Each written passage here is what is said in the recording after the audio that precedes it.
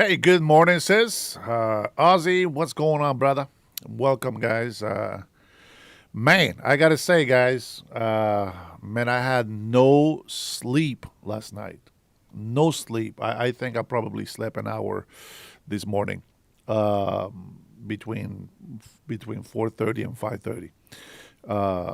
It's man, Trinity, you already know.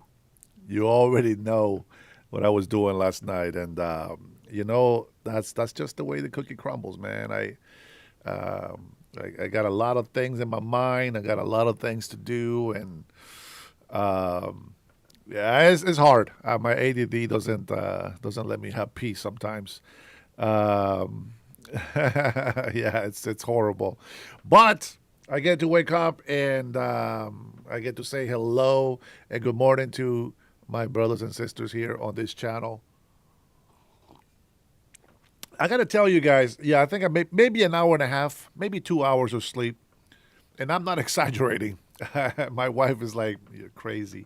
She said, "What happened to you last night?" I said, "Babe, I don't know." I said I tried so many times to try to go to sleep, and I mean, I almost like got up and just worked through the whole night, editing videos and things like that. But I was like, I kept fighting and trying to go to sleep, go to sleep, go to sleep. Man, it's hard, and I think that some part of it is I don't know if it's like an anxiety thing, but I just sometimes I just can't wait to go at it. The next day. It's kind of like reminds me, my man, what's going on, baby? Welcome, Mike. Always good to see you, bro. It's kind of like for us guys. I don't know if Trinity played any sports, but every night before a game that I felt was very important, I was gonna give it my best. I couldn't sleep. Our games were Friday nights. And Thursday night, I just couldn't sleep. I kept seeing myself playing. I kept seeing myself doing this, doing that. And I mean, I always perform okay, not the best, but I always perform okay, when I play sports. And that's kind of how it is with this thing. I got this election going on in Honduras stuck in my head, and then I got elections going on here in the states, and we hearing of this boat attacks and Democrats they have all this inside information, and they got and then man. I watched kind of a disappointing video last night. Let me see if I can find it because I really want you guys to give me your input on this. Let me see if I can find it. It was a group of patriots. Let me see if I can find it. I can't believe how many freaking videos I've been watching, guys. You have no idea. Let me see. Let's see if I can find it. Give me just one moment since we're getting started. Cheryl, I see you. Good morning. Good morning, Cheryl. I wasn't going to show this video, but now that I'm telling you guys about it, now I need to show you because I want your veterans' opinion on this. Let's see. Good morning, Craig. Craig, I know. If people don't believe me, man, I can't control it. It's very hard. It's very hard. What's going on, Mike? Mac at night. I like it. I like it. Good morning to you guys, to all of you. Welcome and good morning. Let me try to find this damn video. What the hell? What? I know it was. Let's see. Oh, here we go. Here we go. Outraged combat veterans. That's right. All right. Let me rewind this just a little bit here before this guy starts talking. Let's see. Right. Where are you? All right. Right here. And let's see. Give me a second.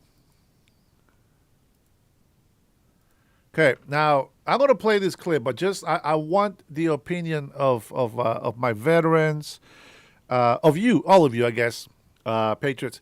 I don't really like this hat, but there's a reason why I'm wearing it today. I promise. There's a reason for it. And then I'll switch to one of my favorite hats. And then I think most of you guys will agree that the black and gold is just beautiful.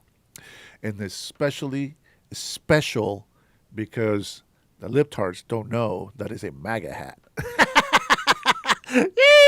I love it. I love it. Happy Monday. I hope you guys had a wonderful weekend. I really mean that.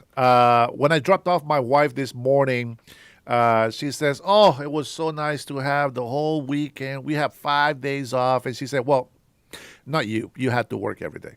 And I said, "Yes." And that's the way we have to do it. So when I take a break, guys, Trinity, to my brothers, Brian, all of you guys, Robert, everybody, you guys are so great. Be like, "Hey, Dennis, you know what? Do your husband duties, spend time with the family." And I appreciate you guys, okay? And I told our Trinity, I say, I just don't have words to say thank you to all of you who subscribe and support my channel. It's just an amazing. Sometimes I'm a small time YouTuber or whatever, but sometimes it's the gratitude and the joy. I don't know, the hope. It's overwhelming, man. It's just like I don't deserve that. And then again, I get all these hate comments and and all these insults from the left that I think to myself, oh no no no, I deserve the good comments. I deserve the compliments. I deserve the support, because otherwise I would just be failing right now. But it's not really deserving. It really means I need it. I really do. It's not that I want attention. It's that I want attention. Getting attention tells me that things are moving along just the way they're supposed to. No, I love you too, sis. I love every. You know what? I've been pretty blessed. I've talked to quite a few of you guys on the phone personally, and I love the advice. I love the encouragement. I love the way you guys believe, the way you think about this country, the way you want to protect it and keep it. Keep it good for your future children, grandchildren. No, you guys are amazing, and I don't mean that. Nobody can block anybody here. The only admin that I have now, I mean admin, yeah, I guess she's an admin. An admin moderator is my sister Trinity. But as we see fit, we will add more moderators. I really just ask you guys to just be patient with some of the comments that come on there, and just kind of overlook at those things. Okay, those things are not important. Let the haters feel special by being able to say whatever dumb things they want to say. I don't know how long this live is going to be, but I am here for the whole, my friends. I got quite a few videos to show you so that we can talk about it. And, well, let me see. Where do I want to start off? I think I'm going to wait until we get more people on here. It takes a little while for people to start coming in. Let me read some of your comments in here, give you guys a little chance. I will ask, guys, if you come into my channel, please, I would appreciate it if you give me a like, just a thumbs up. Even if you don't subscribe, I appreciate it. All right? Thank you so much for that. All right, let's see at Manuel Correa, bro. Oh, man. I don't know if I should block Manuel Correa. I know I just said be patient with these haters and their comments and all this stuff. But Manuel, brother, come on, man. You're killing me, bro. Your negativity, bro. It's like, I am happy that I have my patrons on this channel, because people like you, man, you just bring all hope down.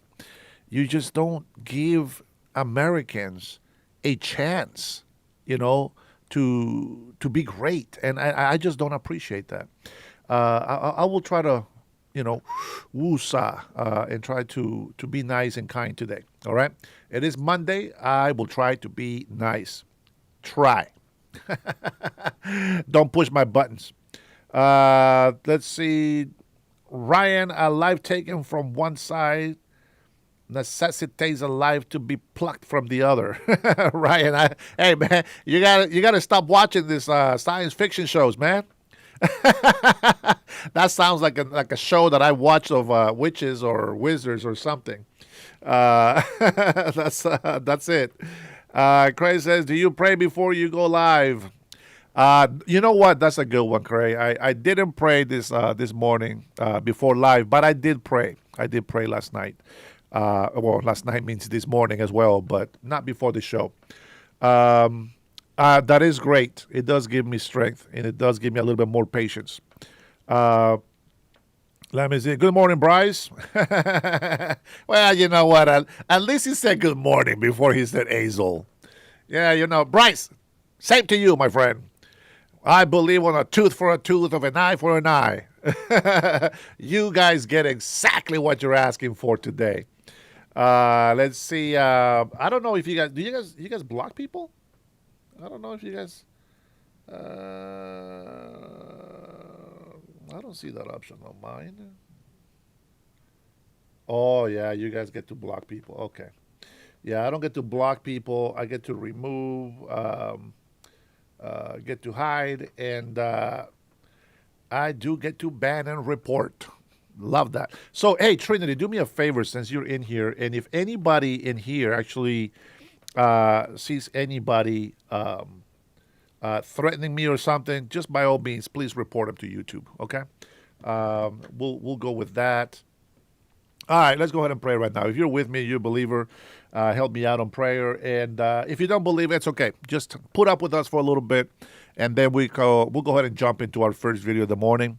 Father, I want to thank you this morning for giving us the strength and the gift of life to be able to get up one more day to meet with friends and family, even if it is through YouTube, the new technology that we have as humans today. Father, you are the Almighty, the omnipotent, the omnipresent. You are that God, that I am, that Moses told us about. Father, you are the God of Abraham, Isaac, and Jacob, and I believe in you. And so do many of my brothers and families in here, brothers and sisters. You know, that word, brothers and sisters, Lord, has been taken as a meaning of nothing, but to us, it still holds strong. And we call ourselves brothers and sisters because, Father, we believe in you, the God Almighty. Father, we thank you for your blessings. We thank you for your love. We thank you for your mercy and for your grace. We thank you, Father, that we have another day to be alive, another day to have a chance to make our life better, to be able to find forgiveness, to be able to love one another. Father, we thank you for all the problems and the hard times that we have to go through and endure in our life. Father, let it be your will and not our own. Let your will be done here on earth as it is in heaven. Father, we thank you, thank you, thank you, thank you for everything that you do for us, everything you have done.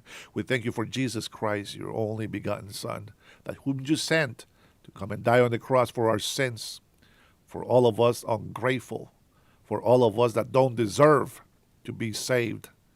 We thank you for that love. We thank you for the sacrifice.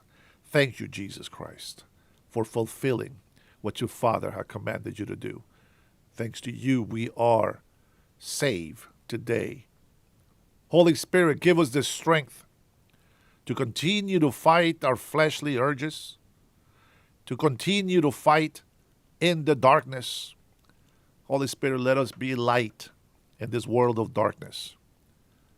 I thank you for every opportunity, Lord. Thank you because where I'm weak, you're strong.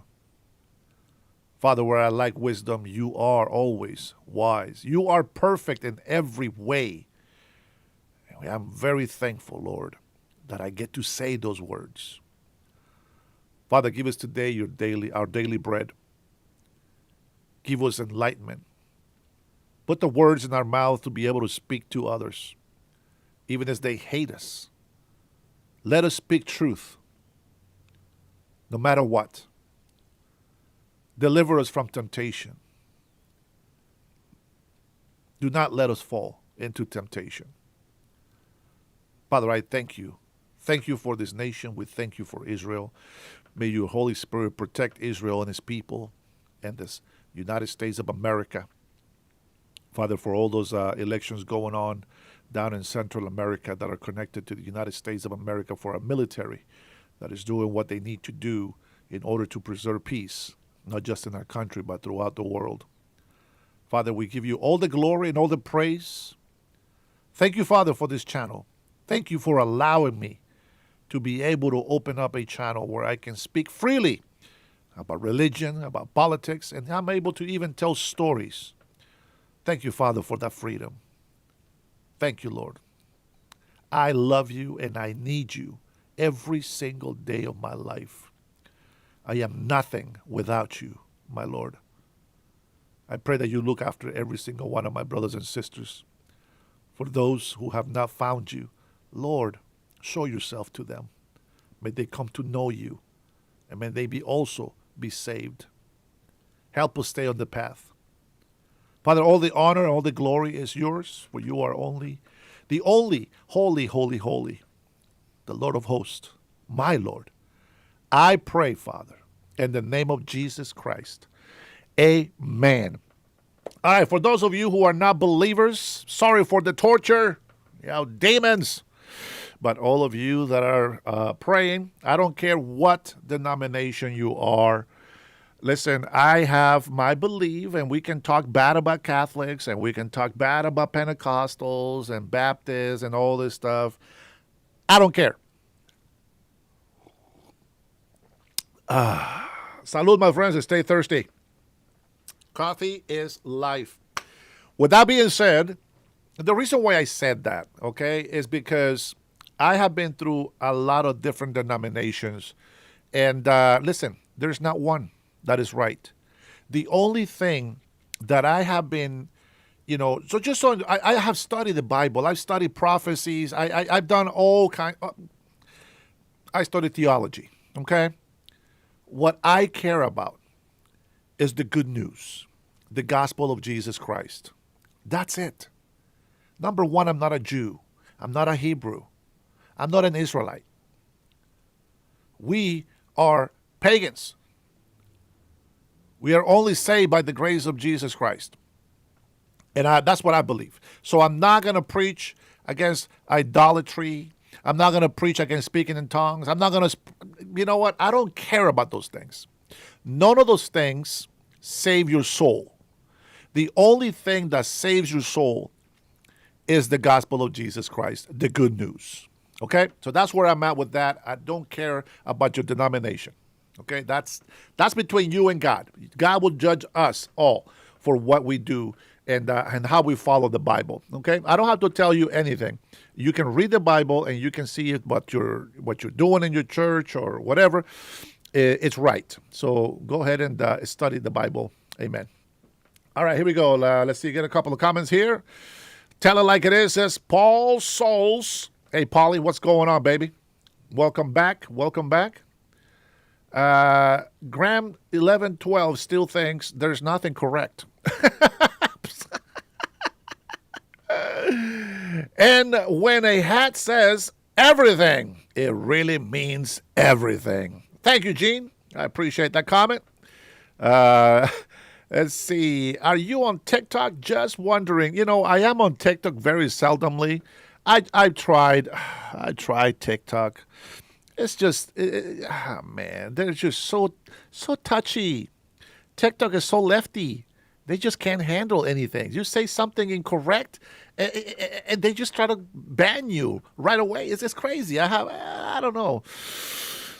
I'll still give it a shot, but I'm not really too into TikTok, to be honest. And I got like 100 followers. I haven't even checked how many followers I have in there, but it's just not worth it.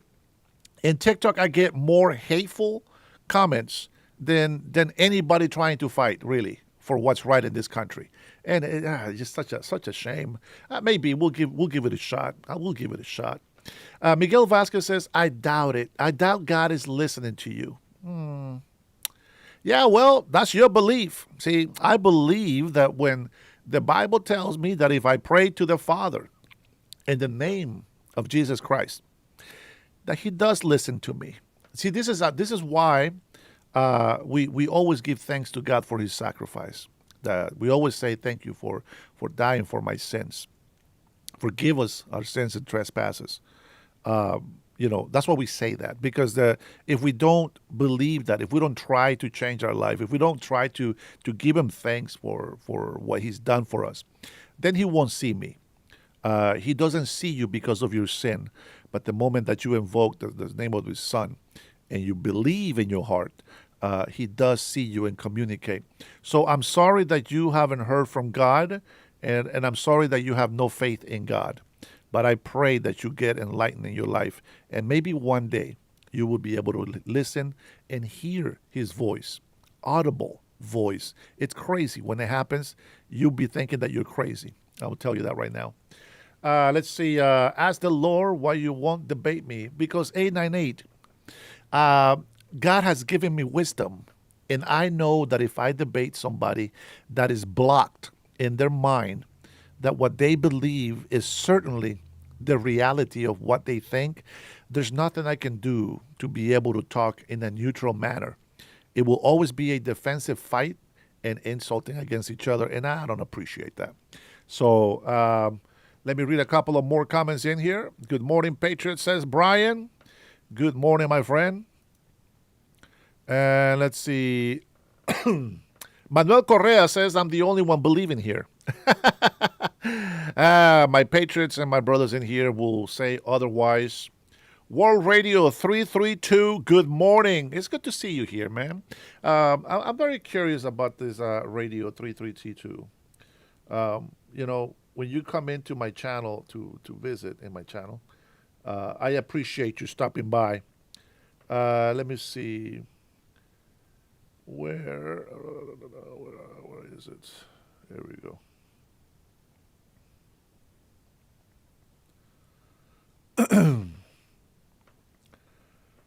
WR332. Appreciate you coming in here, man. And if you are watching my channel, you're probably subscribed. So let's see. I appreciate that. Thank you so much. All right. Give me 1 second. I'm just making sure that we get this right. All right. We're going to go ahead and play our first video of this morning. And I want to start up with this because, I have had people that, they get mad at me when I say that I don't appreciate veterans that have supposedly sacrificed their life for our country, but now they are doing the opposite of that sacrifice, and it's just kind of like writing with your hand and deleting with your elbow, so to speak. It's a saying in Spanish, but when you're a leftist, if you don't change the direction of the paper, you're gonna write like this, and then you're deleting everything with your arm, and that's just a saying in Spanish, but it has meaning. So I'm gonna go ahead and play this video here. Thank you, World Radio. I appreciate the subscribes. Absolutely. I appreciate you. I don't think I'm going to play the whole video, but I want you to listen to this person. And I want you to tell me, honestly, what you think about it. Because listen to what he says. He says he represents all of veterans. And I don't believe in that statement. And I believe there was an oath made to the Constitution. And I know what the Constitution's oath is in the military. And many veterans agree. So let's take a listen to this. And I want you guys to give me your honest opinion. What's poppin', David? Welcome to the Dennis Herrera Show. Thank you very much for your support on the local gay. Welcome, my friend. Welcome. Good to see you here. Crazy, crazy, crazy thunder. All right, here we go. We are United States military veterans. We represent all 4 branches of the military, from the Army, the Air Force, the Navy, the Marines, the Coast Guard. We represent veterans of multiple campaigns in this country, from Kosovo to Cuba, to Desert Storm, to Iraq too, to Afghanistan, and even Vietnam. All right, sorry. I'm going to try not to pause it too much. What the hell is he wearing? A patriot, an American patriot, a veteran. What the hell is he wearing? See, I have a problem when people call themselves patriots and they're wearing some bullcrap from other countries, raising other countries' flags. All right, let's just continue. I'm sorry. Our country called us to serve, and when it did so, we took an oath to the Constitution. I need to remind the guy sitting in the White House that no one took an oath to you.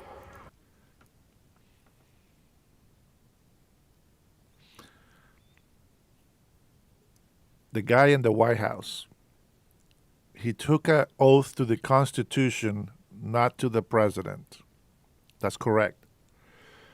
But what does the oath to the Constitution tell you to do? I'm sorry. Okay. We'll just play until he's done with his little speech.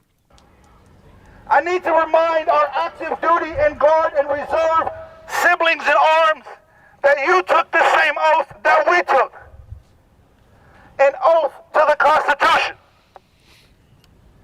This week, our sitting veterans in Congress reminded the service members of that very same thing. People who served in uniform and now serve in Congress told our service members to remember their oath. And the response from the White House was to call that sedition and to threat to hang them. To our fellow veterans in Congress, we got your six. Do not back down. Do not be threatened by this wannabe tyrant. Do not be threatened by this wannabe dictator. Hold the line.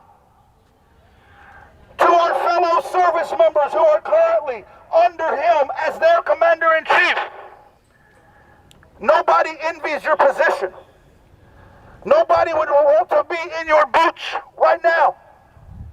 But to you we say, we got your six. And remember your oath.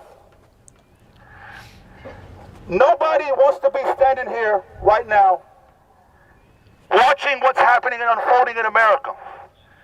But all the veterans beside me, all the veterans in front of me, and every veteran in this country, our oath did not have an expiration.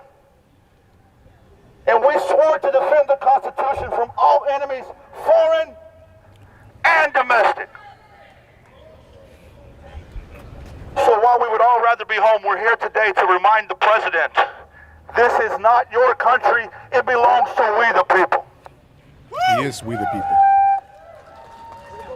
We're here to remind the President it is from the service of those of us who put that uniform on that you're sitting in that house. And if push comes to shove, our service members will remember their oath. They forgot the oath already. You know, Republicans love to wrap themselves in the flag and say. First of all, I don't know what the hell he thinks he's doing, but I know that once you're not in the military, you're out of service, you don't act like a soldier. You're a civilian, just like everybody else. It is very, to me, guys, you can call me whatever you want. To me, it's disgusting to see that type of behavior from so-called veterans. Disgusting. Number one, for those who think that he can wear whatever he wants, that is true. He can wear whatever he wants. The freedom of speech and expression is okay. But when you're invoking your patriotism, the oath to the Constitution, and all these things that you're supposed to be faithful to the United States of America, wearing a hijab is not one of them. You don't raise in a foreign country's flag and claiming that you are a veteran of the United States of America and that you fought for this country. Did you really fight for this country? Or maybe there's some PTSD going on. Maybe you forgot what the oath actually says. Because the oath actually says to listen to the commander-in-chief and any official above you. Now, I was very interested on this video because he even mentions that the Democrats that told the people to follow, to not follow illegal orders. Let me tell you why it is important. Remember, Trinity, that I told you I was doing 5 things at one time last night? Well, this is how I piece them together. Okay? Now, we can continue to watch this video here, but I have a clip, and you guys, all of my patriots, you guys enjoy watching the clips from Crime Chef. Crime Chef made a video where he edited a video from New York protesters, okay? And there is a part in there that I really, really want to emphasize to you. Now, I'm going to spoil it for you a little bit, but there is a part where well, you know what? I'm going to play the video, and then when we get to that part, I'll go ahead and speak about it, okay? So she shouldn't be wearing that. I don't know what that is, but okay. Pepe says I'm completely wrong. Sounds like a Mexican name. They probably don't know what that means. Did you serve in the Mexican army? No. Let's see. Thank you, DJ. He probably didn't even get deployed, David. Pepe says the oath is to the Constitution, not to the president. Pepe, do me a favor, Pepe. Go ahead and tell me what the oath to the Constitution is. Go ahead and tell me what it says, and then you can say something. But when people say the Constitution, they don't even know what the hell they're talking about. They don't know what the Constitution is. Yeah. Go ahead and read it. Read it. You know what? Finally, you know what? I think I can find it. Let me see if I can find it. What did they call me? A grifter. Let's Google this baby. Oath. Okay, hold on. Military oath. Oath to the the Constitution. Yeah. Okay. Let's go ahead and let me see. I'm not even going to read it. Let me just put it up here and make this a little bit bigger for you. And let's go ahead and read it together. Here we go. I know I've done this before, guys. My patrons, please be patient. Here we go. The military oath is to the United States Constitution and the American people, not to any single leader. The oath requires service members to support and defend the Constitution of the United States of America against all enemies, foreign and domestic. That is correct. And to obey the orders of the President of the United States. And to obey the orders of the United States of America. And the orders of the officers appointed over me according to law and regulations. That is the oath to the Constitution.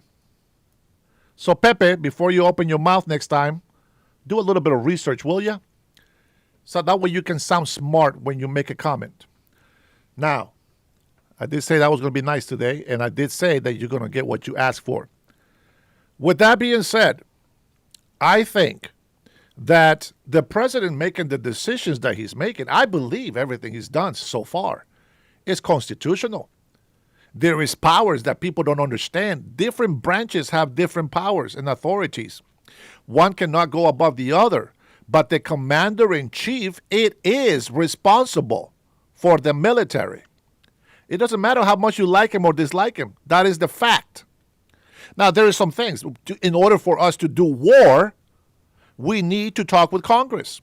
That is one of the things that we need to do. As executive, we need to talk to Congress. But we don't really need their permission. We just need to talk to them. If it is an emergency act, what is there to talk about? If somebody's attacking us in war, you think we're just going to sit there and wait until we have a meeting with Congress? No. We're going to go fight back. We're going to defend. And then, to get the official word, then we'll declare it a war.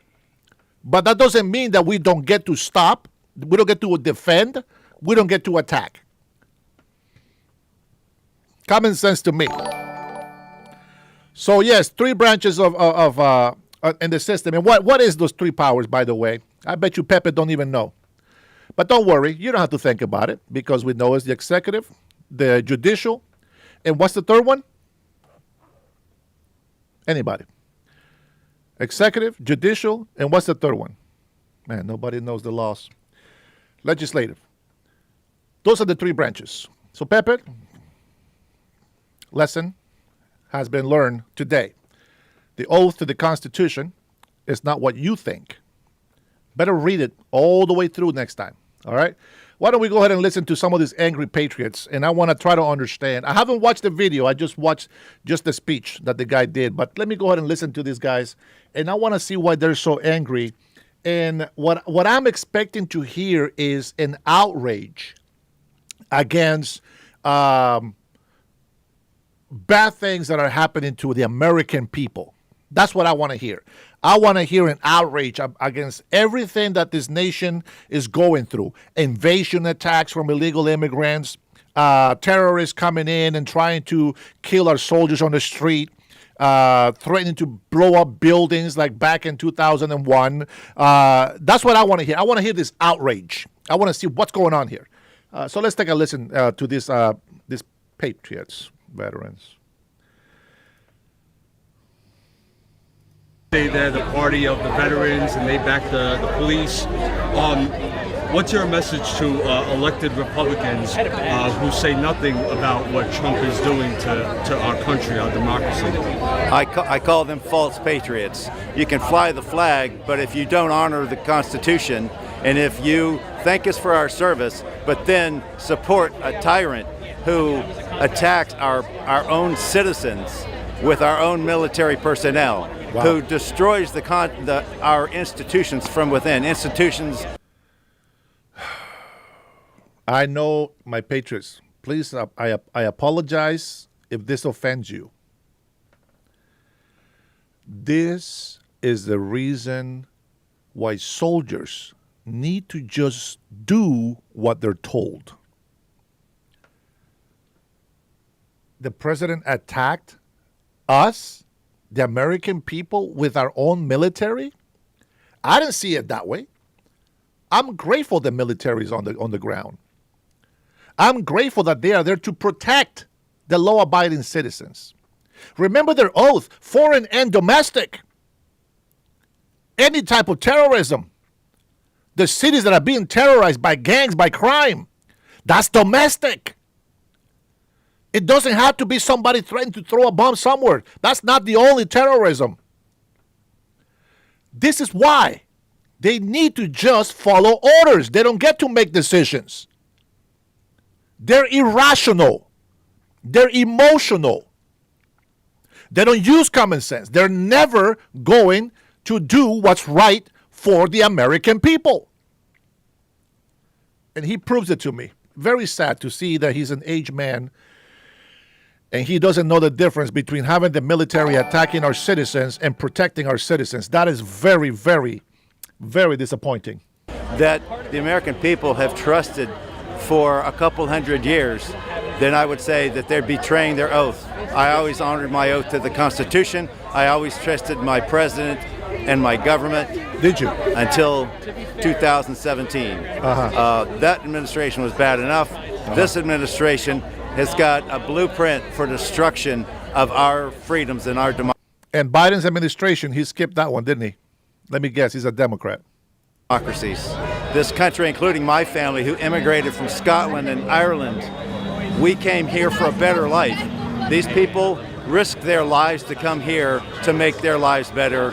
It's just victimizing people and distracting from the obvious crimes of Donald Trump and his criminal regime. I'm just proud to be here with all obvious crimes. They make all these claims. Go ahead. We got some lefties here on the chat, I think. Go ahead and mention some of the crimes that President Donald Trump has committed so far. Damn tears. Good morning, my good sir. Jonathan, good morning. Thank you for joining. Illegal orders. Oh, we'll get to those. We'll get to those illegal orders.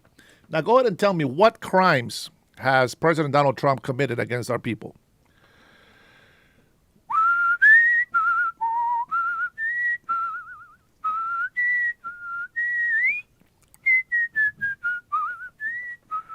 Just one. That's not a crime, Pepe. Oh, man. Pepe, self-deport, will you?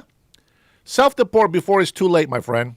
Right now, you get a free plane ticket back to your country and $1,000 once you land over there. Just self-deport. Do yourself a favor and do your family a favor. And do what's right, my friend. Do what's right. Okay. Thank you. No crimes. All right. I appreciate it. Let's go ahead and continue finish this video. These veterans and the people that love them and the people that love this country. It takes me from a place where I was having very dark thoughts to now I have hope. I have hope that besides those of us that are older out. Oh, man. Let's see. What is that? What is the National Guard allowed to do on American grounds? Well, have you seen the National Guard going on the streets and just grabbing everybody and throwing them to the ground and just abusing them and make sure that they are not free? I haven't seen that. As a matter of fact, I've seen them always helping the people. This is why those two National Guard heroes were shot. Because they're not there to intimidate people. They're there to protect. And unfortunately, they let their guard down. God bless their soul. May God strengthen and bring peace to their families. I don't know. People just don't get it. It's okay. We'll continue. Nad says, read the Constitution. My patrons, how many times have we heard that comment on our chat? Read the Constitution. Which Constitution? Here, which Constitution? The Mexican Constitution, the World Constitution, the Honduras Constitution. Which Constitution did you want me to read? Go ahead and tell me. Which Constitution do you want me to read? The Constitution for the Mexican people? The Constitution to the Canadian people? Which Constitution did you want me to read? Yeah, it is good, but what good is reading do if you collect no wisdom or knowledge from reading? Tell me, my friend, which Constitution did you want me to read? And when you tell me which Constitution, you will realize that is not the Constitution of illegal immigrants. It is not the Constitution of Italy. It is not the Constitution of international laws. It is the Constitution of the United States of America, which belongs to American citizens. Constitution of the United States of America. All citizens. These persons that you see on there, they're all American citizens. Somebody made a comment, very, very nice comment yesterday about the Second Amendment. Why is it? Why is it if the Second Amendment in the Constitution is for American citizens? It doesn't say American citizens, does it? But why is it? Yeah. It says all persons. So why is it that they are not allowed to carry firearms like American citizens? Go on. Answer that question. All persons. All persons. Go on and tell me if that is true. If all persons, if the Constitution is for all persons as you think, it's not. It is included in the title of the Constitution of the United States of America, which belongs to the people of the United States of America. Illegal immigrants are not the people of the United States of America. Migrants are not the people of the United States of America. Very simple. Very simple. And if the Constitution is for everybody, how come they cannot vote? How come they cannot carry firearms? Answer that, geniuses. And with that being said, we're going to go ahead and close this video. I think this guy, sorry, but you're pretty useless there, sir. I hope that you get some enlightenment here pretty soon. Now, I was going to leave this video for last. And because of that video, We're going to go ahead and jump to Crime Chef and this video that he edited from the New York protest. There's a reason why we're going to go to this video.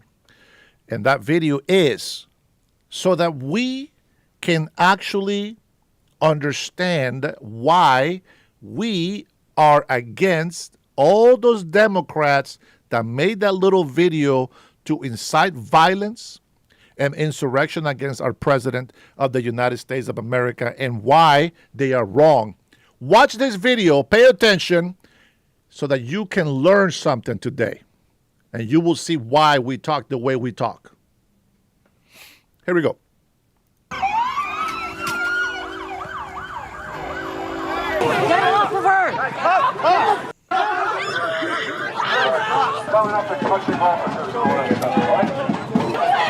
Here, I want to point out a lot of things, but I'm just going to give you one thing. I love how people say the Constitution. It's illegal to do this. It's illegal. It's illegal. It's illegal. Well, guess what? Being illegal in this country, breaking federal law, committing crimes in here is also illegal. So you hypocrites need to shut up and put up with it. You can't just say this is illegal for some people, but it's not illegal for others. You don't get to choose your law. This is why we, the American people, respect the law, period. So there's no confusion. But you libtards want to go out there and say this is illegal, that's illegal, and what I'm doing is illegal, but not to me. It doesn't apply. That's not how it works, you hypocrites.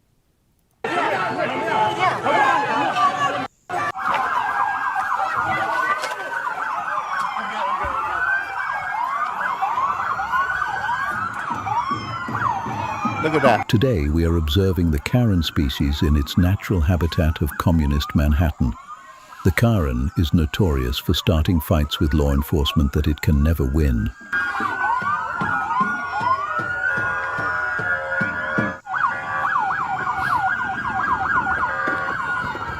Watch as this overweight male Karen attempts to attack the officers.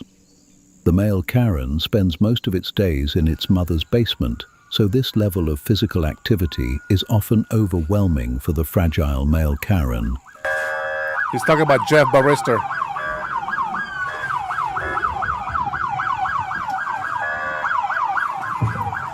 You might also notice that all the Karens are wearing masks, even though they demand every ICE agent to remove theirs. This is because the Karen is naturally hypocritical. Hypocrites. That's all you Democrats right there. All the ones that don't want to leave the hive. All the ones that live in the oligarchy. Fabio on the left is actually a professor of liberal arts at NYU. Not sure what he's doing out here. This environment is overwhelming for poor Fabio. The Karen has a vulnerable weakness that ICE likes to exploit. The Karen species is defenseless without their eyes.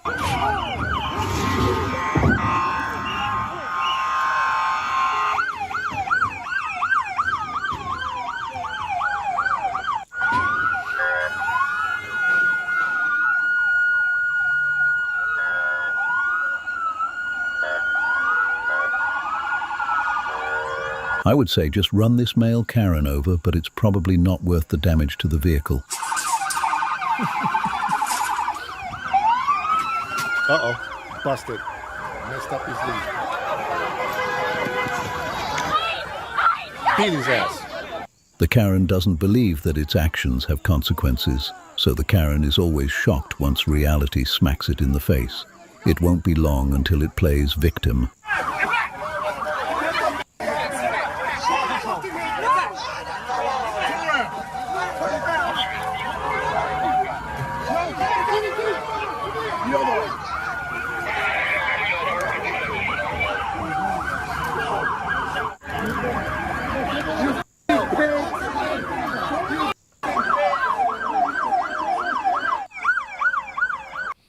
I love the respect they have for the law. These are the so-called law-abiding migrants and citizens, the ones that don't respect the law. Isn't that very hypocritical? And yes, they do get their day in court, sweetheart. But that doesn't mean that they get to stay in this country if they are illegal. See, the day in court proves that they are illegally in this country. It's not meant, see, due process is not meant for illegal immigrants to permanently stay in this country. They need to be deported immediately after they found out that they are illegally placed in this country. Very simple. So stop playing dumb, stop playing ignorant, stop thinking with your emotions, and start using your common sense. That's how that works. It is illegal for them to assault federal agents. They cannot even hit a federal agent's car. They can be arrested for that. You guys who support this type of behavior, which I'm sure you do, just like the other fake veteran patriots over there, they do the same thing. But see, that's the difference between us, the ones that believe that being patriotic means that we have a duty to uphold the law, to respect and honor the United States of America and its people. We are not here to be a handout to illegal immigrants. That's not how it works. As a matter of fact, this proves how horrible and how much damage illegal immigration is to our country. Because you have allowed all these illegal immigrants, and you see all these dumbass people on here on the street protesting ICE, because you have allowed them to be here. We have all this chaos, all this money being wasted trying to clean up this mess. Where is your oath to the Constitution, you so-called veterans? Fake veterans is what I call you.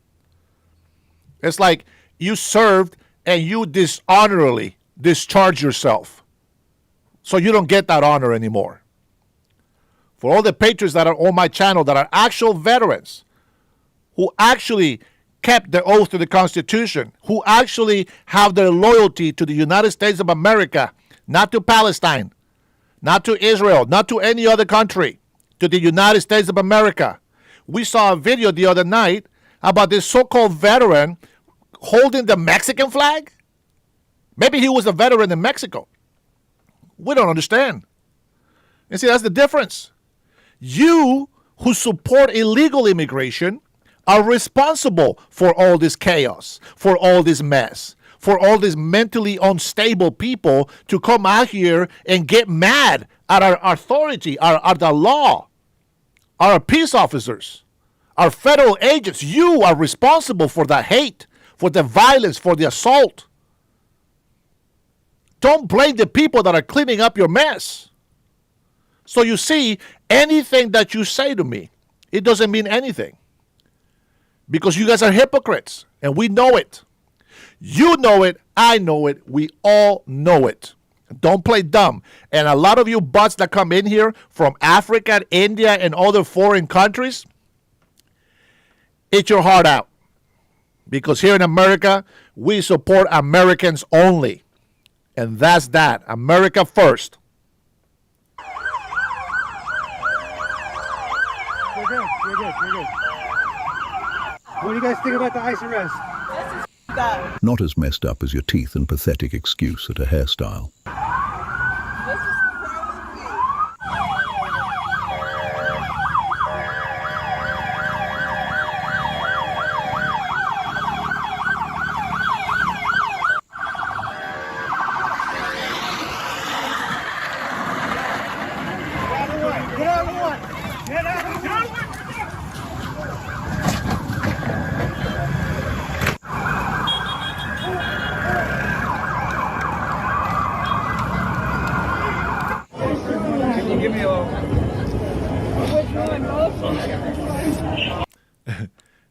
What the hell does the accent got to do with it?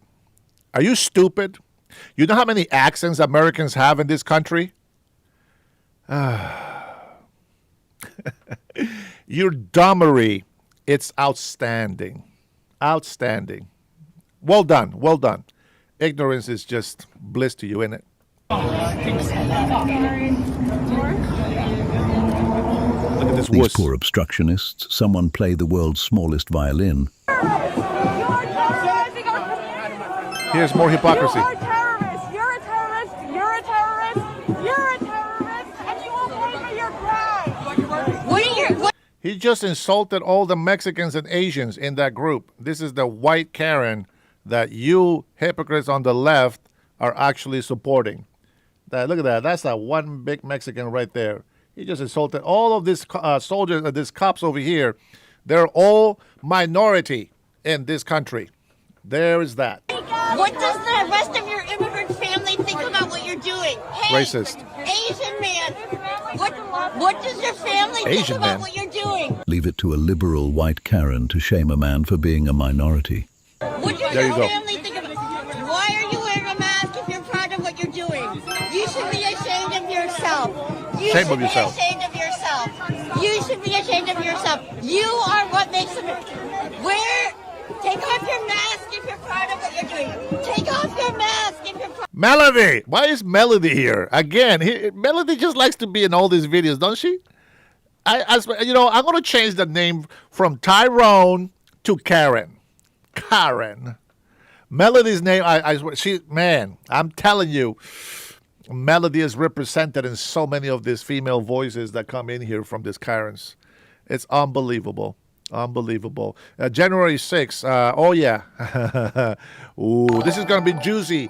Now that President Donald Trump has removed 92% of those pardons, the J6 committee, I cannot wait. They will be investigated like a mofo, and I'm going to celebrate. People are going to jail. Fauci, I hope he don't die. I hope he go to jail before he dies.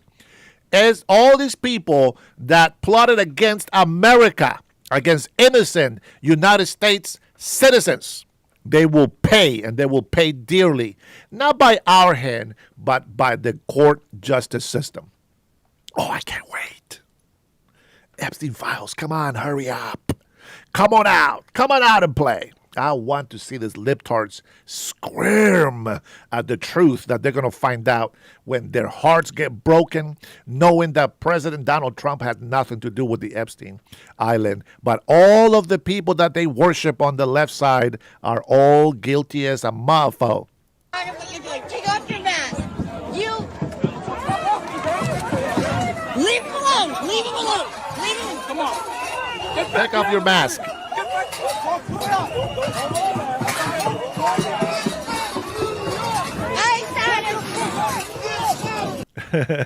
What's that? Hohesho says USA needs a female as a president next. What the does that mean? What the hell is that? What the hell is a female got to do with anything? Are you kidding me? You think we want to have that? Oh, no. I'm sorry, but we're not ready for a woman president yet. We're still waiting for Tulsi Gabbard to run, but we're not ready for this. If you're thinking of a leftist female, hell no. Maybe a conservative female, yeah, maybe. Yeah, but not this crazy-ass leftist.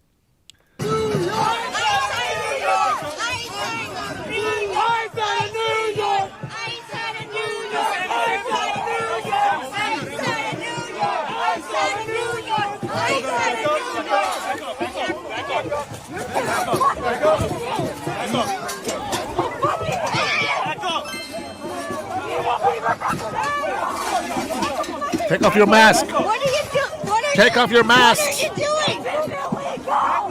Antifa, take off your mask. Get up!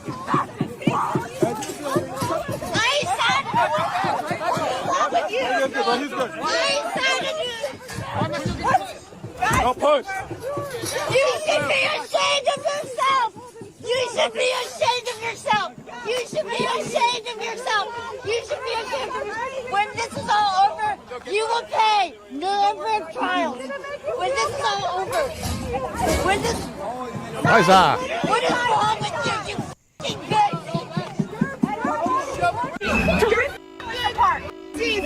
You're deport parents. You're deport children. You're terrorizing Arkansas. People that are just trying to live and work in New York City. Who is safer when you terrorize families? Who gets safer because of that? All right, there you go. So that's one of the things that the veteran was saying earlier, right? That the military, look at this. This is New York Police Department, by the way. Now, they're saying that that's what we're doing, that the military is terrorizing American families. No, biatch. If you stop harboring illegal immigrants and let them do their job, it will be a lot more peaceful. You are the problem in our country. I'll tell you exactly who gets safer once we remove all the illegal aliens from the country. Every single law-abiding citizen becomes safer, and our economy improves. And quite frankly, even if it made the economy worse, I still want them all gone. There you go. Our city, don't you want it to be better, to be safer? Do you think the way to do that is to rip the police apart? What propaganda? That's right, Mike. Worked on you to believe that your neighbor was your enemy. What propaganda? Which one? Grab her. Grab her. Take her down. Arrest her. Get off of her. Quiet. Arrest the guy as well, too. Yeah, grab him. Yeah, throw him in the ground. Folks, don't interfere with the arrest, guys. We don't need luck. Stay back, guys. Stay back. Folks, you're going to get arrested. You're going to get arrested if you interfere with an arrest, all right? It's good to know that NYPD isn't tolerating this BS, but I'm sure Mamdani will have a problem with this. Coming up and touching officers and all that stuff, all right? To the protest. You're hurting them.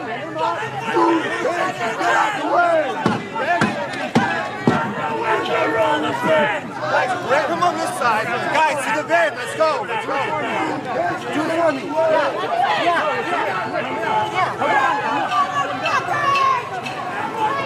It's your stepson. Pepe, be careful. Let's get deported. You'll be reported to the FBI. You can start making threats on my channel. Take her away, boys. The Karen is a highly invasive species, but these officers are highly trained at dealing with them.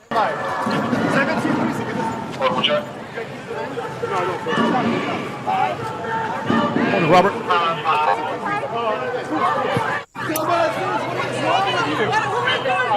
Look at that. This is back in Palestine, guys. This is back in Gaza. I like it when the women bring their little child to the protest and to endanger their lives. Where's CPS? Leave it to a masked Karen to bring an infant to a riot. CPS, where are you? There you go.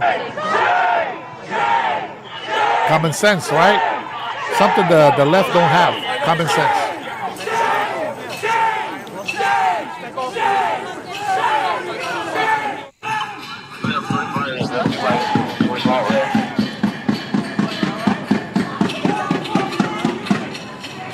Sandra, are you reading me?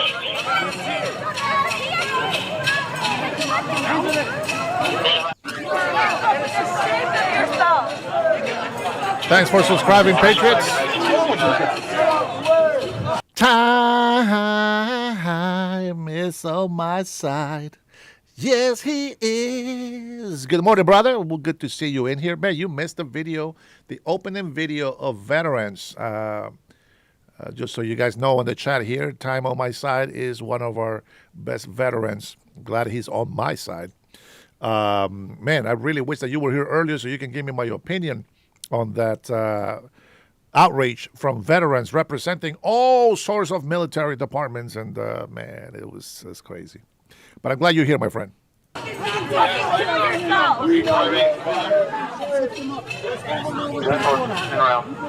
fucking badge number! Get their fucking badge number! Get their badge number! There's no reason to touch people. You're doing that for no reason. This is why they got all of our funding. This is why they got all of our funding for housing. This is why they got all of our funding for housing.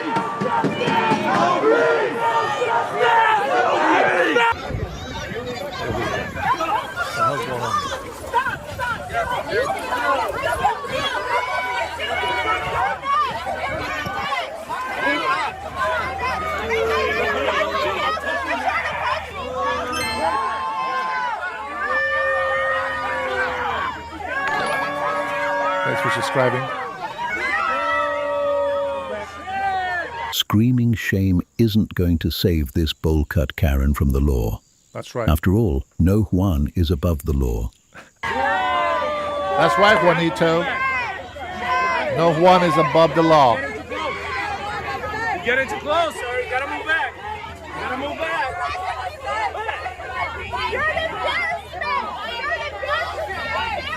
They're an embarrassment. Back, watch your back, guys.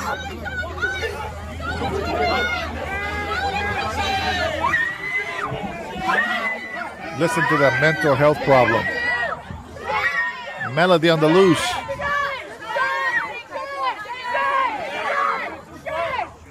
I'd be willing to bet at least 20% of New York City is mentally ill. If you're not in that 20%, then you should probably subscribe to my channel and watch my other Karen content. What about that?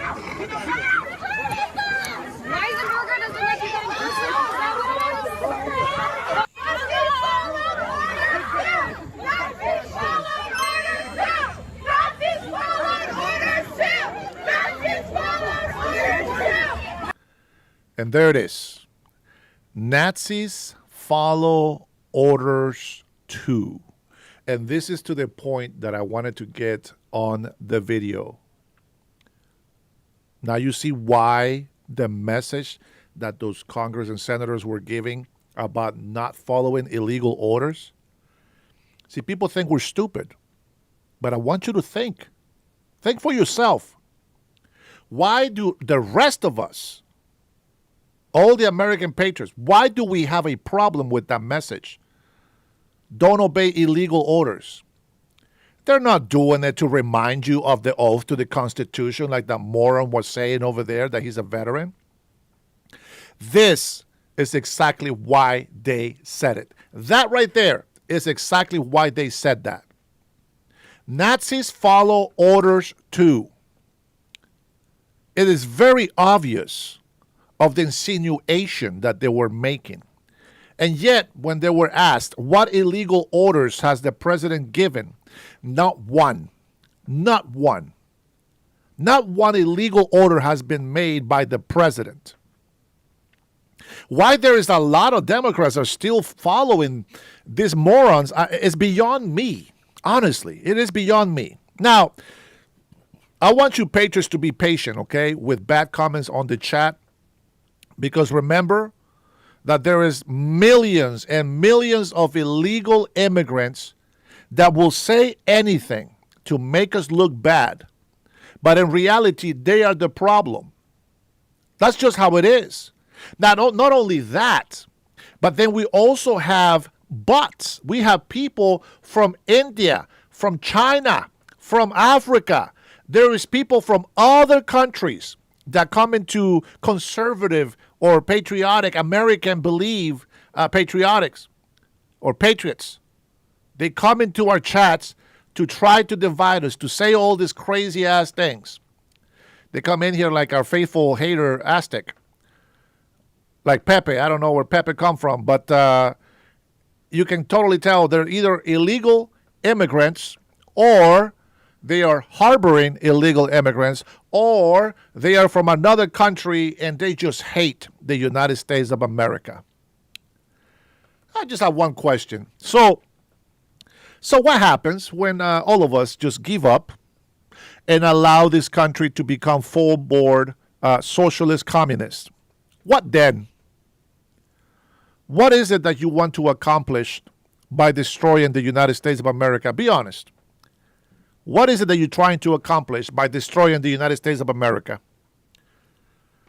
What kind of special stupid are you that you're willing to destroy a great nation that gives opportunity to many, many migrants? Beyond me why you hate this country so much.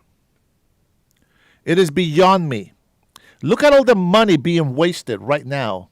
All these officers, federal agents, all the money that we are wasting trying to get rid of illegal immigrants. It doesn't matter if you think they're criminals or not. It's irrelevant. The fact that they're illegal means they got to go. And if this is the first time you come through my channel here, just know that you can self-deport, have some dignity, and you might just come back to this country legally. Now, I'm very proud of a lot of Mexicans that I have seen, saying that they have sold a lot of this stuff. They've been here for decades. They sold a lot of their stuff. They're taking a lot of the things with them back to Mexico. The Mexican government has actually allowed every Mexican that goes back to Mexico to bring everything, appliances, everything. And there is no introductory price. That means that there is no tariff on them bringing their American bought items. I think that's a good start. Some people go home with $30,000. Some people might go with just a couple of thousand. It is amazing how much more money some of these illegal immigrants have than the actual Americans that are working their ass off with legitimate Social Security numbers. They literally are the working class of America, and yet the illegal immigrants sometimes have better things than they do. Yeah, they're up the yang-yang with debts and everything, but they don't care because they don't have to be legal. They don't have to use a real Social Security number. They'll just use yours. They will use your Social Security number with your name and then go out there with fake IDs. Some people don't know any better, and they'll run your credit. You know what the difference is, Luis Perez, is I'm not illegal. So what if I'm paisa? I am. And I love my Hispanic people, but I do not tolerate people breaking the law. I will not tolerate you driving drunk. I will not tolerate you being illegal in this country. My advice will always be self-deport. Am I going to call eyes on you? No. Will I stop them if they do come for you? No. That's where I'm at. I love migrants, of course. Most of us are migrants that come to this country, obviously. Everybody's a migrant that comes to this country from another country. But a lot of us have children here. And you have to understand, if you are fleeing from a country because of their whatever, why are you trying to make this one into that country? These people, they love their country so much, and why do they fight so much to go back to it? Yeah, he is a bot. Of course he's a bot. That's the biggest question, and I think that a lot of Americans are wondering the same thing. If you love your country of birth so much, why do you fight so hard not to go back to it?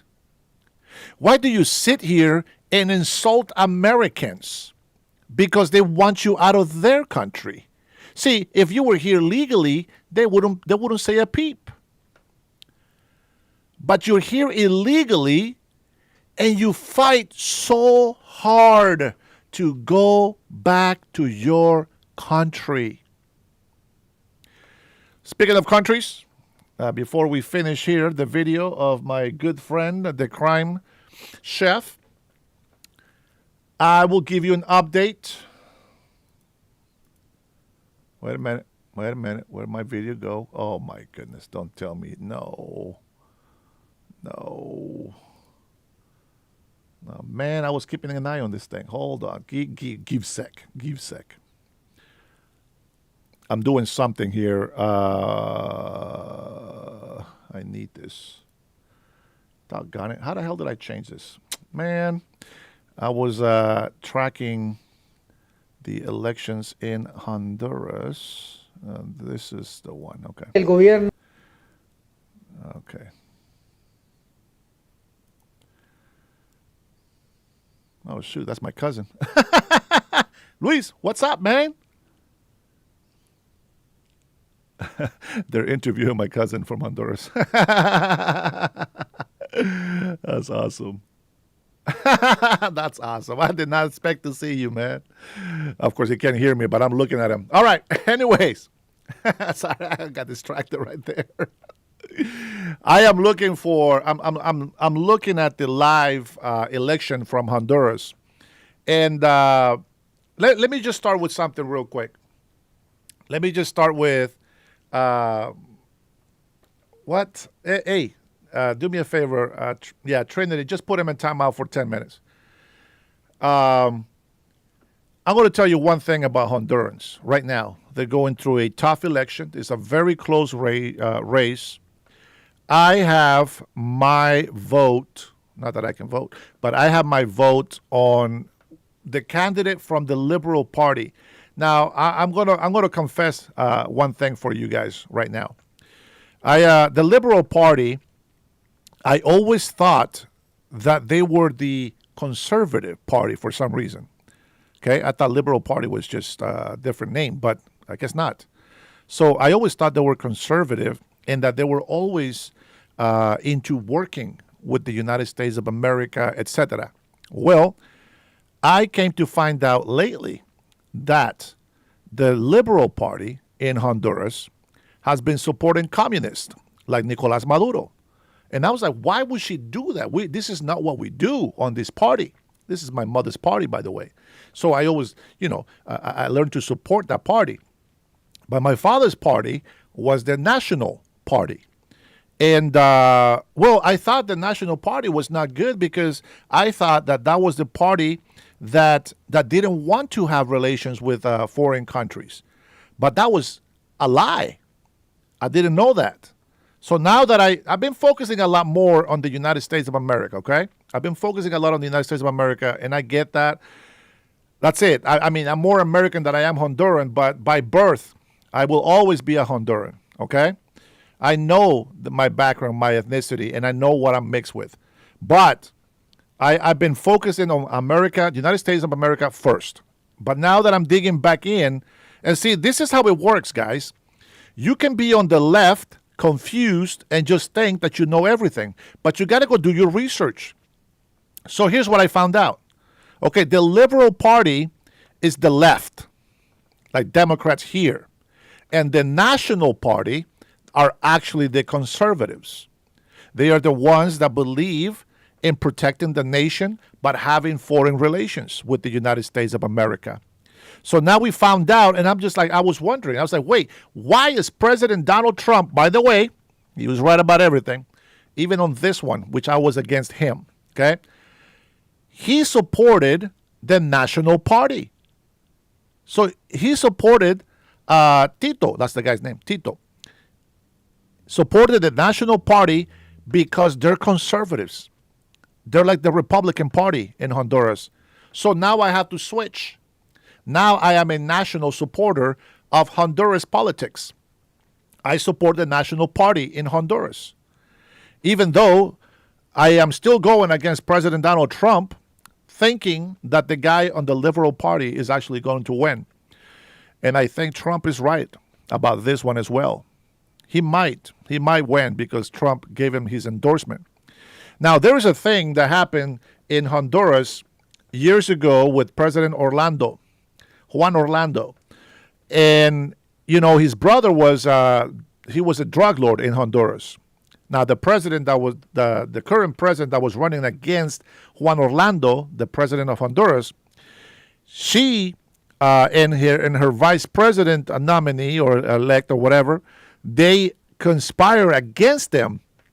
And because his brother was doing drug deals in Honduras, they blamed him, the president himself, for what his brother was doing. And they sent him to the United States of America here to be tried and blah, blah, blah. Well, President Donald Trump pardoned him. So he's clean, 100%. And we came to find out during the presidency of the one person that set him up to be the bad guy because he was winning the election again. She made him look like he was the criminal drug lord. And that's how she became president of Honduras. Had to take the opponent out. They had to destroy the party that brings the competition against them. And what do communists do? Communists like to get rid of the other party. See, now before you compare me to a communist, when I say we don't need the Democrats, it's only because during the government shutdown, we realized we don't need any of them. Any of them. Not one Democrat lifted a finger to help our servicemen get paid, except for Republicans and President Donald Trump. Not one of them voted to reopen the government to make sure that our American citizens continue getting those benefits that they need. Not one Democrat. Not one. You can take that to the bank because it's true. Now, this is going to be a long live today, I tell you now. It's going to be a long live. What? Defending another criminal? Aztec, you don't know shit about Honduras. Keep your nose in Mexico. And that one, I'll give you some sort of, some sort of break. But keep your nose out of Honduras if you don't know shit about Honduras. The president, Xiomara, she's about to pay some high prices in court as well because of this. She is in bed with Nicolas Maduro. That's right, Venezuelan dictator. The one that destroyed the other party so that he can stay in power.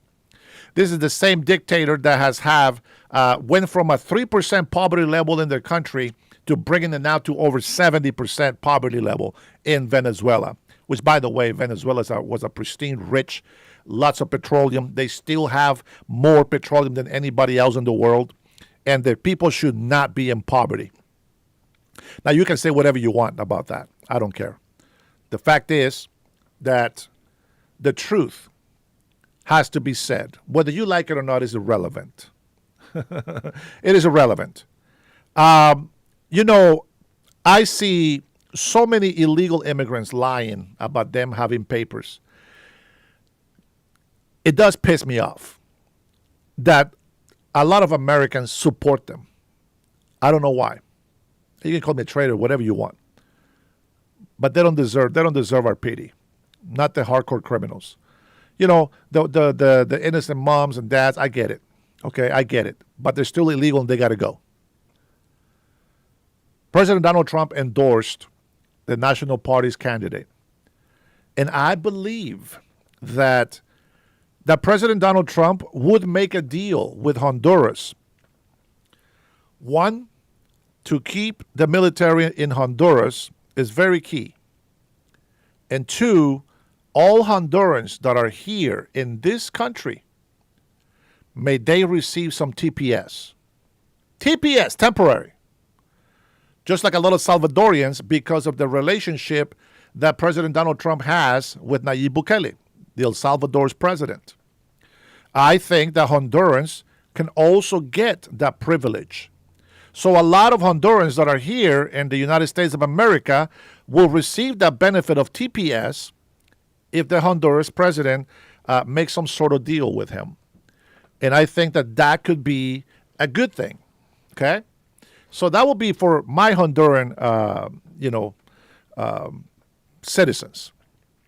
I think it'd be a great thing for them. So hopefully it does happen, okay? But, just as much as Aztec wants to come in here and says, I'm not an immigrant like you, what does that mean? What does that mean, like you? Are you racist now? What does that mean? I'm not a what? I'm not an immigrant like you. So that tells me that you don't know shit about immigration. So stay in your lane, bruh. Stay in your lane. Tranquilo. Calladito te miras más bonito. All right? Stay quiet. You look prettier that way. Quiet, piggy. Stay quiet, piggy. So I think that Donald Trump is the badass. He is the GOAT. We all agree. All my patriots agree. President Donald Trump is the man. All right, let's go ahead and continue to finish this clip here, and then we'll actually jump to a message from CNN.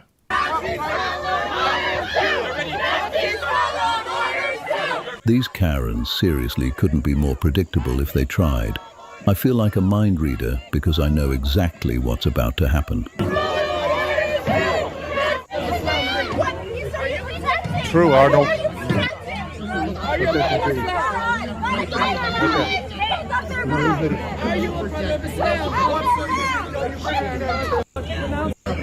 It's a great day when one of these Karens is taken back into captivity. Society is much safer this way.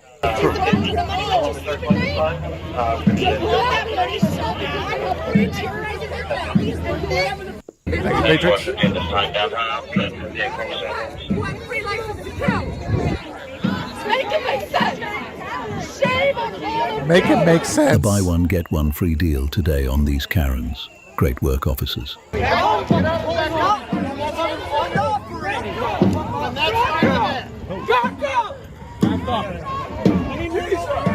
People don't get it. That's a regular ass community member going to jail. So you have to protect that. Wow, a 3-for-1. The Black Friday deals were even better than I could have imagined. Literally a foot off the ground. Use your f***ing common sense. They don't have any, brother. Guys, I think we found her. President of the United States.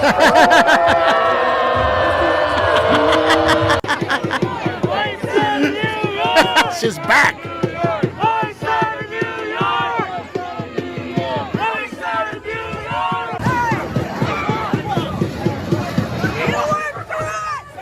This is what happens when you let the animals out of cages, bring back insane asylums, make America sane again.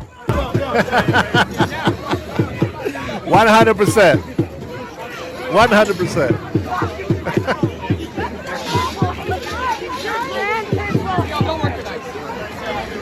Crime Chef is funny, man. He's awesome. The fun doesn't have to end here. I have an entire playlist dedicated to ICE arrests and crying Karens on your screen right now. We're not gonna play that. Maybe later. We'll. There's another video that we haven't shared here yet, but maybe later. Crime Chef, guys. He's got about 60,500 subscribers. Make sure you visit his channel. He gave me permission himself to show this type of videos on my lives. So give him some love and support. Let me go ahead and play. Let me see where we at with the elections. They're still counting votes. They're so slow in Honduras when it comes to counting votes. Okay, we're still hearing commercials. All right, we're gonna go ahead and play. What I have over here, cut 404. No, let's just go ahead and start with take 101. This is the first clip that I have made for you guys. This is from Fox. So first one, people from Fox. This is gonna be punishing for you for the libtards. But don't worry, hang in there, guys. Hey, I am surprised. There's only like 80 people watching. Why is there so many libtards in here hating? Why, guys? Leave us alone. I want to have my 50 patriots watching this, which they actually appreciate. If you don't appreciate my channel, guys, thank you for stopping by. But get the hell off my channel, will you? This district, it's traditionally very red. And no, Trinity, that doesn't mean kick them. Just give them a 5-minute timeout. As a matter of fact, depends on what they're saying, okay? I'll leave it to your discretion, sis. Let it play as much as you think it should be played. You already know the rules, okay?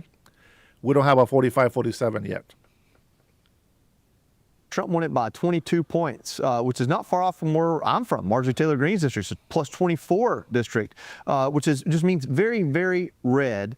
And now we have a Democrat that's polling neck and neck. And my question to you is kind of twofold.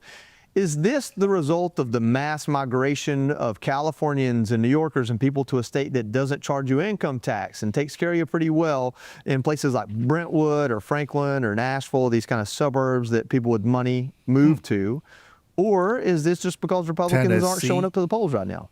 Joey, you know, what we are seeing in this race is that Republicans are going to show up and Matt is going to win this. Now, you have the Democrat Party that has wasted a tremendous amount of money on this, but Matt Van Epps has a great background. He has been in the military. He served Governor Lee in his cabinet as the Commissioner of General Services and brought his business expertise and his understanding of how to execute a mission. You better hope that we don't lose the House, and you better hope that we're still in control, because otherwise you're going to be sorry that you have been supporting everything that you have supported. Not that you care, since you're hiding behind your little keyboard and nobody knows who the hell you are. But call me coward again. You see my face, you hear my voice, you see my channel.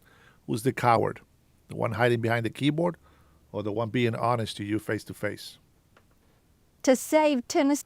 face to keyboard. See taxpayers' money. Now he wants to take that fighting spirit to D.C. to make certain that we focus on getting inflation down, lowering the cost of living, making certain that everyone has access to affordable health care, and supporting President Trump, dealing with illegal immigration. Those are the things that people are wanting to see. And his opponent is a self-described radical who has bragged about bullying, chasing police and ICE officers and live streaming it. She does think men can have babies, that you ought to have boys in girls' sports. And she believes in transgender surgeries for minor children. So I just want to follow up on this. So I understand you're laying out the argument for Van Epps, but are you saying that the polls just aren't getting it right and that it will be a large Republican victory? It is going to be a victory for Matt Van Epps. And the Democrats have targeted, they've poured a lot of money into this to try to pull out every single Democrat that they possibly can. But this is a Republican district. Republicans will show up. They're going to vote. Matt is going to be there to support President Trump. And people in this Stay tuned. Healthcare's coming next. Or soon. District, whether they're Republican, Democrat, Independent, are very supportive of President Trump's agenda and the work that he is doing with that America First agenda. Senator, continuing on this topic, on these tight polls that we've seen, are you concerned at all that the closeness of this race is a bad signal for Republicans in the midterms? I feel like that what you see with the polls, this is the special elections. Yeah. Special elections have generally a lower turnout. They get a little funky on you sometimes. But we know that people are going to come home to Matt Van Epps. What I do think about the midterms is when you have the big, beautiful bill kicking in and those tax cuts, no tax on tips, my provision of no tax on Social Security, and no tax on overtime, people are going to see that as they file their income tax. You're also going to see that Democrats have not proposed one single idea that will make the lives of Americans better. True. Not one. They have fought everything that we have pushed forward, whether it was the big, beautiful bill, keeping the federal government closed for 43 days while they had a little temper tantrum, and while they were trying to give health care to illegal aliens. And what people want to see is what President Trump is delivering, renewing and revitalizing our standing in the world, making certain that they support law and order, fighting crime, which we are doing. President Trump and A.G. Bondi and Kash Patel are doing such a great job working with the city of Memphis, the mayor, the police chief, cutting the crime rate in half. That is a layout of the deliverables that the American people want to see. They want to see inflation come down. They want the cost of living. Bro, that's the best thing you've said all day, Luis. Let's get some burritos. I agree. To come down. And those are things we're working hard on. And indeed, they know Democrats are not going to do that. Democrats are going to raise your taxes. Democrats are going to drive up the cost of living like Joe Biden did when inflation went to 9.1%. Now inflation is coming down, not fast enough as we would like to see, but as inflation comes down, then the cost of living is going to be more affordable. Getting energy costs down is important. I saw gas in Tennessee at $2.47 a gallon this past week when we were out and about. Those are steps in the right direction. We've got a lot more good that we can do, and we are determined to work on that.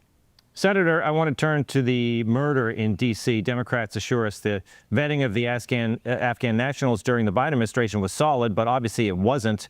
Can we vet these Afghans that are in our country now? Can we go back and do this? Is it possible? Yes, indeed, it is possible and it should be done.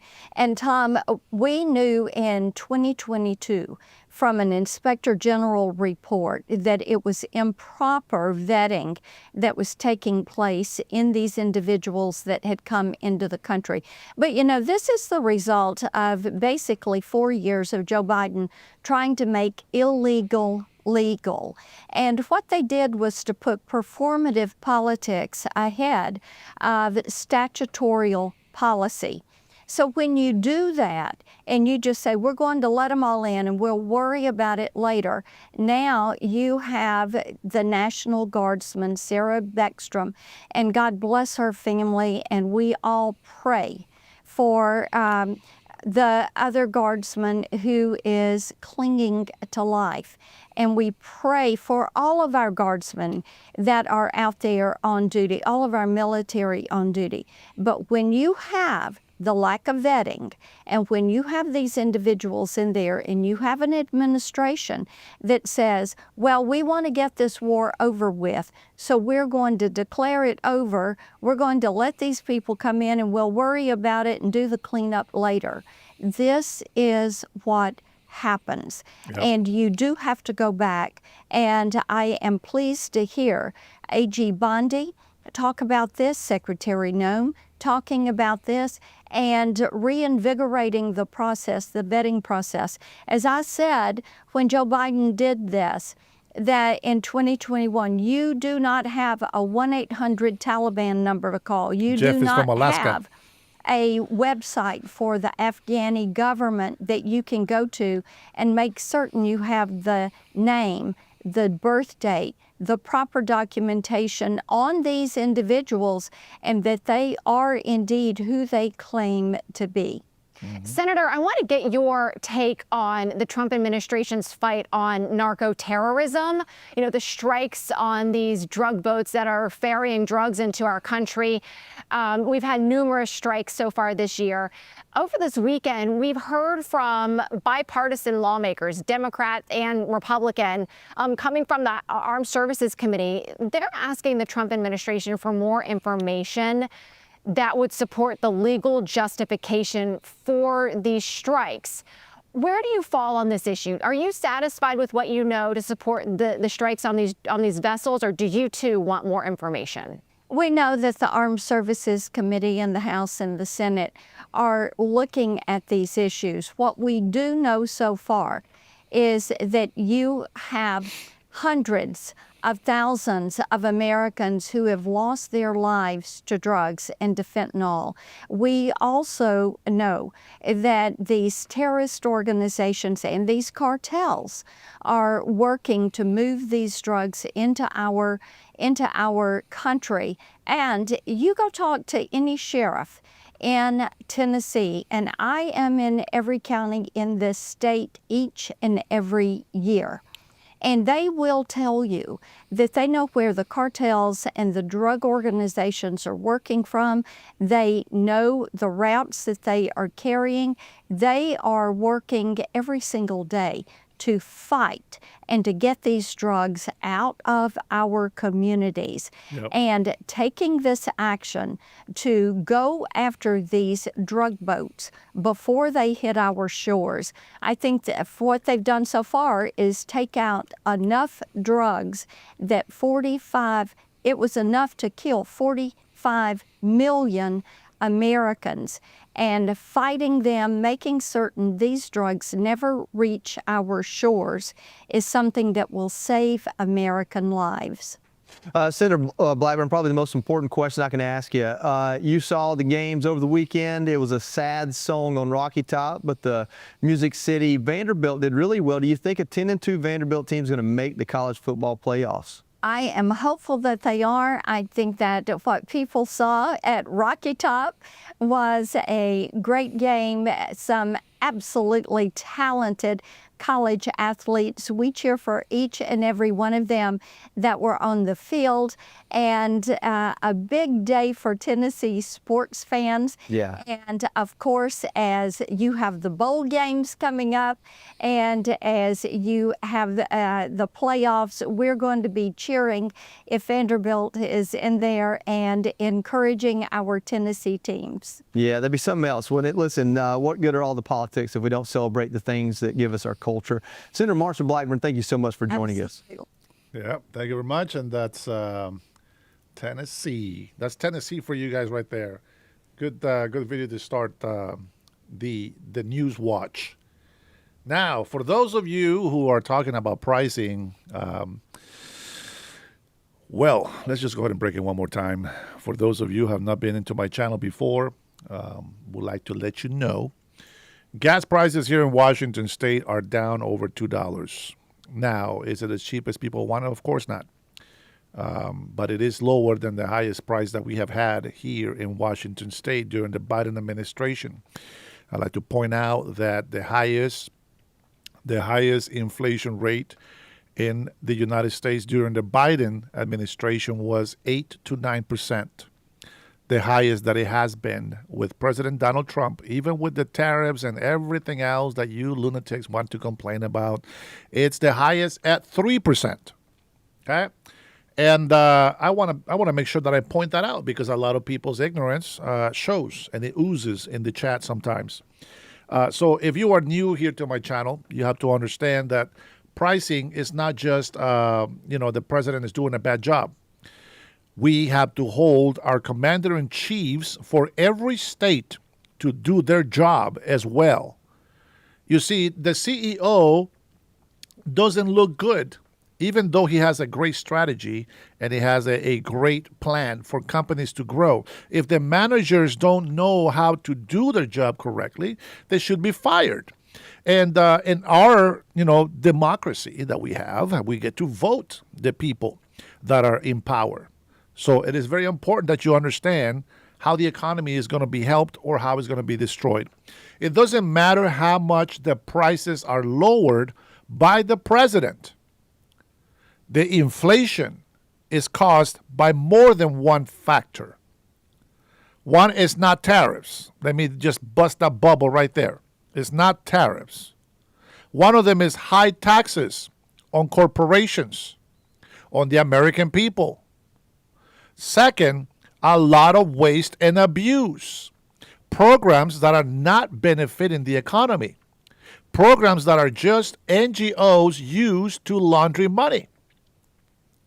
Those programs need to be removed. They are not productive. They're not bringing money into the economy. They're just a waste of money. Besides that, lack of budgeting. Not knowing how to manage budget for your city and state is a big deal.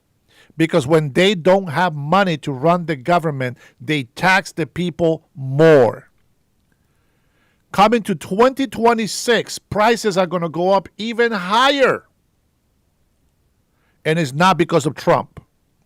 If you don't pay attention to your local elections, if you don't pay attention to what your governors and senators are doing in your state and your counties and your cities, then you are missing the mark. Pay attention. We're paying over $1 per gallon of gas in taxes right now. Our gas in Washington would be under $3. It would be around $2.62 if it wasn't for the taxes. So what else includes a tax? Well, diesel is the most expensive. It's at 5-something a gallon of diesel. Well, who uses diesel? Well, a lot of trucks do, but delivery vehicles use diesel. Very expensive, meaning that they're going to have to up the hourly wage. They're going to have to up the delivery charges. Delivery companies have to raise their prices, and those who use these delivery methods to bring produce, milk, eggs, etc. into your grocery stores, they will have to up the price as well because they have to pay more for deliveries. On top of that, you got property taxes. Well, that's another increase on your groceries. And then you have, what's the other tax? You have the tax for making over $1 million a year. It doesn't matter if it's profit or not. If you're making over $1 million, you get taxed for that. And then you have to give employees a raise, and you have to be more taxes for that. And then you have to provide healthcare services for them. That's another pay that the companies have to make. Plus, they have to put up with the inflation, which it should go up every year. That's how it works. But also the population is supposed to grow slowly. And there we go again with the illegal mass migration. Even though they say they come here to work, they need a place to stay. And when you have a government that has not prepared for millions of people to join the state or the country, well, those housings run out. And the only houses that are available are the ones that people can afford to get. So the economy, there's a lot more than just one thing. Now, if you think that tariffs are taxes, in a way they are. But it's not a tax for the nation.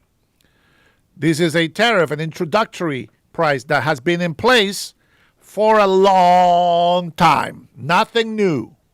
Nothing new. You don't understand. We don't want to be dependent on China. China. We don't want to depend on them. We need to make better friendships here. Thus, I said that having a relationship with Honduras, my country of birth, will be a great thing. Number one, Honduras are right now voting for this same thing that I'm talking about right now. They're voting because they want to have more jobs. They want to have more manufactories. They want to have what we call maquilas. Maquilas are companies where they build clothes. It's kind of like a manufacturer, right? They build clothing, shoes, socks, underwear, shorts, pants, etc. All clothing. And those are actually not bad. They pay average pay. It's not too high, but they pay average pay. But if we make a deal with the United States of America, that pay can be a lot higher if we make a good deal with the United States of America. Because if we get rid of the tariff, it's between 0 to 15%, okay? That is depending on the product. It's 0 to 15% tariff, and that is on the country itself. They put tariffs on us. The tariff that we have on Honduran products coming here is at 10%. But the tariffs that Hondurans charge for people bringing things from the United States to Honduras are between 0 to 15%. And of course, the price gouging, it's out of control. I'm going to give you an example. I send a relative a camera that is worth $55. I pay for the introductory price and I pay the tariff, introductory price, and I pay for the taxes. In order for my relative to get this camera, guys, it's a webcam. It's not a big deal. They were charging them $50. They said in tariffs. That's price gouging. They're trying to take advantage of the ignorant people. But see, we're not stupid. So I called them up and said, what the hell are you talking about? Would you like me to report you and your company? My relative went over there, told him the same thing. Guess what? He didn't pay jack. The tariff is from 0 to 15%. They were charging him almost 100% of the price of the item. Price gouging is legit. People do that all the time. If you don't believe me, listen to Kamala Harris. She mentioned that. The reason why inflation was so high during the Biden administration was mostly because of price gouging. This is your own Kamala Harris that you love so much, lefties. So it's not me making it up. How many times do I have to go over everything that I say? And if you're here with me every day, I apologize. You have to keep hearing over and over. But there is a lot of people that don't get it. There's a lot of people that come in here new for the first time, and they don't understand how that works. Come, don't talk about Honduras. You don't know shit about Honduras. I really believe that having a good relationship with every country is a good thing. But if those countries don't want to have a good relationship with us, they're not worth it. If India backstabs us, we don't need India. We'll find another country. There's plenty of countries here in America that we can take advantage of and that they can benefit from our relationship with them. Nicaragua is a communist country. They've been battling that forever. Who knows when they're going to come out of it. But I really believe that Salvador and Honduras coming together, they can make a lot of products for us. And that is right here, guys. Right here. Think about this. If we try, this is so amazing, and people don't think, you guys are, not you guys, but the people that are stupid out there, they just don't understand. Think about this. If we make a deal with Honduras, for example, Honduras has access to the Atlantic Ocean. Okay, the Atlantic Ocean, it's where Cuba and, of course, Miami. That's where Hondurans products can go straight to Miami. From Miami, well, you can use trains, you can use planes, you can use 18-wheelers, etc.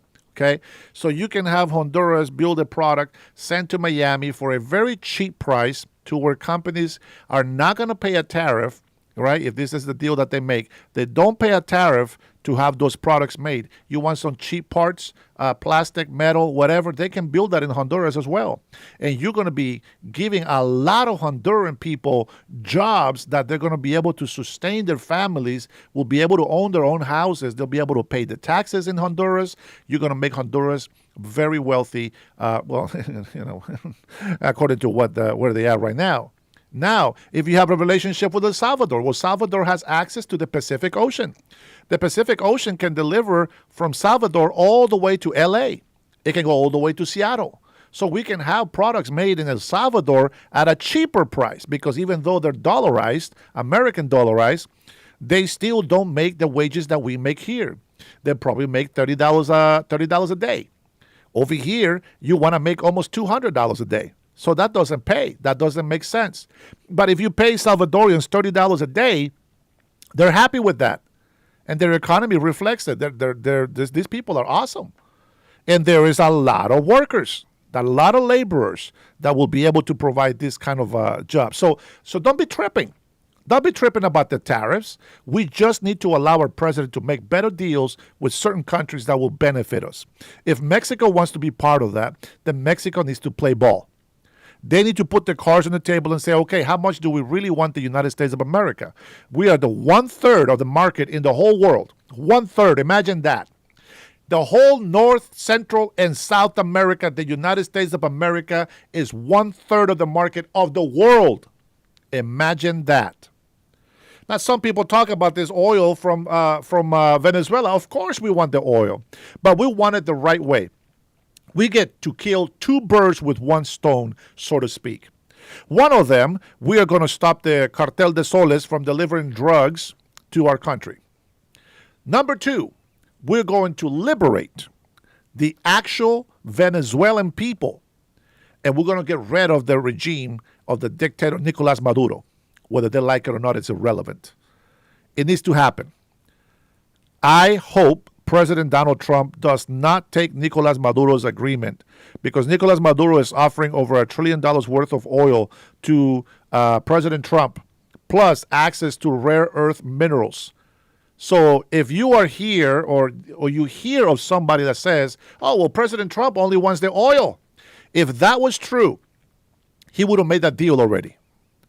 But because it's not true, he's making a deal with the Nobel Peace Prize winner. That's right, Maria Machado. She is offering the same thing. Over $1 trillion in oil to the United States of America. By the way, it's dirty oil. The only reason why we can take that deal is because we have the best refineries for the oil. And so we have a way to clean that baby and make it look beautiful again. And then she also gives us access to rare earth minerals, which is how we're going to build our magnets. You guys already know we're building chips. We need these minerals to be available to us. And you have Venezuela. Once you got Venezuela, Venezuela can go ahead and use the route that this drug dealers are using right now. Except they will be sending things over here that will make us prosperous and not kill us. See, that's the big difference. And I think that we need to keep supporting that. So that is a difference. Look at the war in Russia and Ukraine. When you think about Russia and Ukraine, you say, well, President Trump says from day one, blah, shut the hell up. I know what he said. But let's be real. If you really believe that, I got an old bridge to sell you. How dumb. It doesn't matter, like myself. I can be here and be like, oh my God, I want everything done all at once. I'm starting tomorrow and I'm going to get it done. But as some of my patrons in here have told me that some things, and maybe most things, you cannot fix from night to morning. It takes time. And so I appreciate that because it's true. But I have this ADD and my anxiety kicks in and I want things done now.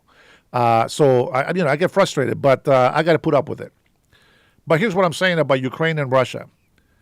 We all know President Biden was just throwing money at Ukraine. We know he got a lawyer fired unless they let his son go free with the money that he was getting paid by Burisma. Remember that? I think that was the name of it, right? Yeah, Ukraine. And President Biden didn't make any deals with rare earth minerals. None at all. We were just hemorrhaging money away. So what does President Biden do? Allows Russia to invade Ukraine with a small insertion, he said. And then Ukraine came over here and said, well, hey, you told them that they can come into Ukraine. And they did, so give me some money. Comes in here, gets about $60,000 billion and walks away to snort some cocaine and then spend some of that on his army. Comes back and gets more money, up to $96 billion. I think it's $200 billion. And no deal, no rare earth mineral deal, no agreement, no contract, nothing. And here we go. President Donald Trump comes in and says, wait a minute. Hold on, Mr. Zelensky. You didn't say thank you. You didn't come here respectful. You came over here demanding money. Who the hell do you think you are? That's not how it works around here, Smurf. So here we go. President Donald Trump plays tough. The leftist lunatics freak out. Oh my God, how dare President Trump say this and do this? He's destroying America. Ukraine is doomed. When they talk again about it, Mr. President, thank you so much for listening. Thank you so much. Mr. President, thank you. Mr. President, thank you. I want to thank you, President. President Trump, thank you so much. Thank you. President Trump, thank you. I would like to ask to please help us stop this war. Okay, here we go. Here we go. Now he says, okay, here's what we're going to do. I think that you should give this, and that to Russia. And in return for my support to you, I want to deal with the rare earth minerals that you have in Ukraine. Okay, here we go. Boom. It's taking longer than it should, but people that have common sense also understand that it takes time. Now, you can have everybody on the left start hating President Trump and saying all these negative things about him. But let's be honest. We have President Trump. Let's not forget how the Japanese and the Chinese were laughing at our President Biden. And whether we like it or not, he was our president. He was our president. Whether they cheated, you know what, I believe they cheated, but it doesn't matter. He still was named the president, and it is what it is. They were laughing at him.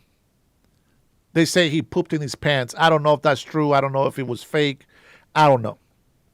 I did hear him fart. That's okay. It happens, right? Especially when we get older. I'm sure I'll probably be shedding my pants by the age of 60. Who knows? The point is that the world was laughing at us. Well, they don't laugh at us anymore. Do they love us? Probably not. Do they like us? Maybe not. Do they respect us? You bet your ass.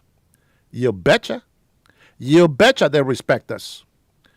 They don't have to like us or love us. Don't confuse the difference.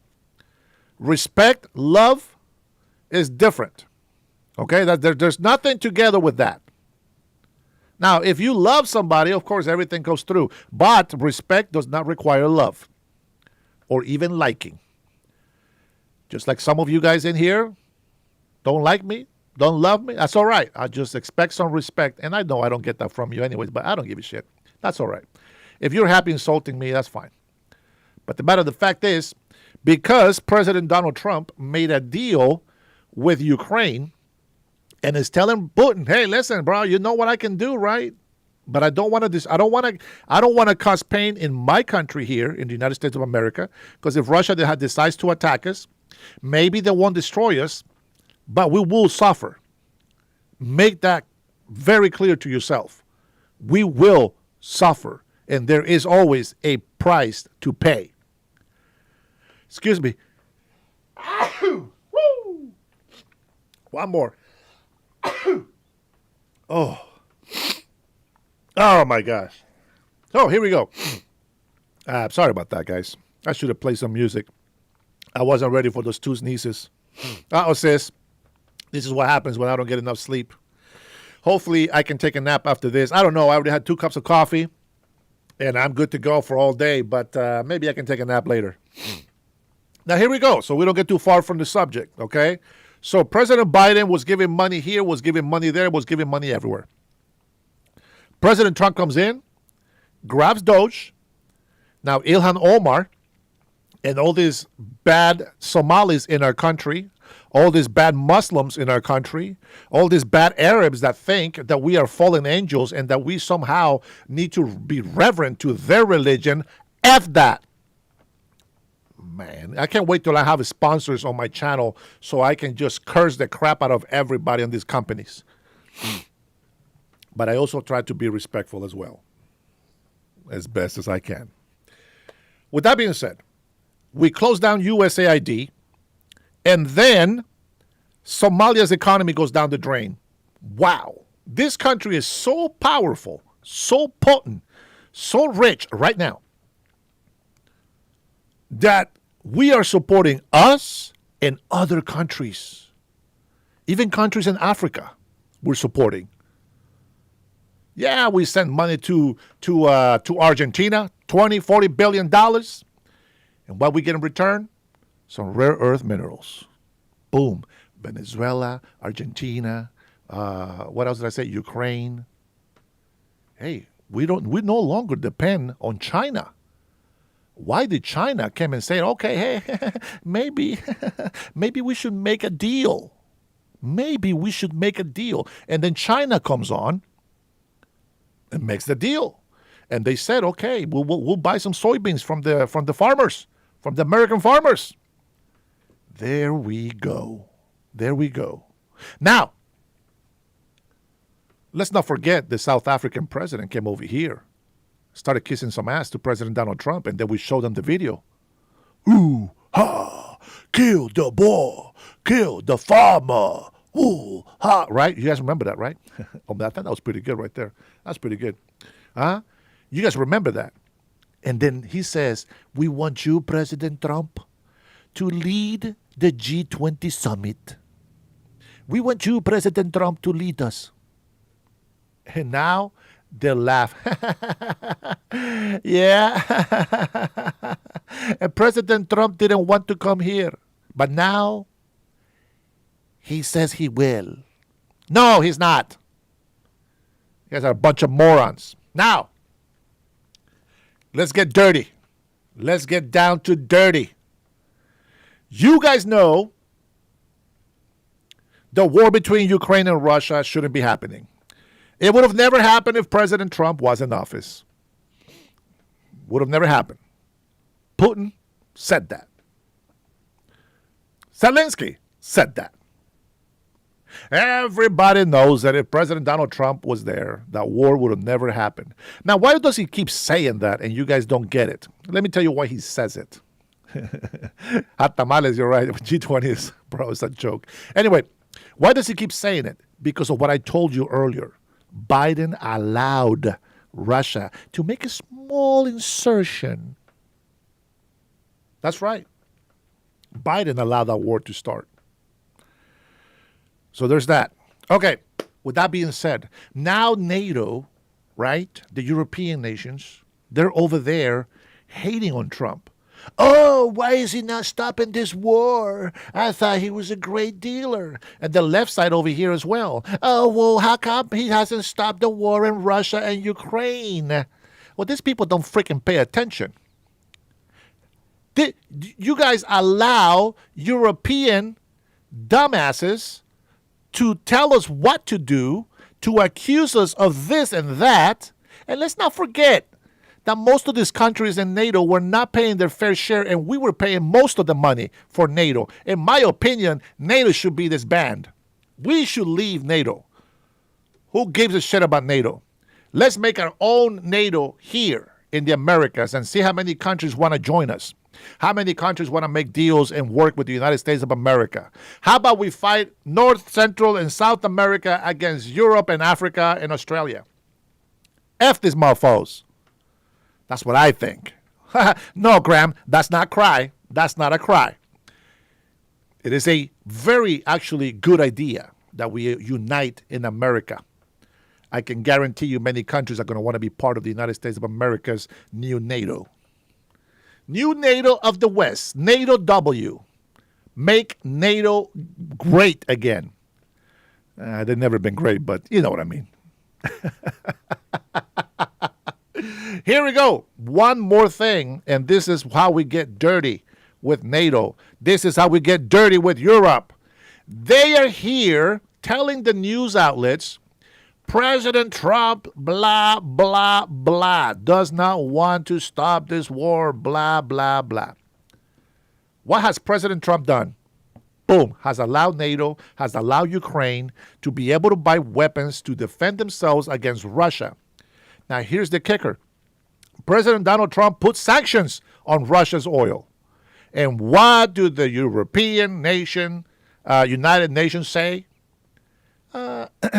Hey, listen, so we're going to blame President Donald Trump on not stopping this war, and we're going to say he's doing nothing to stop this war. So nobody's paying attention. So let's just go behind doors and say, Putin, hey, listen, we're going to tell the world that, well, the United States, Trump, in the specific, Trump, is not able to stop the war between Ukraine and Russia. Because you, Putin, Russia, you guys are too strong. Now, with that being said, listen, we'd like to buy a billion barrels of oil. Say, don't tell nobody. But guess what? We know about it. We know about it. So while President Donald Trump is trying to end a war, put sanctions in Russia, makes a deal with Ukraine, NATO praises him. They go behind his back and start destroying the 21 steps that he created to this peace. And they decide to go behind doors and start buying oil from Russia. Who is supporting Russia against Ukraine? You guessed it. You guessed it. Yeah. Uh-huh. Yeah, see, this is how ignorant I am. This is how stupid I am. I don't make sense at all. None at all. I agree with the leftist Democrats that come in here. I agree. You guys know more than me. Hey, good luck with life. I hope that you're making good decisions in your personal life as well. I find that very interesting that it doesn't matter how much President Donald Trump does for this country's security and safety and prosperity.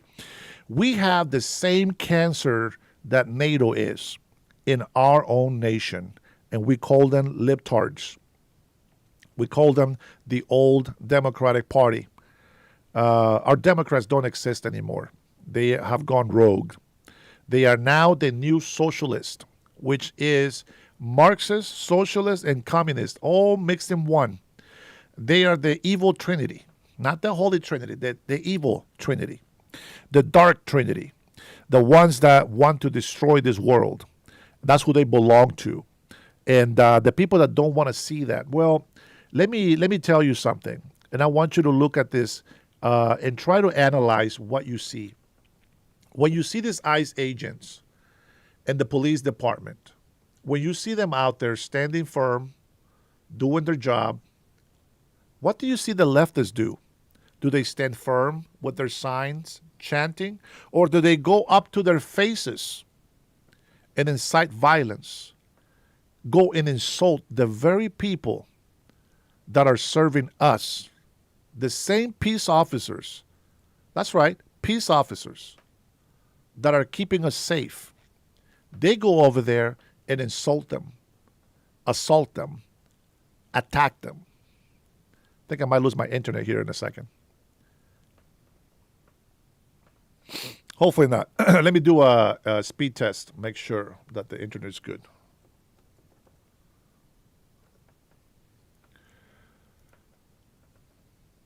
No, internet is good. I got over almost a 1 gigabyte of internet speed. So if it gets cut off, guys, it's not my connection. All right, just so that you know. And I am getting just under 300 megabits upload, which is not bad, actually. It's actually pretty good. All right, so with that being said, I hope that everything that I tell you, makes sense. And I want you to understand why we believe what we believe and why we stand for what we stand. And, well, if you don't believe me, Maxine Waters, I mentioned this yesterday, I think it was, or the day before. Maxine Waters supports Fidel Castro, a communist. How about that? How about that? The Mexican president supports a communist. Nicolas Maduro, the cartel of the Soles, the drug lord. She doesn't want war on the cartels in Mexico. I wonder why. And you guys already know that Obrero, the ex-president of Mexico, put Claudia Sheinbaum in office. Let's not forget they took out a lot of politician opposition to them, which were winning on their states, on their cities, and there's no coincidence that she won. There is a lot of support for her, but they cheated, just like Venezuela, just like Honduras. Just like Xiomara, President Zelaya's wife, cheated on the election. That's right. They set up the president who has done more for Hondurans than any other president I have seen. He has built some great structures. He reduced crime greatly.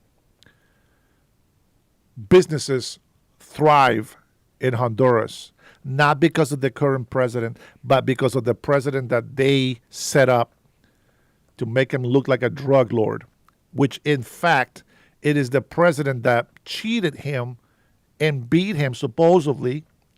It's actually in bed with Venezuela's cartel drug lord. That's how it works. Now, if you don't believe that, I don't care. I believe that to be the truth. President Nayib Bukele is also against Xiomara, the president of Honduras. He knows better. Has Nayib Bukele made mistakes? I'm sure he has. There's going to be probably a lot of people that are going to go to jail that are innocent. But you know what? They're going through their case, they're getting their due process, and they're getting released. So, no government is perfect, but I will say this. Results speak louder than words. There's a word, it's called obras. I can't think in English. Labor? No. Yeah, it's like labor. But it's more like, actions. There you go. Sorry. Actions are louder than words, right? And that's what we see in El Salvador. I see that in El Salvador. A lot of actions, a lot of things have happened. The big change from going from the most corrupted country in the world to the safest in the world. That's how I judge the situation.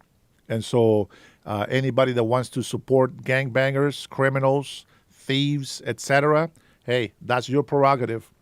That's your prerogative.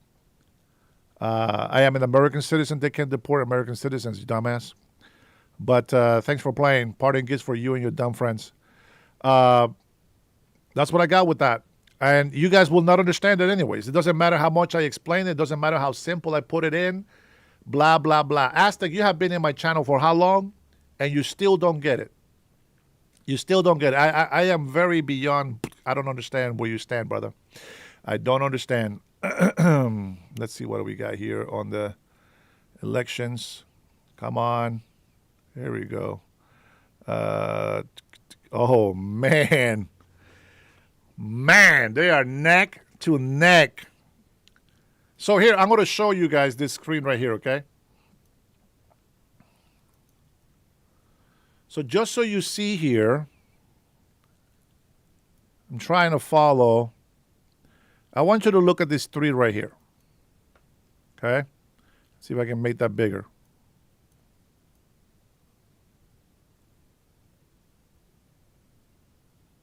All right. The guy that I am going for is this one right here, okay? He's a liberal, or what we will call a Democrat. This guy in blue is for the National Party, and he is a conservative, is what we call the Republicans. And they are for the nation first, but they are also open to foreign relations. Now, this one right here is a full-blown socialist communist. We don't want her to win, and she's losing by far, so that's good. I will say this. This is the guy, the blue, is the guy that President Donald Trump is supporting, okay? The other guy in red over here, Salvador Narrala, that's who I support. Now, the good thing for Honduras is this. Whether red Narrala or blue, what's his last name? Asfura, okay? Either one of they win is going to be good for Honduras, I believe, okay? I believe. Now, what's going on over there is this. The blue, which President Donald Trump supports, we're hoping that they're going to do some sort of a deal to where Hondurans that are here illegally, maybe they get a temporary pass, okay, temporary. And who knows, maybe there's a path to residency, I don't know. But that's a deal that they can work out. While President Donald Trump is in office, they can have a TPS. If the other guy wins, the one that I am supporting, if he wins, maybe he will, maybe he will cut a deal with President Donald Trump after all, And he is, well, I guess it's liberal, right? So he's not a socialist, but he's a Democrat. He does care for the people. He does care about the things that I told you earlier, manufacturers being in Honduras, cloth making factories, all the things that I want for Honduras, he also says he wants for Honduras. So that's why I support him.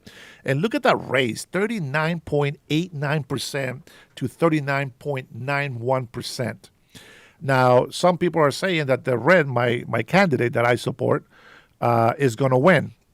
And President Donald Trump and other people think that the guy in blue is going to win. So I'm keeping up with this stuff.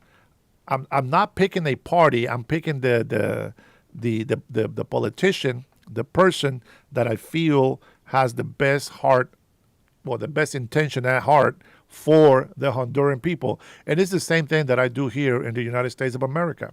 Now, I always thought that the red liberals meant they were more like Republicans, but it's the opposite, okay? They're more like Democrats. But if they don't give in to communism or socialism like the current president is doing, I think that it will be okay. Now, here's the thing about the candidate that I'm supporting, okay, which is Salvador Narrala, right here, this guy in red on the left. He left his party, okay? Now, not the party, but he left the president, okay? He left the president because he felt that she was corrupt. He didn't like that she was sleeping with, not physically, but he didn't like that she was supporting the communist Nicolás Maduro from Venezuela. And so he left. And the other thing the reason why he left is because everything that they promised the Honduran people, she changed and sat him on the bench and told him he was not going to do anything that he promised for the people. So that was a big problem. And I believe, I mean, even still today, I believe that he really wants to do something to help Honduras. I just, you know, I supported him. But now that I know President Donald Trump is supporting the guy in blue, I've been investigating him a little bit, talking with other people that know about him.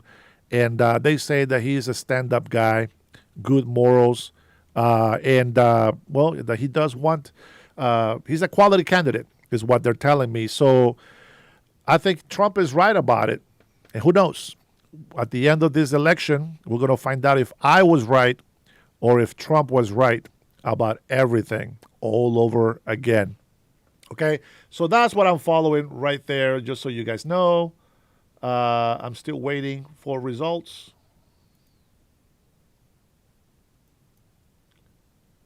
That's just where they stand right now, but that's not the end. All right, here we go. Now, let's see. Let me see. Thank you guys for subscribing, by the way. I haven't been keeping up with that, I guess. But I know the display is still big. There we go. All right. Let me see. I got a take two here. As a matter of fact, why don't we skip to take three? Yeah, let's skip to. No, I like take two as well. Congressman, thank you so much for being here. We appreciate it. Will the House do a thorough investigation of all the Afghans who came to the United States under the Biden administration? Is that even possible? You know, I think that we have an obligation to investigate who is brought into the United States under this program. But, you know, the question really isn't about how thorough was our vetting or were these people vetted properly. Obviously, they were not. That's why we're having terrorist attacks within our own borders. The real question is, why were they brought into the country to begin with? In other words, why are we bringing people into the United States from parts of the globe, for instance, where pederastic rape is considered culturally acceptable? I mean, that is utterly suicidal. We have to decide with our immigration policies, does this benefit the American people? And in this case, obviously it doesn't. You know, Congressman, you might get called Islamophobic for saying that. It just happens to be that I experienced it firsthand myself. I know exactly what you're talking about. You're talking about a part of the world where what we would consider to be normal morality is... Aztec, that means a lot, bro. Appreciate you. ...perceived differently, especially in Afghanistan and places where I was at. When we look at this program, you just hit the nail on the head. Okay, you vetted them thoroughly. Still, why are they here? Why did we need to bring them here? Why did we train tens of thousands of Afghans to be commandos to fight the Taliban just to bring them here with that skill set? Are they going to fight the Taliban here? No, but they may join it. So now we have tens of thousands of them in our country. And the question is, have we been keeping track of them? Do we know where they are? I know for a fact a lot of them flew into San Antonio and are in Texas, and that right there where you are. Do we have any way that you're aware of to keep track of these folks? You know, I think we certainly can track these people down. We can figure that out. But the question is, if we have to worry about tracking people that we brought into the country to begin with, they shouldn't have been able to come in to begin with in the first place. That's the real question. Yes, we can track these people down. We can figure out where they live, what they're up to, and we will do all of that because our job is to keep the American people safe. Right. But we ought to reevaluate why we're allowing in people from all over the globe who are, in this case, unvetted. But why are we allowing them to come in to begin with from cultures that are utterly incompatible with our own? And you're right, I'm sure somebody will call me Islamophobic for saying that. But I care about my wife and my kids and my country a whole lot more than I care about political correctness. And I think the American people do too. Congressman, I want to ask a question. You already pretty much answered. Thanks for the super chat there. Appreciate the support. I don't think that Newsom is going to be the next president. But, boy, if America is that stupid, they deserve what's coming for them. I'm just saying. I hope you're wrong. Answered my question about revetting the migrants. But based on what you're saying, before the show today, I opened up my favorite AI program and I asked, has any congressman tried to repeal the Refugee Act of 1980? And the answer was no. No one has tried to do that. Why do you think that hasn't happened? Well, I think for many decades there was a view that anybody from any part of the globe could come into the United States, and once they stepped foot on American soil, they would magically just get rid of all of their millennia-old ethnic prejudices or horrible cultural practices that ran their home countries into the ground, and they would automatically become American and adopt Western liberal values just by virtue of being in the United States. We know for a fact that that type of liberal utopianism is utterly false. And we're seeing the fruits of it right here, where you're having Afghanis who are brought into the country, who are bringing in the same sort of terroristic ideology that was much more common in Afghanistan, and they're adopting that and they're bringing that into the United States. And we're seeing that firsthand here. We're seeing our National Guard members getting slaughtered by Afghanis who never should have been here to begin with. I think that we need to reevaluate that mindset. And I think we should abolish many of these refugee programs because they're not benefiting the American people. And that is the sole purpose of our federal government, is to benefit the American people.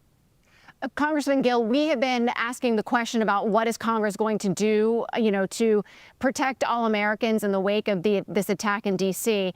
And one thing that came to mind was the recent designation of the Muslim Brotherhood as a terrorist group by the governor of your great state. Governor Abbott there in Texas took that step. And there has been legislation that's been proposed in Congress to also do the same thing this year, but it's not gone anywhere. It was referred to committee where it sits.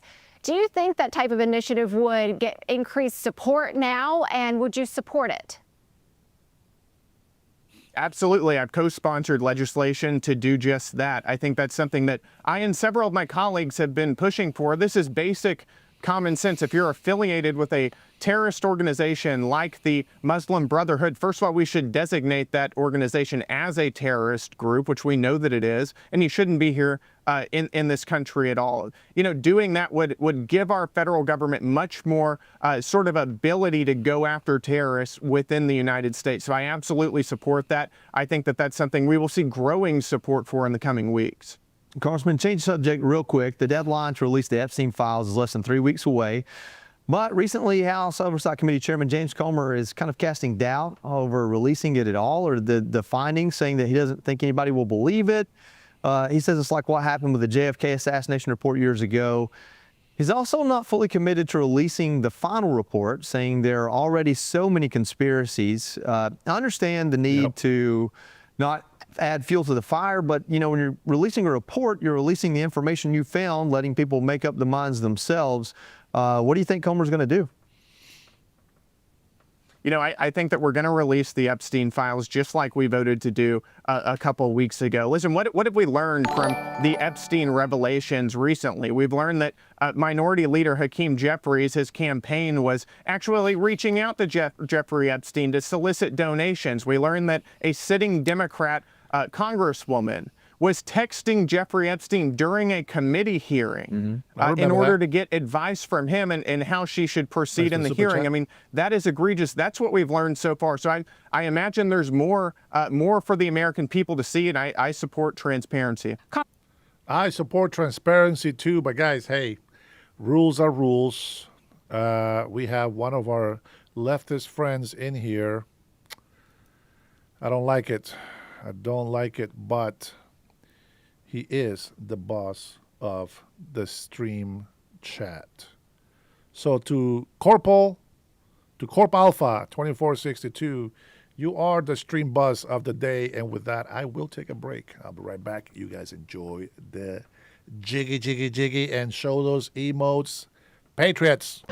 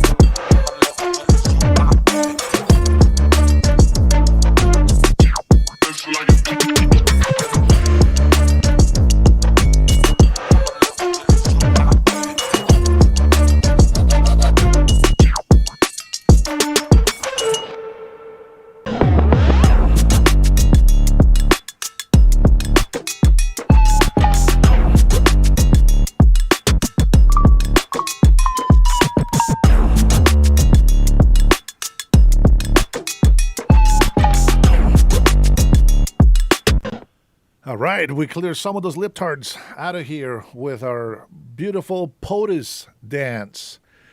So give it up for our leftist brother in here supporting Gavin Newsom and AOC for 2028 election. Hey, good luck to you guys. I wish you the best. May you run well, and the best will take the next presidency. God bless the USA. All right, let's go and continue with our show here. Actually, that was it. That was the end of it.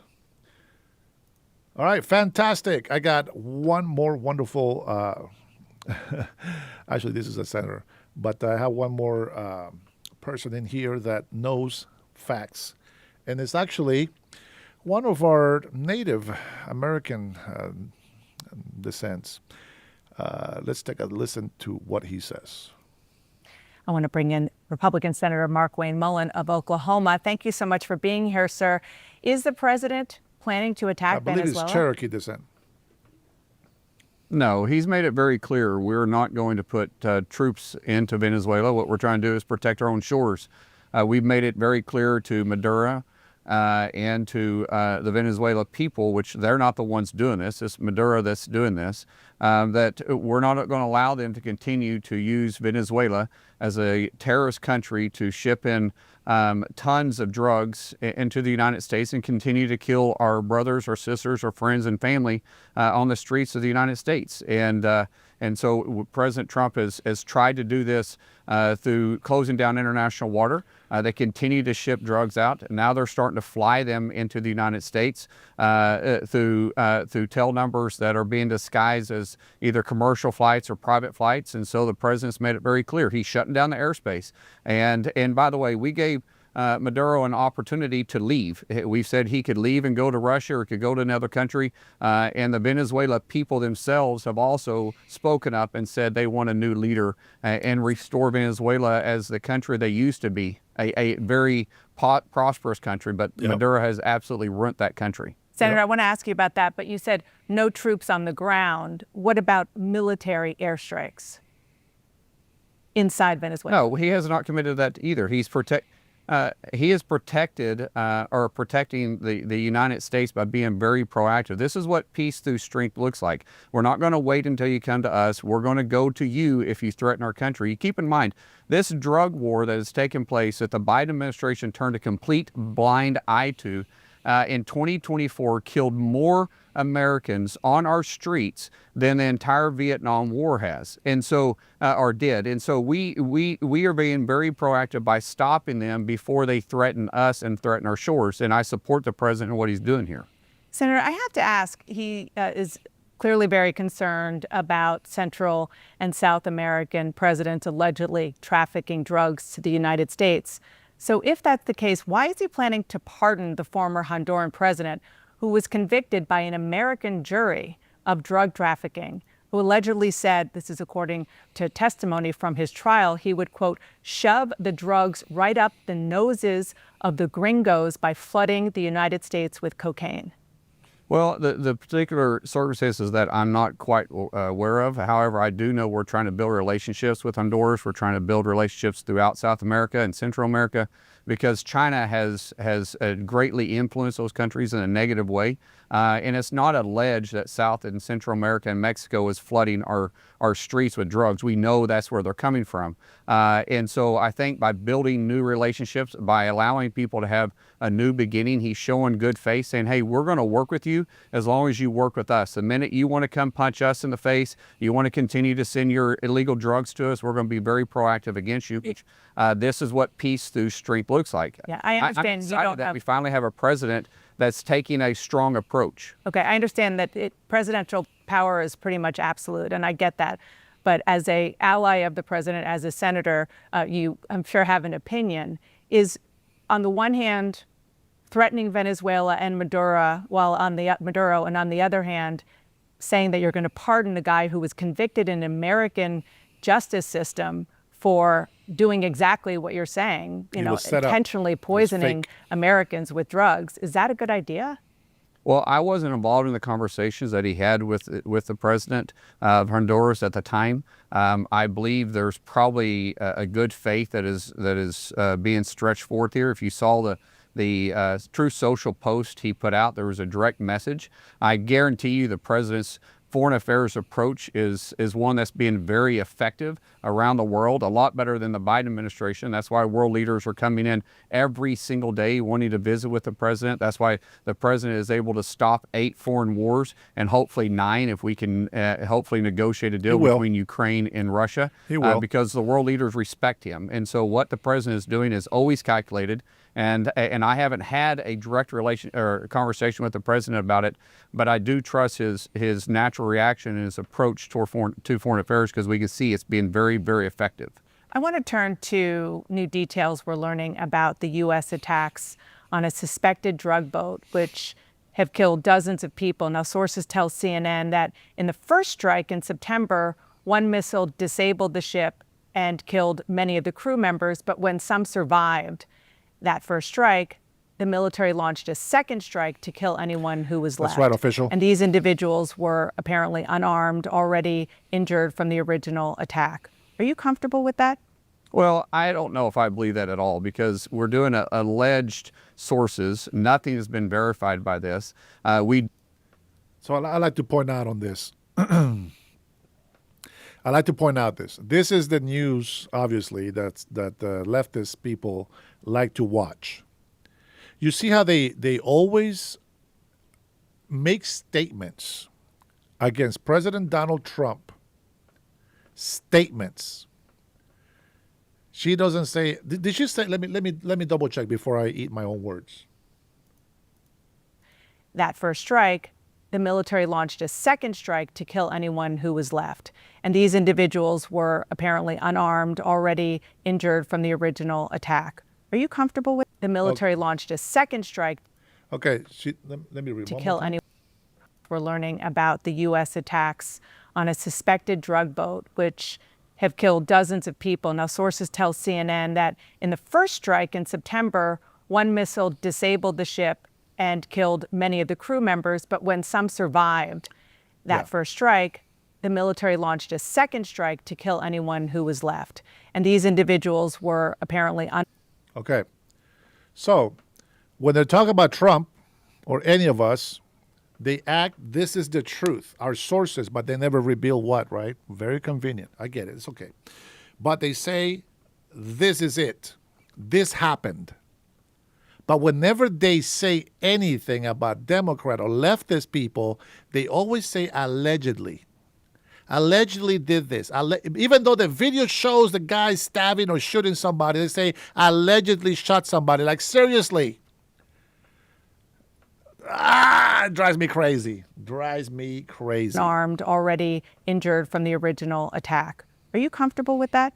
Well, I don't know if I believe that at all, because we're doing alleged sources. Nothing has been verified by this.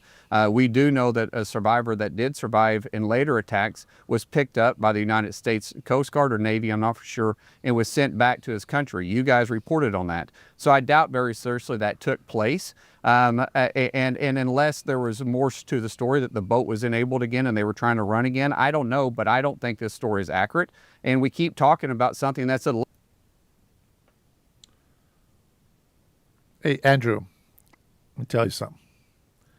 There's hundreds of chats on here. If you feel that special, put your money where your mouth is. Put a super chat on there so I can know what the hell you're talking about. Ask a question, but I can't read everything that you're saying. You're not special enough. Okay? So put a super chat on there if you want me to look at your damn comments. Because everyone that I have seen has been stupid, so my brain automatically ignores you. I do see official. I say hello, official. Yeah. Pat Jagger, I see you. Yep. Rachel, you're good. Alleged. It's alleged. It's not, nothing's been proven at all about it. Able again and they were trying to run again. I don't know, but I don't think this story is accurate.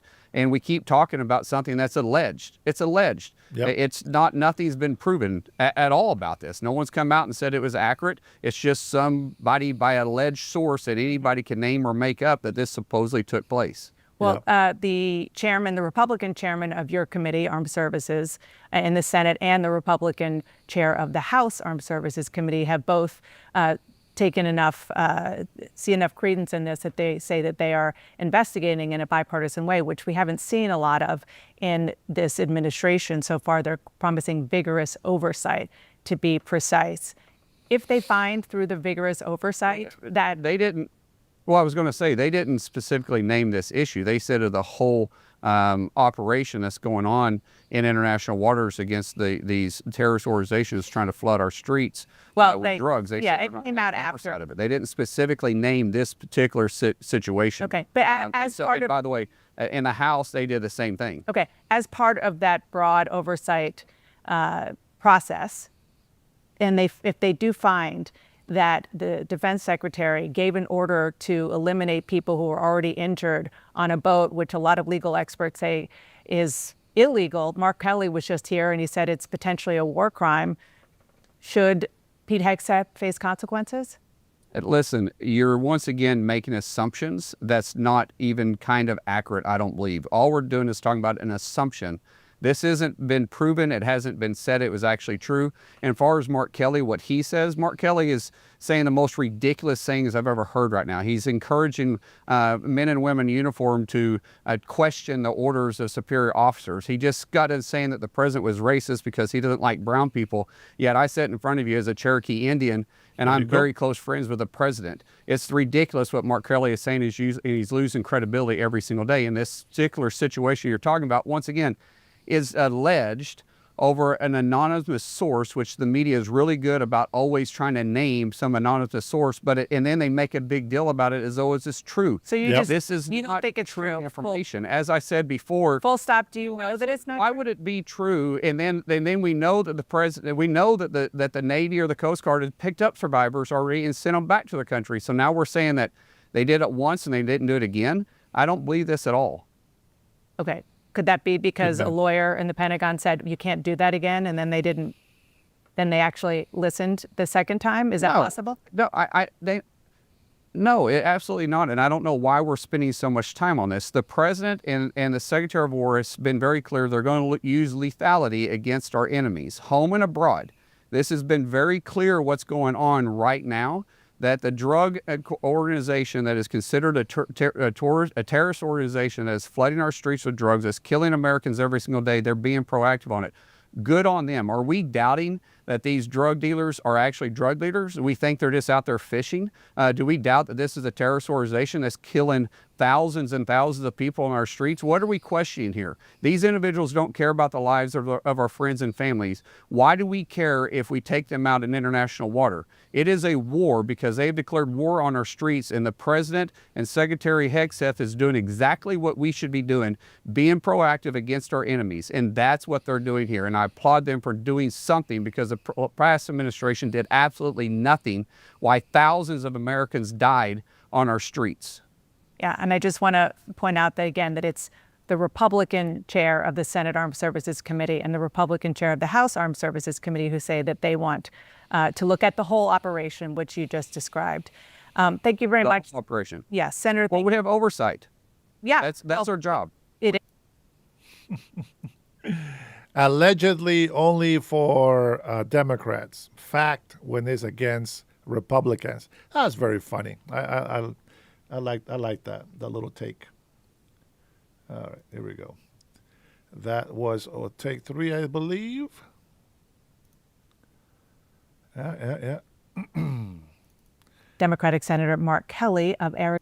Oh, your favorite, your hero. Democrats, your hero, it's on the screen. The big hero that tried to incite violence and telling our military to not follow the president's orders.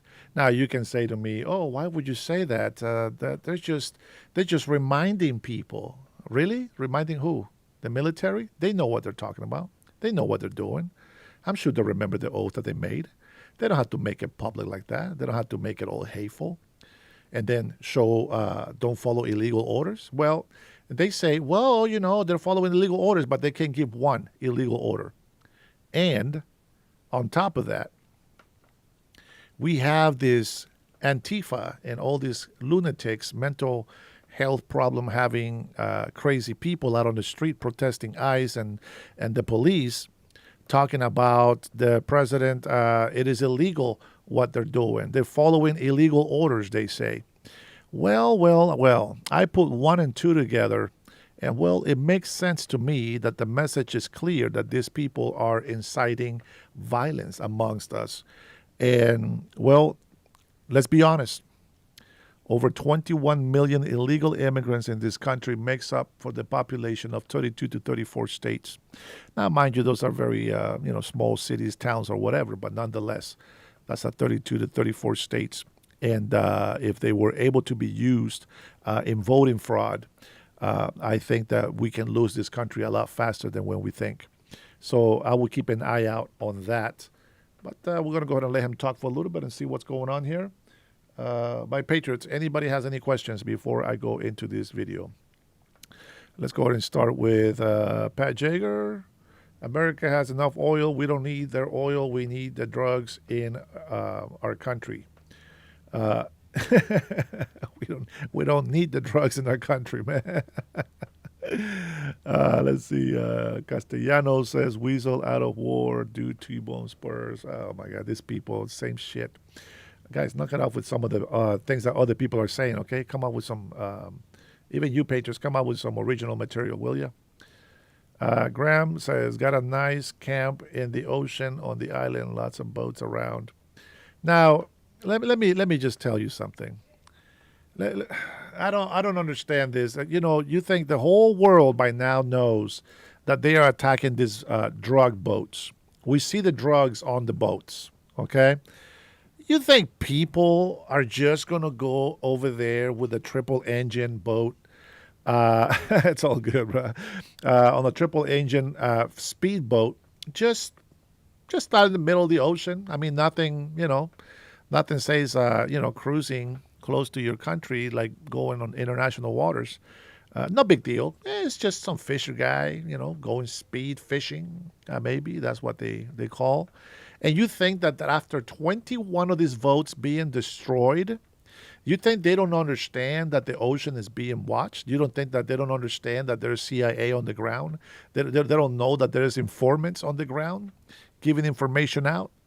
They think we have no intel on these boats?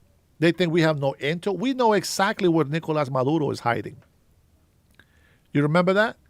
You remember the President Trump, with the little picture, I know where your house is, sort of promise? Yeah, exactly. That's exactly what's happening in Venezuela. And these people that keep going out there on speedboats, man, if they get themselves out there trying to bring some plastics into their country illegally, they're going to get blown out of the water. I think by now people know already. They know better. And, Maduro keeps sending them out. They know that they're going to get blown out. But Maduro keeps sending them out and telling them that it's their duty to their country. And then their families will be taken care of. Nah, man, that's just how it works. Of course, it's not real. It's not a real promise. It's a lie that they give them. But nonetheless, the people believe it. They're so poor that they're desperate. If they can sacrifice their lives so that their families are taken care of, they will do it. This is exactly how terrorists, capture people and make them do their suicide bombing and all this stuff. That's how it works. You grab the most desperate people and you send them on a suicide mission. That's how that works. All right, let's listen to this guy that never lies. Thank you for subscribing. Appreciate you. Arizona is now here with me. Thank you so much for being here. I do want to start with the immigration plans. He said he wants to re-examine the status of people who are in this country legally, which may include naturalized citizens, blocking migration from, quote, third world countries, pausing all asylum decisions from any country, and calling for, quote, reverse migration.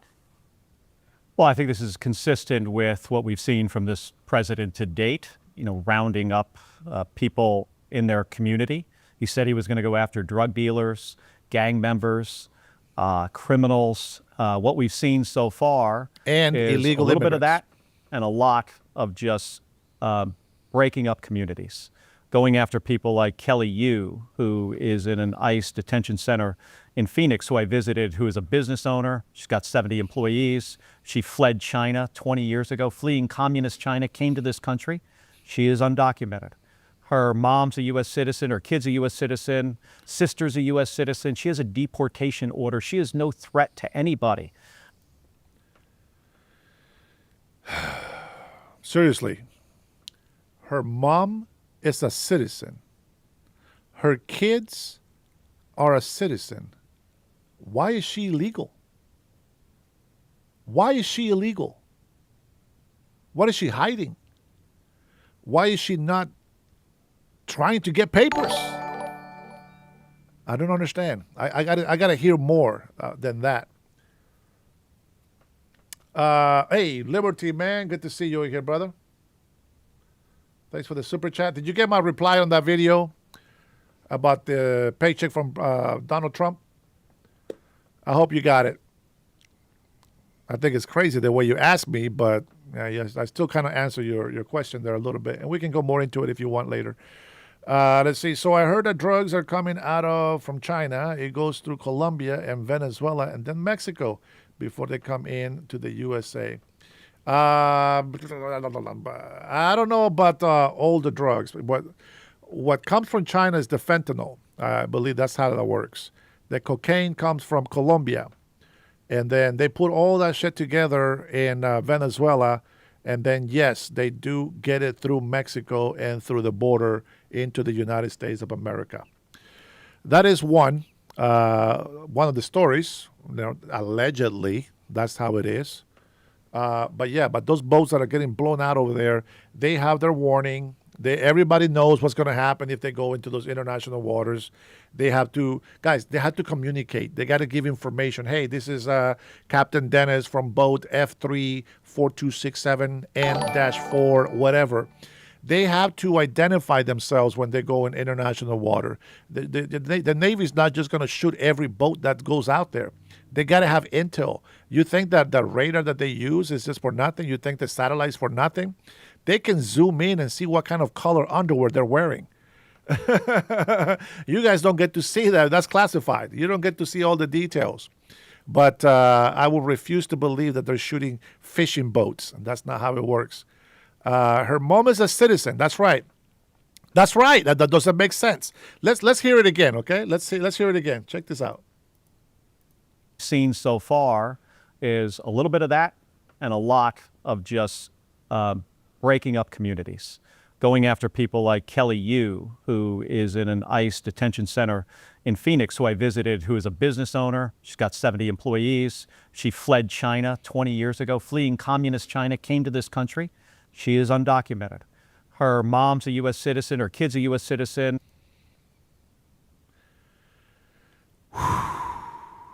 Guys, so how did that story just land that way?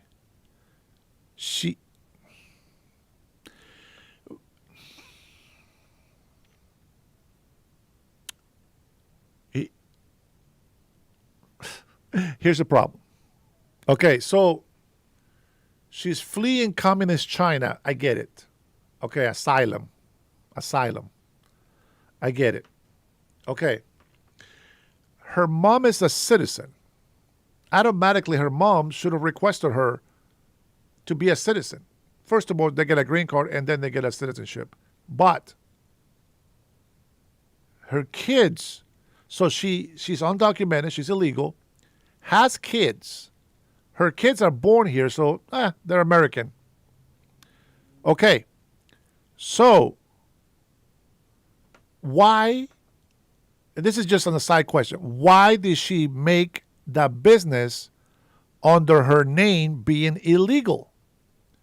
Why didn't she make that name under her mother, who is a citizen? I can tell you that one reason why she would be catched by ICE is because she is on a legal status and supposedly has a business under her name, which is also illegal. She's not supposed to work, make money here in the States because she's illegal. Now, I think her mom, maybe ignorance, maybe she's old, or she knows that there is more. Let me see, what's the name of this lady? Let me tell you something. There is a lot of people that have come from China saying that they're fleeing communist China, but they're actually spies. Let me see if that's what this lady is. Let me see what her name is. Breaking up communities, going after people like Kelly Yu. Kelly Yu. Kelly Yu.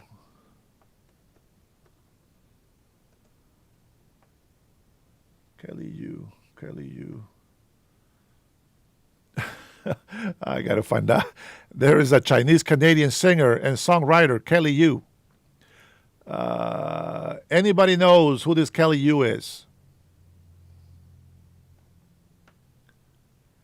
Kelly Yu, Arizona? Kelly Yu, deportation. Peoria restaurant owner faces deportation to Hong Kong. Deportation to Hong Kong. Okay. Let's see. Mother facing deportation. Please for leniency from Trump. Let me see what this is.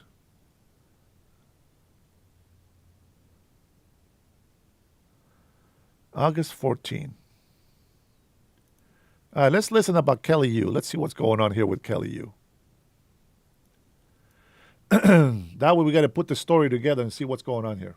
This is for when she, in fact, gets sent back to Hong Kong. A small black bag, that's all Kelly Yu gets. After 20 years, she's about to get sent back to China with only what her husband... 20 years? Bro, her mom is a citizen, 20 years, and her husband? Aldo can stuff into this backpack. Oh, Aldo. He's probably illegal. Glasses, sweatshirt, shoes, t-shirts, another sweatpants, and that's about it. A pair of socks. Yu left China in 2004 seeking asylum from China's one-child policy. Since then, she's opened 2 successful restaurants, raised a daughter, and she fled China because of the one-child policy. That was her torment? Okay. lived an otherwise law-abiding life. But she hasn't stepped foot inside her Peoria home since she was detained at an immigration hearing in May. I get a phone call around 1:30. It was her crying, and I'm like, what's wrong? She's like, and these are the words that I'd never forget. It's like, immigration got me. Please take care of the restaurant and my daughter.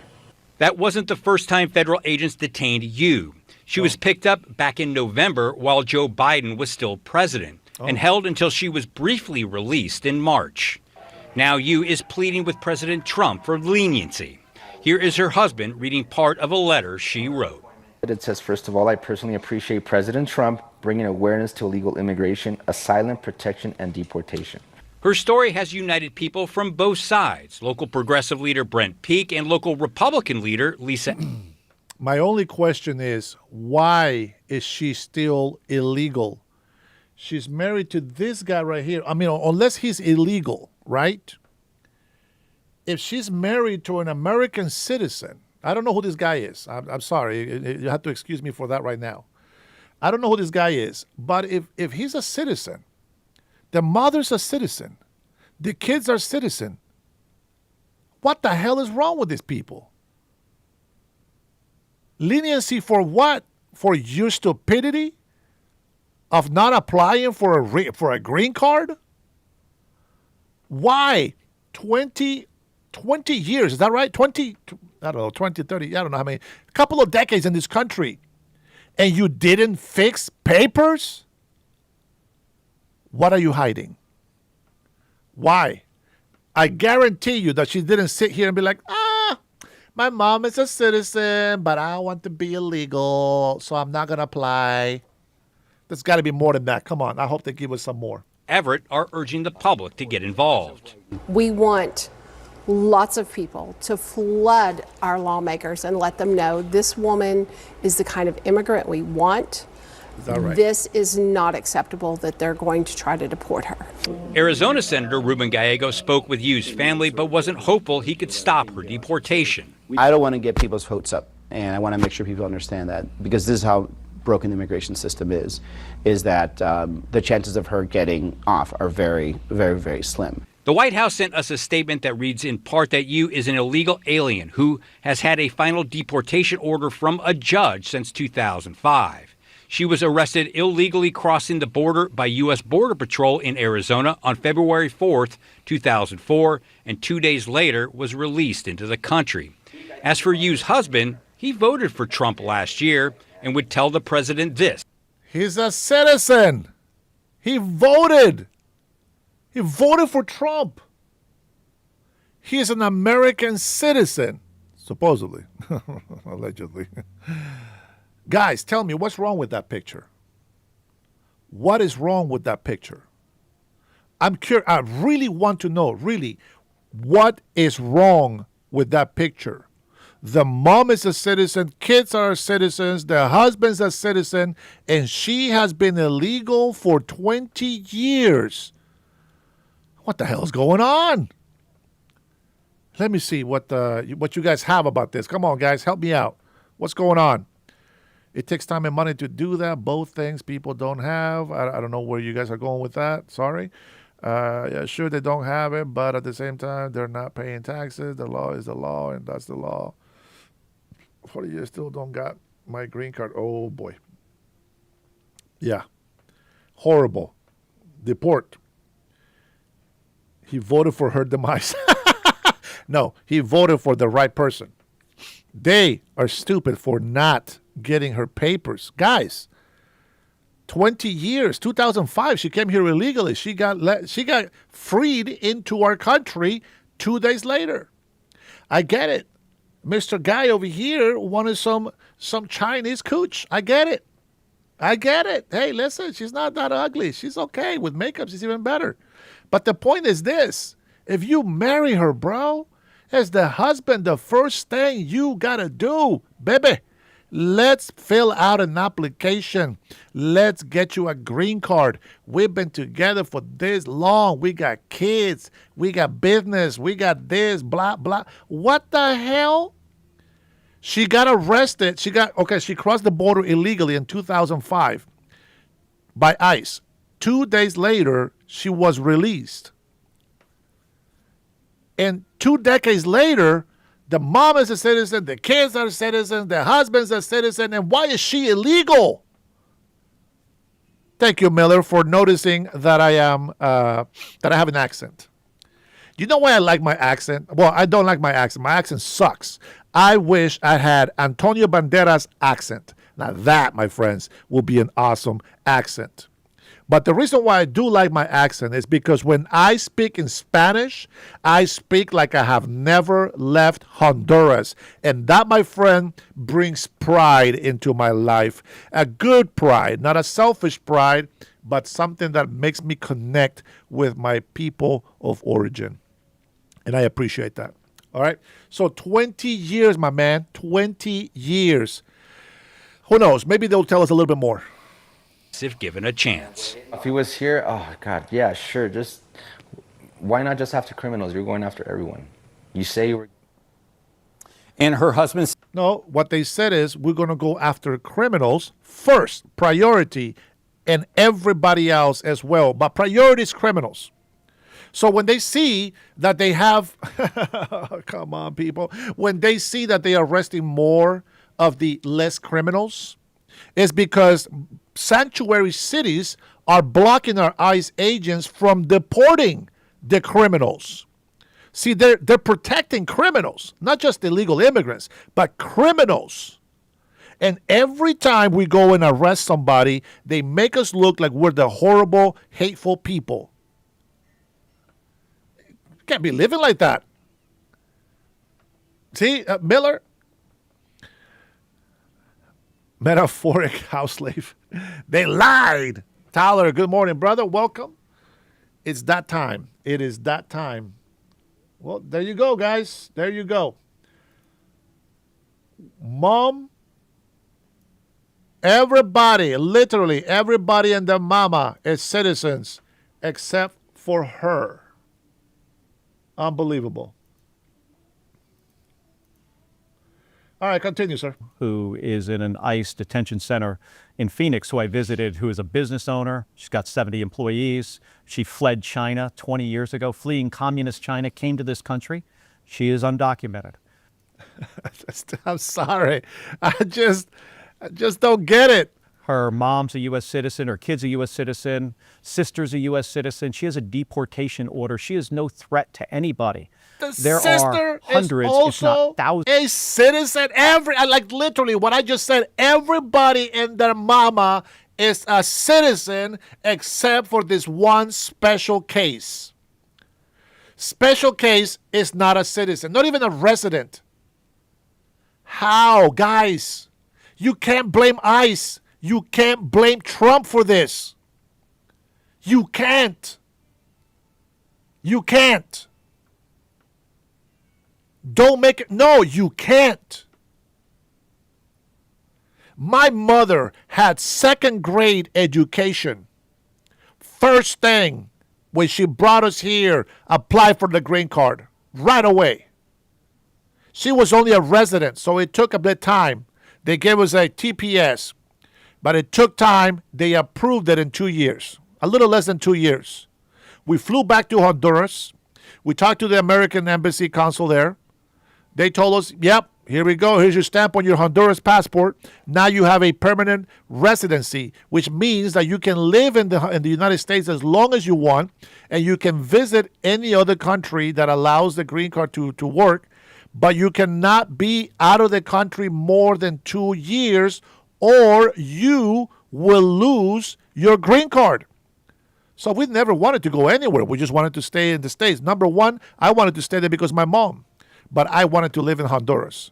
I was a minor, so I had to do what my mom says. Now, we got a green card. I was a green card holder for 2.5 decades before we became an American citizen. See, that's different. That's by choice, because I know that the only privilege that I don't have as a green card holder is the right to vote. And because I wanted to be able to vote, I became an American citizen. And you know why they applied? They approved it to me? No criminal record, good standing, good taxpayer, even with my child support, which some people come in here and make fun of that. Even that, I was clean. Everything. I was responsible, was not on welfare, not on SNAP, working independently. I prove that I'm good material to be in this country. Other people want to cut the line. It doesn't work like that. You got to do your dues. You got to pay your dues. You got to pay your dues. This lady that this guy is defending, what a moron. How does he sound? How does he not listen to what he just said and be like, wait a minute. So the mother was a citizen, and the sister was a citizen, and her children were citizens. The husband is a citizen. Wait a minute. How did this work? He doesn't ask himself that.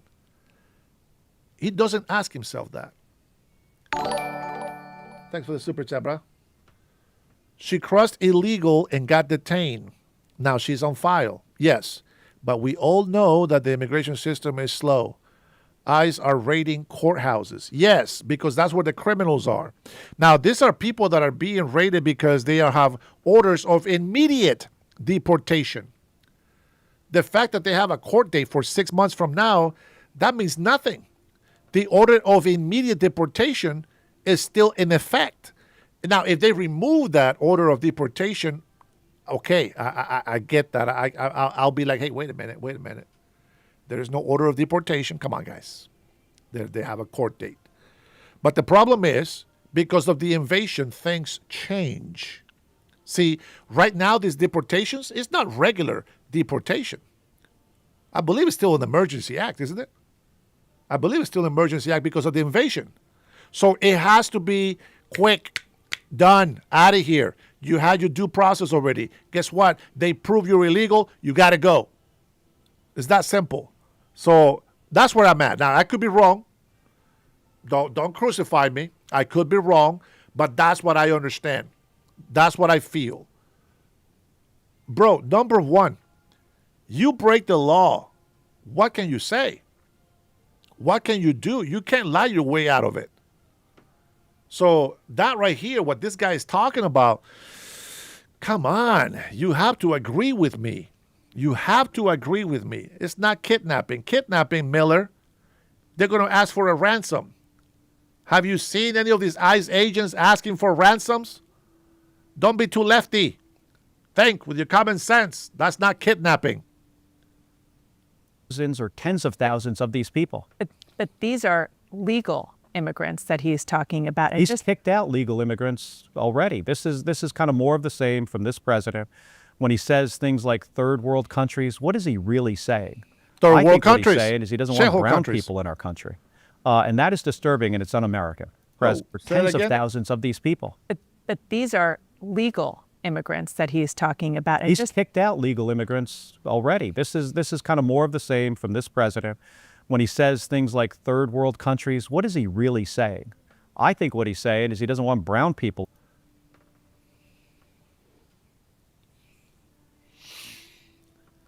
Bring out the race card. I'm sick and tired of this bullshit race card. Seriously. The race card? Seriously. This guy's a moron. This guy is a traitor to this country. You're raising false testimony without proof. Number one, arresting legal immigrants. If they attack ICE, if they assault ICE, they can lose that legal status, number one. Even if you are a citizen, a naturalized citizen like myself, and I go and assault ICE, my citizenship gets revoked and I get deported. How do people not know this? This moron is a traitor. I don't care what anybody says. See, you morons that are here illegally or are born in this country, you don't know what those immigration laws are. You don't know what it is to have a privilege of being in this country as a migrant. There are rules. You are a visitor until you become a citizen. A visitor that has to respect the laws and its authorities.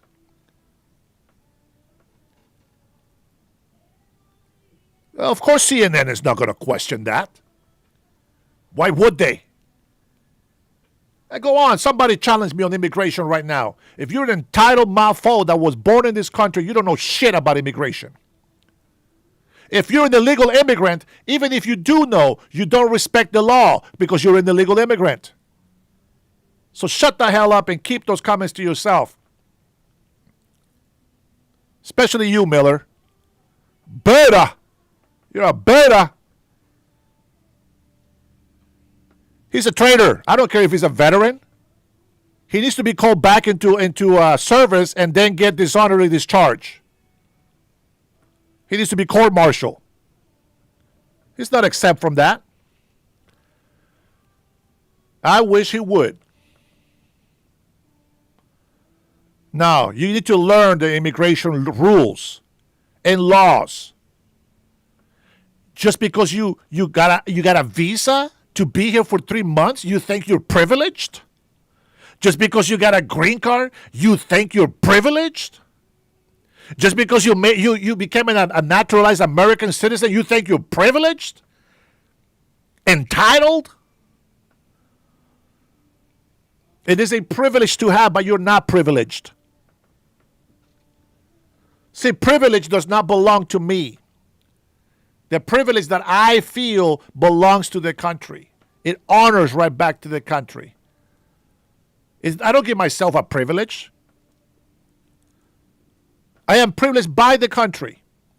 That doesn't mean that I am, in fact, privileged and that I can do whatever I want. No, as long as the country allows me, I'm being privileged. I was not born in this country. So no, I am not privileged. Anybody that's a migrant, resident, green card holder, or naturalized American citizen, there's rules.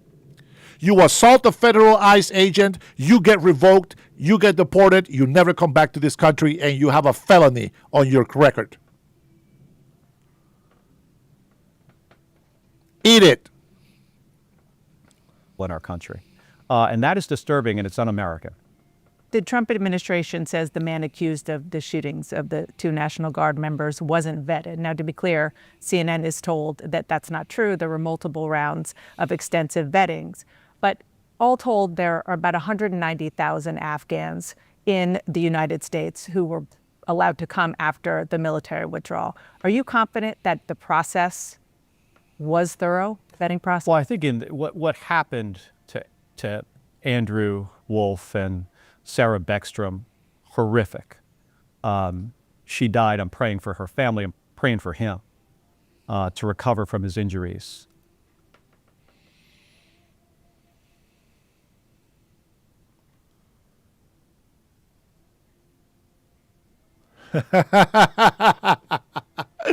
Homestar, give me one sentence.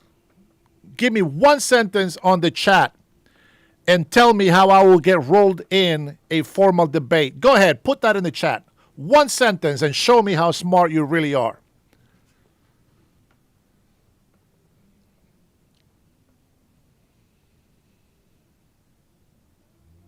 No, Miller, it's because I happened to read your dumbass comment. One sentence. Go ahead, Homestar. Show me how smart you are. Enlighten me with your wisdom. I am all yours. Does the crime represent the punishment? What do you think? I like this.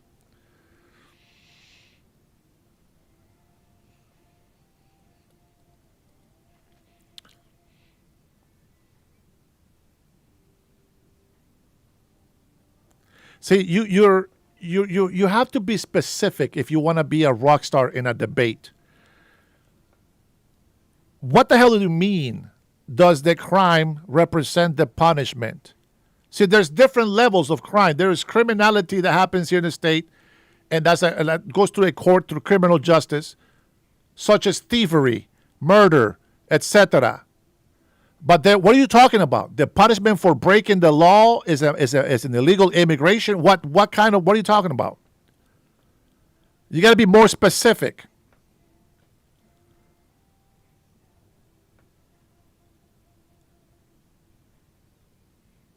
Okay, here we go. 20 years of building a life here to be taken away for a crime of crossing the border. Fucking A, dude.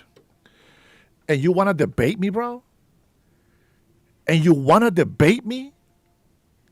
You mean 20 years of illegal status. They gotten away. 20 years they have gotten away. And the punishment is what? Being repatriated? You think that's punishment? To be sent back to the country where you were born? No. See, if she applied for asylum, that would be different. How did her mother become a citizen? How did her sister? How did her children, obviously, that were born here? How does the husband that is an American citizen? How is she not a citizen? Not even a green card holder. How? Yes, she needs to be deported. 100%. She illegally worked for 20 years, made money in America for 20 years being illegal. How is she not in jail, first of all? Be in jail and then get deported. So yes, if that is punishment to you, yes, it does. Oh, there you go. Trinity just says it. Does the crime fit the punishment? Yes. You cheat and sneak in, you should expect to be deported. Absolutely, 100%. Just like we would if we were illegal aliens in any other country. I just don't understand. See, the better question would be, why is she not already an American citizen? That's the question that you should ask. Meaning, she asked for this. Her laziness asked for this. What if the real reason is because she's a freaking spy or because she has connections with China? How about that? But nobody talks about it. Nobody talks about it.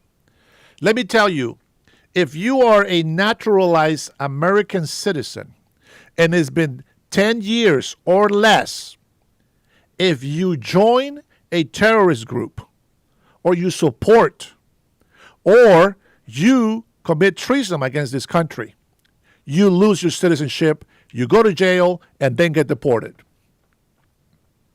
So being a naturalized citizen doesn't mean that you cannot be deported. Absolutely, you can.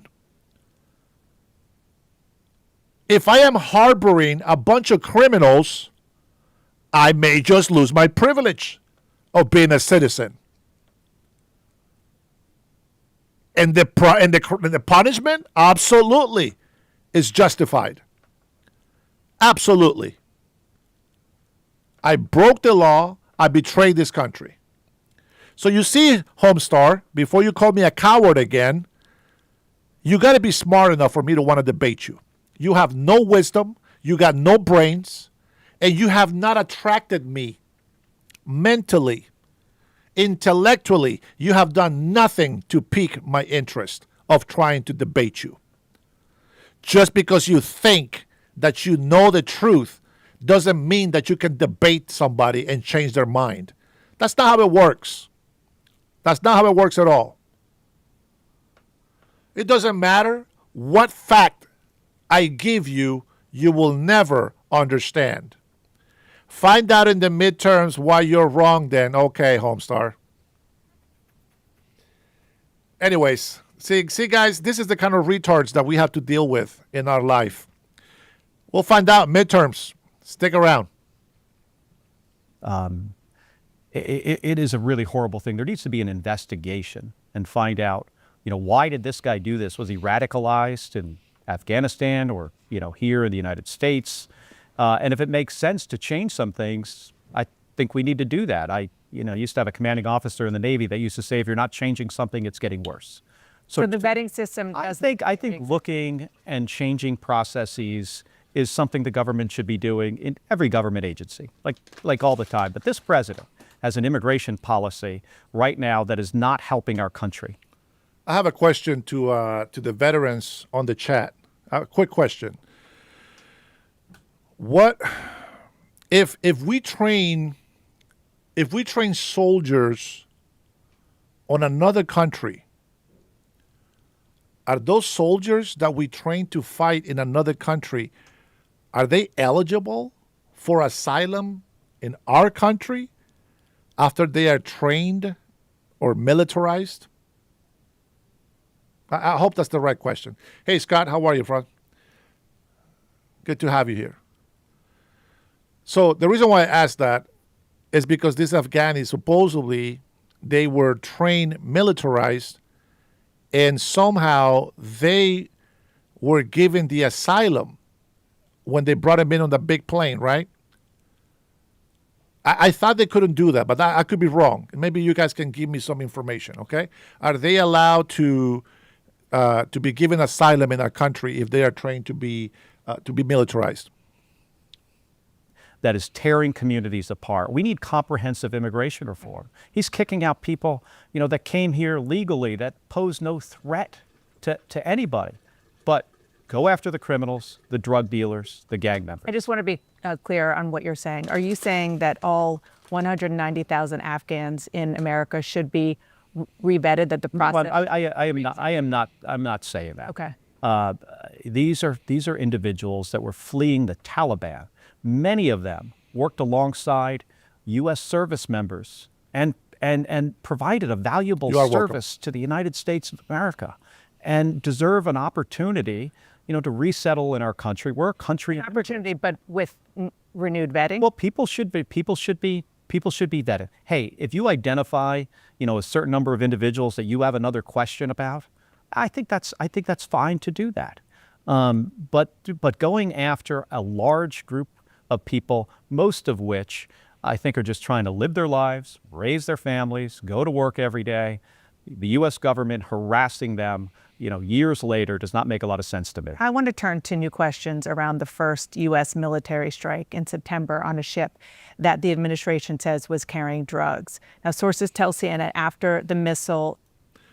Now, this is not a fact, but I think the CIA might have killed your uncle, bro.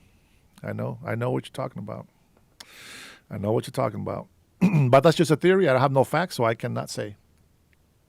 I will neither, okay, I should have just said I will neither confirm nor deny. Struck the boat. There were survivors, and that a second strike was launched to kill anyone who was left. Secretary Pete Hegseth is defending the move, saying it is lawful under both U.S. and international law. What do you think? Well, Dan, I hope it's not true what is being reported. That would be very disturbing. I think there needs to be a Inspector General investigation. Pete Hegseth, who is totally unqualified to be Secretary of Defense, he fired a bunch of the IGs within the department.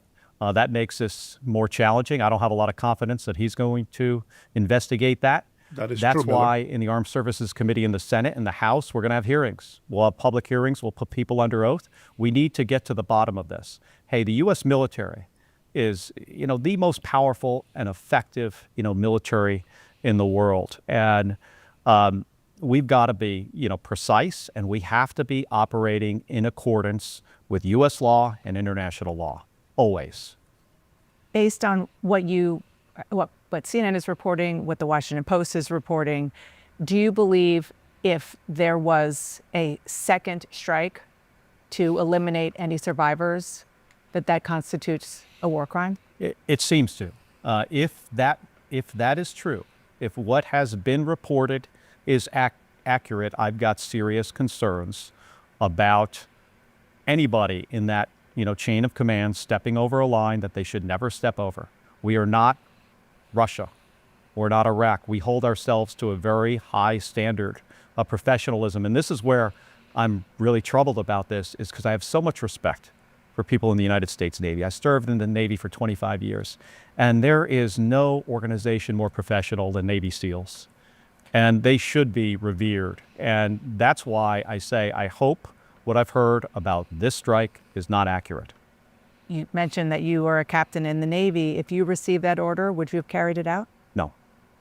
No, and I'm a guy who, I have sunk 2 ships. I've sunk an OSA-2 missile patrol boat in Kuwait Harbor, a Palnakmi troop carrier in the Persian Gulf during the first Gulf War.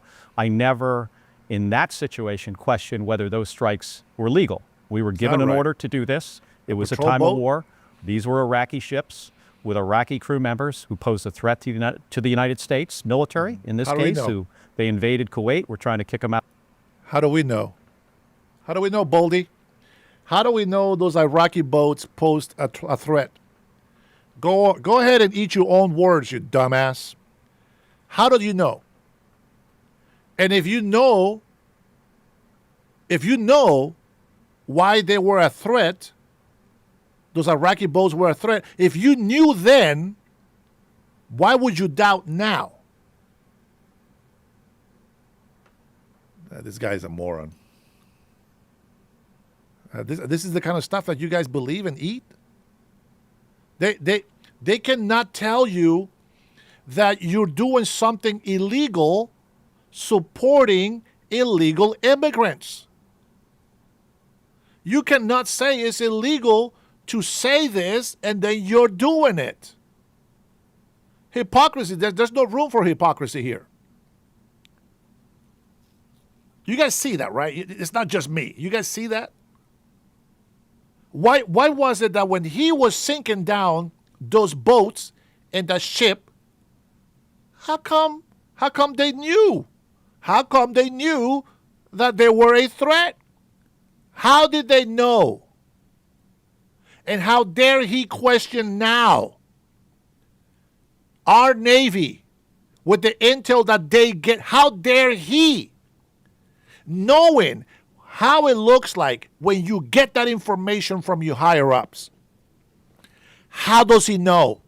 You got to question it. If you think that I'm a hypocrite, you better be telling the truth all the time. You better not be lying. If you tell me that I got to follow the law, you better be following the law. If I tell you to do something that I believe is with the law, if you think that I'm following that, well, you better believe it, because I do. I respect the law. I believe in the law. So all the people that support illegal immigrants, you guys are all breaking the law. You have no chance or any means to tell anybody to respect the law. The moment that you think breaking the law is okay is the moment that you cannot tell us shit about the law. Only those who believe and abide by the law have the right to say anything about respecting and following the law. Anybody else, you're all criminals. You're all garbage. You don't respect this country. You don't even respect yourself. God protect our children. If people like you don't wake up right now, the next generation is done. I hope you guys wake up. Out of Kuwait, this was approved by Congress, all of that, right? So, but if I was ever given an order for a second, I've had questions about the operation in general, and I've been saying this for weeks, putting service members kind of like, are you stepping over a line here? Is this legal? They have tied themselves in knots trying to explain to us on the Armed Service Committee how this is legal. Not sharing, all of the information either, which is really troubling. But, going after survivors in the water, that is clearly not lawful. I want to know, how do they know that they went after survivors and killed them? Huh? We just heard Senator Mullen said that that's not what they do. That the last time something like that happened, they actually deported the survivors of the boat. So why are they now saying this? They're making it up.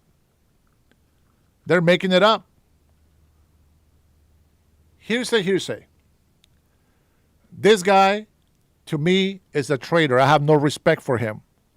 Anything that he says against the military, especially the things that he himself has done in the military, he's a traitor. By judging the military today for their action, he judges himself. And if he believes that they're criminals, his ass should be in jail as well. You mentioned that Pete Hegseth should be held responsible. You mentioned that you would not answer the call if you were ordered to do this. That was the gist of the video that you and 5 other members of Congress who all served in various capacities in the military put out there. You said, our laws are clear. You can refuse illegal orders. Yeah. That We video, know that. I don't need to tell you, sparked a lot of outrage. Got a little attention. Frustration. We know that. And we're civilians. We know. So we have riots. We got protests all over.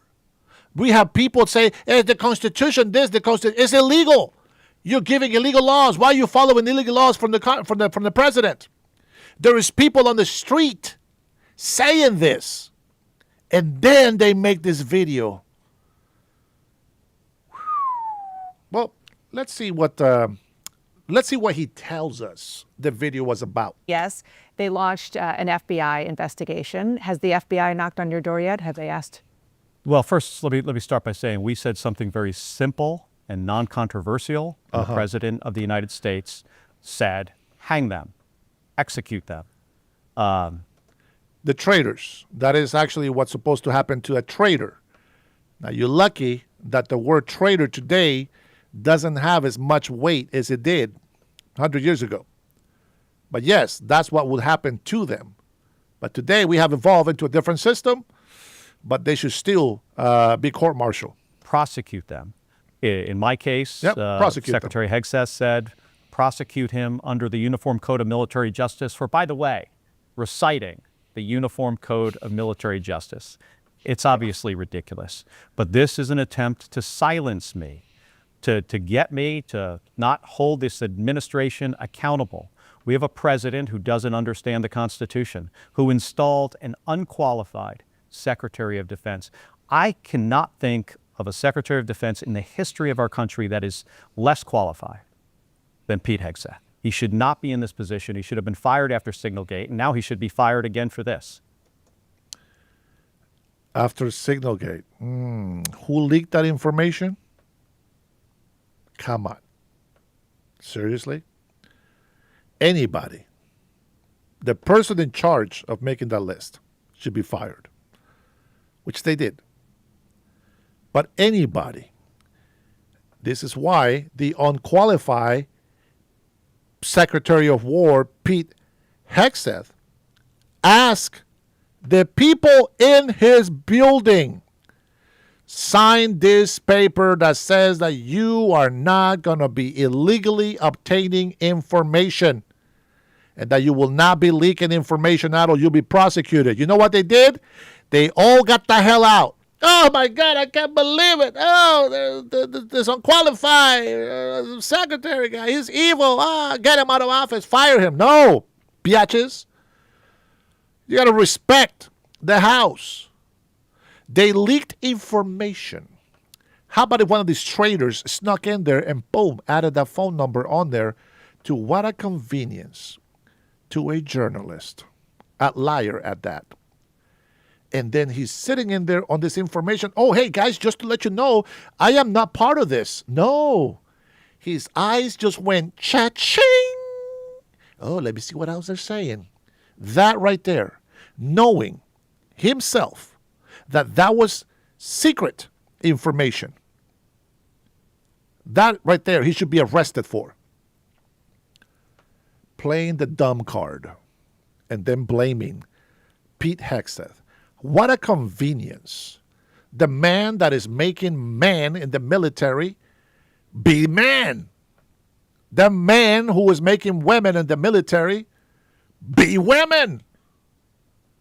The man that decides oh my God, I'm taking it in Spanish.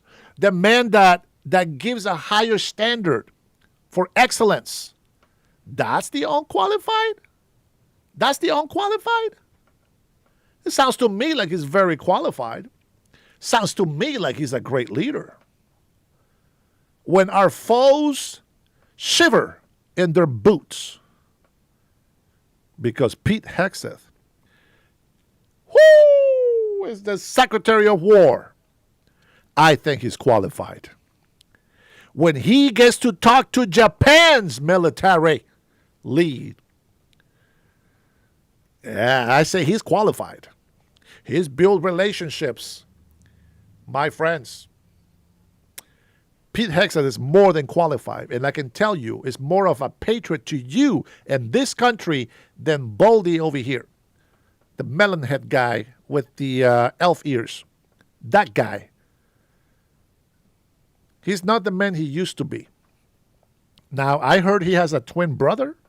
Who knows if this is the right guy? Maybe the hero is the other guy and something happened to him and this guy is an imposter.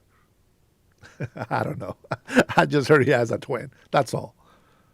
My friends, salute. I know it's been a while, my patriots. If you're an American patriot, thanks for being in here. I think that it's time to give you guys a quick thanks. Something real quick. I appreciate you. We'll take a few seconds here.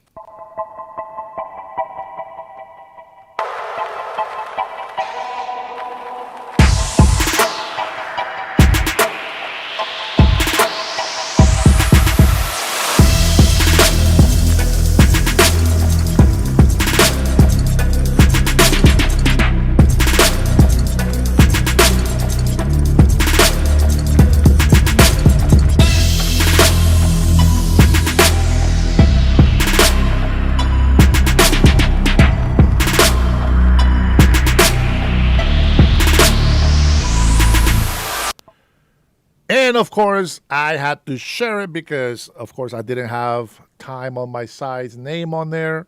So I had to do it. Thank you to my members. I appreciate you for doing that. For those who has not become members, it's all right. You don't have to be the member. But I do thank the members because you guys support me monthly, and that helps a lot.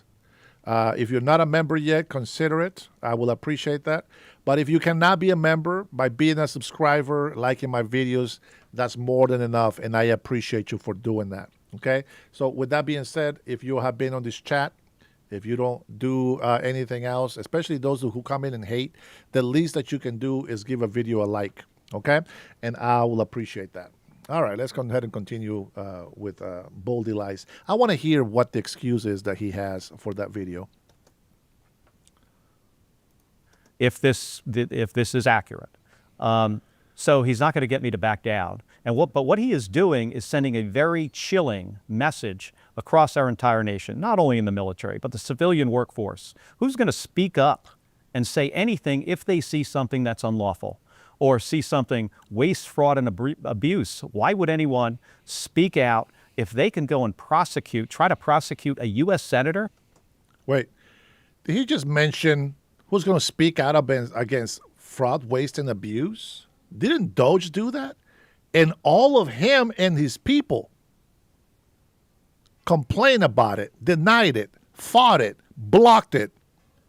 What a hypocrite. Is it happening? Well, I don't know. I mean, I was notified about this through a tweet, the same tweet that you saw. And that demonstrates how unserious this administration is. They care more 898, you're a beta about the publicity about this than the process or the law. I haven't been notified by the Navy. By the Navy or the FBI. So no. We got something from the FBI, but the thing we received from the FBI, just like the president saying that we should be hanged, the thing we received from the FBI is more intimidation. What did it say? Well, it just said there was no point of contact. It had something about coming in for an interview. And the question here should be, why did the FBI decide to do this? Or do you think maybe the president told the FBI director? 898, you don't know this, huh? But a lot of my subscribers and members are veterans. And I honor them because they still love this country. That's it. They're not traitors. They're honorable people, men and women. Rush Babe, I believe, is a veteran as well, right, Trinity? I think, if I remember right. So, yeah, men and women that are veterans, that still fight for the country, that still put America first. I think those are the veterans that I respect and honor. Everybody else, I just give them thanks for their service. And that's it. Nope, not an anchor baby. I was not born here. But, now that I'm an American citizen, I guess the 7 children that I have here in America, they're no longer anchor babies. Oh, my God. That was funny. I thought it was funny. I thought it was pretty good myself. To go after these 6 members of Congress. So more bullying and intimidation. But, Dana, I'm not backing down. These guys don't scare me. They're not serious people. I mean the President of the United States and the Secretary of Defense. Neither of them. Senator Mark Kelly, thank you for being here. And Senator Mark Kelly couldn't give us one illegal order from the president. What a douche. Hey, here we go. Republicans and Democrats call for reviews of U.S. strikes, alleged drug boats near Venezuela. Let's try to get a little neutral view. Why don't we listen to some real good... okay, here. When I say... No, not 898, I'm not. When I say, let's listen to some real news, what comes to mind? Anybody? What comes to mind when I say we're going to listen to some real news? What comes to mind? Go on. Tell me. Put it in the chat. Real news outlet. What comes to mind?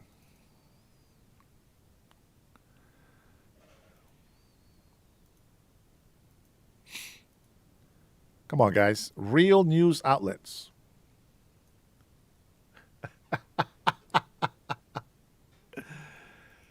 I'm giving you a chance. All right, let's see what the Democrats say, and let's see what the conservatives say. Fox says salt water right away. Real news, guys. Come on. Give it to me.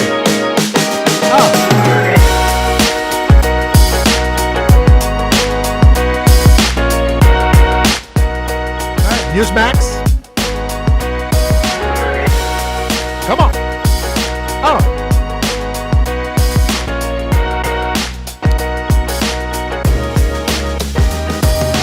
Official.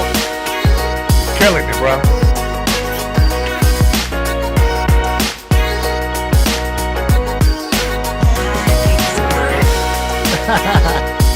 Dennis Herrera, there's one. Okay.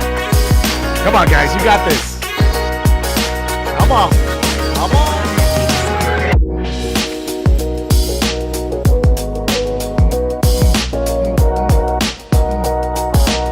Sky News. Emerson now. Now we're getting closer, Trinity. C-SPAN. Let's go, baby. One of you is going to get it.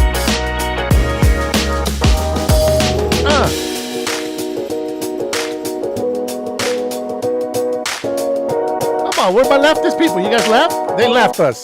They left. Time Emperor News Network. Everybody subscribe to that one.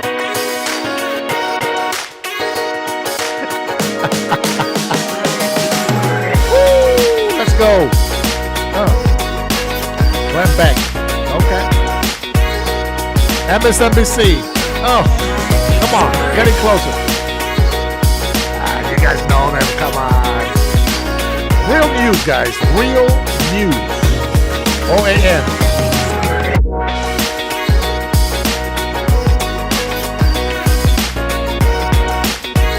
Bye, leftist.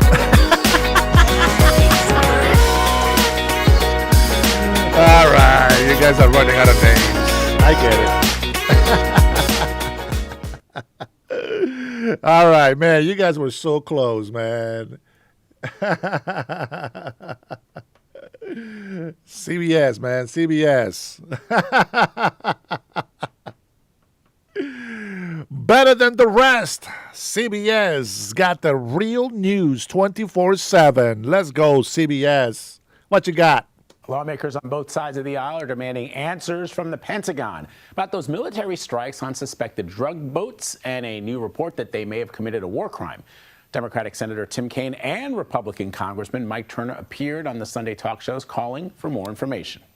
There is a buildup that the president has not explained in a way that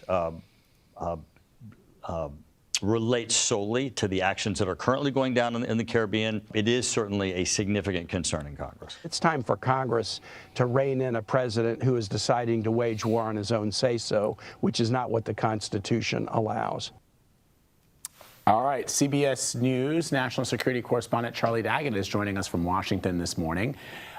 So, Charlie, bring us up to speed on the concerns in Congress about these strikes and what's alleged, what the Washington Post is alleging happened. The order that the defense secretary gave to those commanders who were on the ground during, I guess, what was that very first strike that you reported on way back when it happened. Right. So the thing that they're debating over right now, aside from even though CBS is the real news outlet where all the truth comes out, I got somebody better that we can listen to than that. This happened an hour ago, so let's listen. They said an hour ago. I don't know if this is the new one, but let's take a look. Sorry, Karen. Trump's very busy week ahead. Tomorrow, President Trump will host his 9th cabinet meeting of the year alongside his incredible cabinet who continue to deliver for the American people at a record pace. Later in the afternoon tomorrow, the president will make an announcement in the Oval Office on his initiative to create Trump accounts to give the next generation of Americans a jump start on savings. It will be a very exciting announcement indeed, especially for all of the parents across the country with young children and babies. On Thursday, President Trump will host the presidents of the Republic of Rwanda and the Democratic Republic of Congo to sign the historic peace and economic agreement that he brokered. On Thursday night, the President and the First Lady will celebrate one of America's greatest traditions, the lighting of the national Christmas tree on the Ellipse. And on Friday, President Trump will attend the FIFA World Cup final draw at the Kennedy Center. You all will be seeing and hearing from the President every day this week, so you have me today, and then he will take on the rest of the week himself. Next, I would like to address the horrific tragedy that took place in our nation's capital last week. A foreign terrorist that the Biden administration failed to properly vet ambushed 2 members of the West Virginia National Guard who were honorably serving here to keep the residents and visitors of Washington, D.C. safe. U.S. Air Force Staff Sergeant Andrew Wolf was severely wounded in the attack and remains hospitalized while he continues to fight for his life. Tragically, U.S. Army Specialist Sarah Beckstrom died of her wounds. She was just 20 years old. President Trump and the entire White House are praying for Andrew's full recovery at the request of his parents and their personal phone call with the president over the weekend. And we are keeping Sarah's family and friends in our prayers during this unimaginably difficult time. Sarah and Andrew represent the very best of America. 2 young patriots who were willing to put on the uniform and risk their lives in defense of their fellow Americans. Both of them truly embody the profound words spoken by Jesus Christ in the gospel. Greater love has no one than this, to lay down one's life for one's friends. Amen. Sarah and Andrew are heroes, and we will never forget their sacrifice. That means ensuring the monster responsible for this atrocity is prosecuted to the fullest extent of the law and faces the most severe punishment possible. It also means reckoning with why this atrocity was allowed to happen in the first place, so that it may never occur again. Here are the facts. The terrorist who gunned down American soldiers blocks away from the White House in an ambush was an Afghan national who was flown into our country by Joe Biden's administration in September 2021 in the chaotic wake of their botched withdrawal from Afghanistan. One of the most embarrassing moments in the history of our great country. Joe Biden's historic failure in Afghanistan continues to haunt this country and our men and women in uniform. Yep. Not only did this surrender lead to a suicide bombing that killed 13 American heroes in Kabul, but now National Guard troops were shot on U.S. soil by the same kind of enemy. We continue to live with the deadly consequences of Joe Biden's horrific leadership. Nearly 100,000 Afghans were recklessly released into the United States with little to no vetting. There was no regard for the disorder and violence that this would unleash on American communities and American culture. Reportedly, thousands of these strangers and unknown individuals were flagged to the Biden administration for national security, public safety, and fraud concerns. But the terrifying truth is that the Afghanistan debacle is just a small part of Democrats' complete and total betrayal of the American people during the Biden years. The tragedy that we just witnessed the day before Thanksgiving is a reminder that untold thousands of terrorists, gang members, and criminals were invited into our country and remain here to this very day. The border is now secure, thanks to President Trump, but the threat in our interior remains real and urgent. These public safety threats are already inside our land. And President Trump was elected on a promise to find and remove them. And he has already taken significant steps and made significant progress towards fulfilling this promise. But there is more work to be done because President Trump believes that he has a sacred obligation to reverse the calamity of mass, unchecked migration into our country. As a result, the Trump administration is now actively re-examining all of the Afghans imported into the country by Joe Biden. Any individual who threatens our national security or our citizenry will be subject to removal. President Trump has already permanently paused migration of foreign nationals from third world countries that pose a very high risk to the United States. For too long, past American presidents supported self-destructive immigration policies that allowed foreigners who outright hate our country and have no interest in assimilating into our culture. They've allowed these individuals to flood peaceful American communities. This disastrous approach has drained our welfare program, driven up the cost of housing, suppressed wages, and jeopardized the safety of law-abiding American citizens. In fact, according to a new bombshell report from the New York Times, Somalian migrants in Minnesota have defrauded nearly $1 billion in taxpayer-funded benefits under Democrat Governor Walz's leadership. President Trump is putting an end to this dangerous America Last approach. His position is rooted in common sense. In the wake of last week's atrocity, it is more important than ever to finish carrying out the president's mass deportation operation. America cannot allow millions upon millions of unvetted illegal aliens to be rewarded with amnesty after they broke our nation's laws to come here. They must go back to their home countries. It is also essential to immediately address the massive fraud and corruption that has been going on for decades in other aspects of our immigration system, most notably when it comes to asylum claims. Millions of people who have come here under false pretenses are told blatant lies now enjoy temporary legal status. President Trump is ending this scam as well, and I would point out that the Democrats have tried to block this administration from doing so at every turn with lawsuit after lawsuit. The hard truth is that even when it comes to our legal immigration system, past presidents have failed to ensure that all prospective citizens love America, will add value and contribute to our communities, and will assimilate into our culture. Leaders have a duty to defend and advance the interests of their own people, not foreign nationals. Leaders also have a duty to preserve the integrity and character of our nation's national identity. That is why President Trump is more committed than ever to fully restoring American sovereignty by keeping our borders secure, removing all illegal alien invaders, and rebuilding a legal immigration system that makes sense and benefits our country. President Trump has no higher responsibility than to defend our homeland and our people, and he will never waver in doing so. With that, I will open it up to questions, and we'll lead today with Isabel Brown, who is in our new media seat. She's a very popular face on television these days. She's built a great independent media podcast and platform with the Daily Wire, and I appreciate your being here, Isabel. Thank you for being Caroline. here. Appreciate it and appreciate the briefing. Many Americans, in light of these recent events that you just mentioned, are starting to say that we are being invaded as a country, culturally and logistically, when it comes to immigration. And we know that immigration without assimilation is indeed invasion. So given the recent remarks from Vice President Vance on a college campus about dramatically reducing legal immigration to address some of this crisis, and President Trump's Truth Social post last week about individuals who may be non-compatible with Western civilization, are there any conversations happening or plans being made behind the scenes for the administration to implement at least a temporary immigration moratorium, for example, in light of what the American people might be calling for? So, Isabel, it's a great question. I think I spoke a little bit to the heart of your question in my opener there.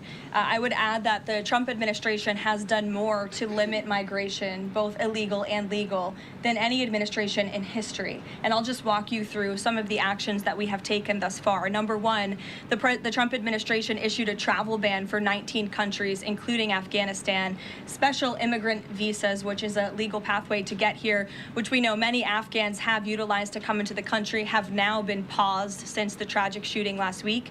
Refugee admissions were suspended for Afghans from this administration on day one, and refugee admissions into the country right now are essentially at zero, with the exception of Afrikaners fleeing persecution in South Africa. The State Department has also heightened their scrutiny and vetting of all visas and have revoked visas, as you know, for those who do not align with our country's national interests. The Secretary of State has the right to to do that, and we've taken unprecedented action to do just that.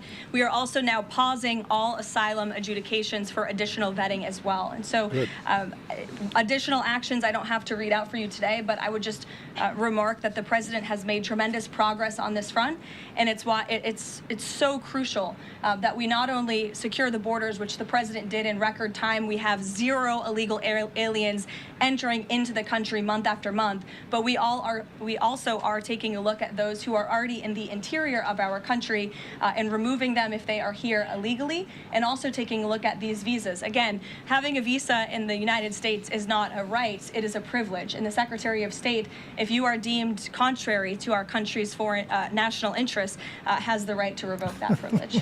Thank you. Gabe. That's right, Tom. Excuse me, regarding Venezuela, the president said yesterday that Secretary Hegseth had denied that second strike, that reported second strike on an alleged drug boat on September 2nd, the secretary said to the president that didn't happen. But to clarify, I just wanted you to clear this up.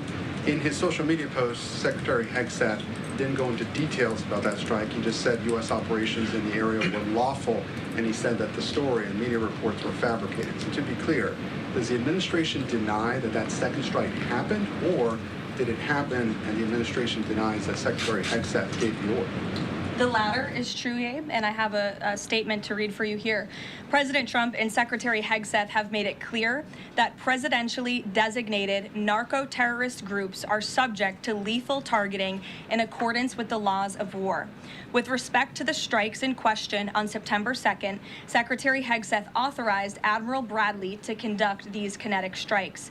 Admiral Bradley worked well within his authority and the law, directing the engagement to ensure the boat was destroyed and the threat to the United States of America was eliminated. And I would just add one more point to remind the American public why these lethal strikes are taking place. Because this administration has designated these narco-terrorists as foreign terrorist organizations. The president has a right to take them out if they are threatening the United States of America and if they are bringing illegal narcotics that are killing our citizens at a record rate, which is what they are doing.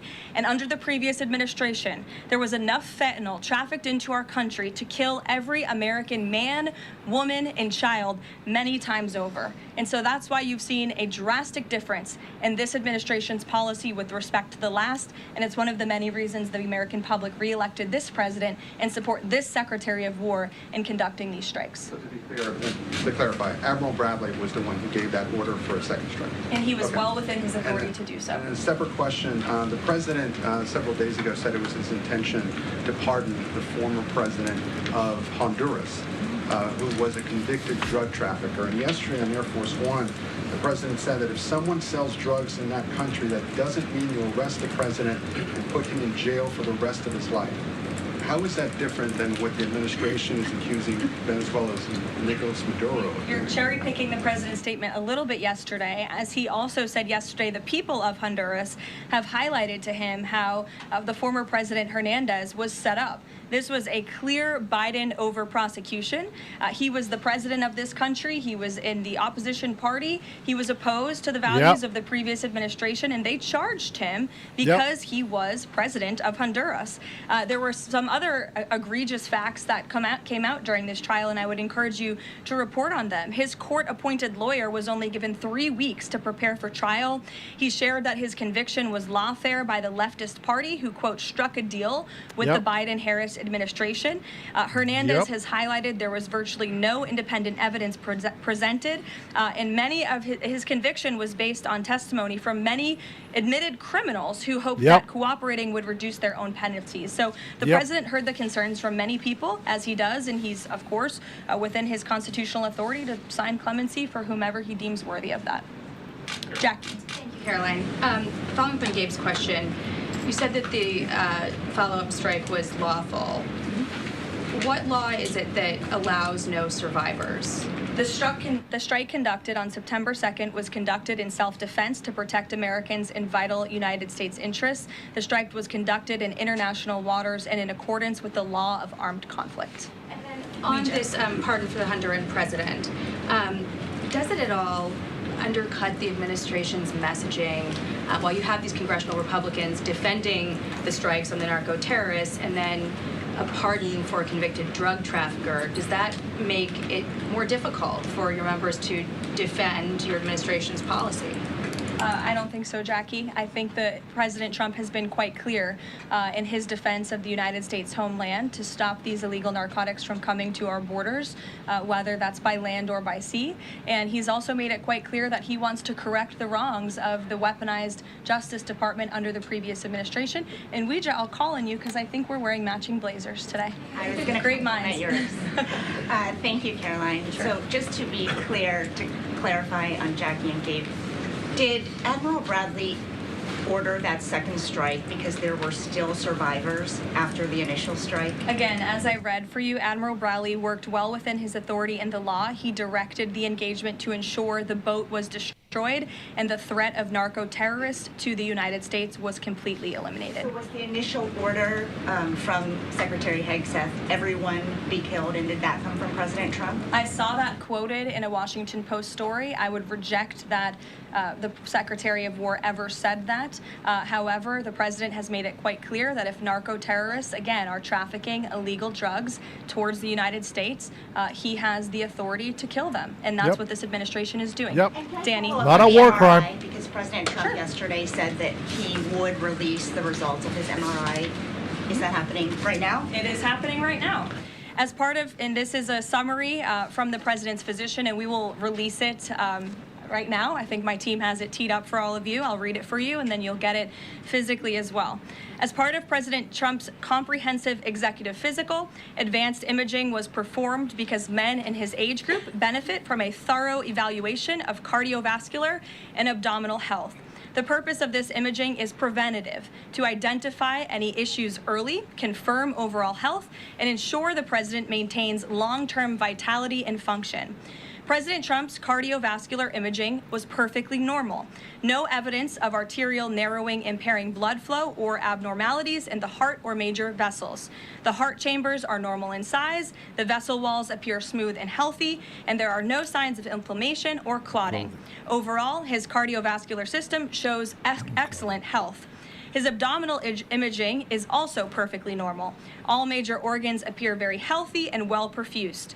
Everything evaluated is functioning within normal limits with no acute or chronic concerns. In summary, this level of detailed assessment is standard for an executive physical at President Trump's age and confirms that he remains in excellent overall health.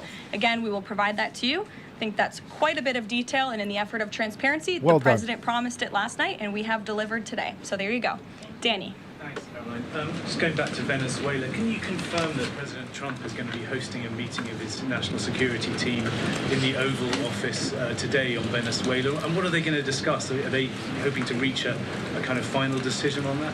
Out of the effort of transparency, I will confirm that the president will be meeting with his national security team on this subject and on many matters. He meets with his national security team quite often. He's the commander-in-chief. It's part of his responsibility to ensure that peace is ongoing throughout the world. I'm definitely not going to detail the specifics of a meeting between the president and his national security team that's taking place in the Oval Office, but I'm happy to confirm that meeting is taking place for you. Can you tell us, is there still, what's the position on whether U.S. troops on the ground is a possibility there? Is that, I know you've answered that before, but what's the current position? In Venezuela? I think my previous answer stands. There's many options at the president's disposal that are on the table, and I'll let him speak on those. Ed. The U.S. announced a trade framework deal with the United Kingdom on pharmaceuticals, where they will pay 25% more, and the savings theoretically will go back to American consumers. What guarantees are in that savings will in fact go back to the American consumer and not be sucked up by the company? I'm going to be honest with you, Ed. I'll get you the answer to that question after the briefing. So the American Rescue Plan, funded a number of universal income. Kush will get you that answer, right, Kush? My trade guy over here. The American Rescue Plan funded a number of universal basic income programs. Now Cook County, Illinois is extending that program into 2026 with $7.5 million of taxpayer money. What does the White House think about that? I'll also get you an answer on that after the briefing. Two for two. Go ahead. Sure. And then in the interest of transparency, does the White House support releasing the Department of Defense's video of those September 2nd strikes on those military boats? And also, separate topic on presidential pardon power. Why did the president commute the sentence of David Gentile recently? He was a private equity executive. He served 12 days out of a 7-year sentence. Prosecutors said he defrauded $1.6 billion with thousands of victims, including veterans, farmers, teachers. Why was he pardoned? To your first question, that's definitely not a decision for me to make. I would defer you to the Department of War. It's also probably a decision for the president himself to make. As for your second question with respect to that pardon, he issued a commutation for Mr. Gentile, who's the former CEO and co-founder of GBP Capital Holdings. Unlike similar companies, GBP paid regular annualized distributions to its investors. In 2015, GBP disclosed to investors the possibility of using investor capital to pay some of these distributions rather than funding them from current operations. Even though this was disclosed to investors, the Biden Department of Justice claimed it was a Ponzi scheme.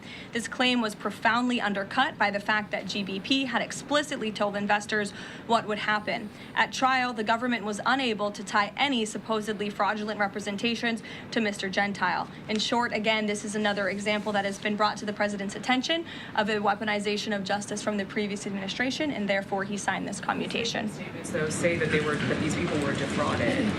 I just read you a very detailed summary of why the commutation was made. Sure.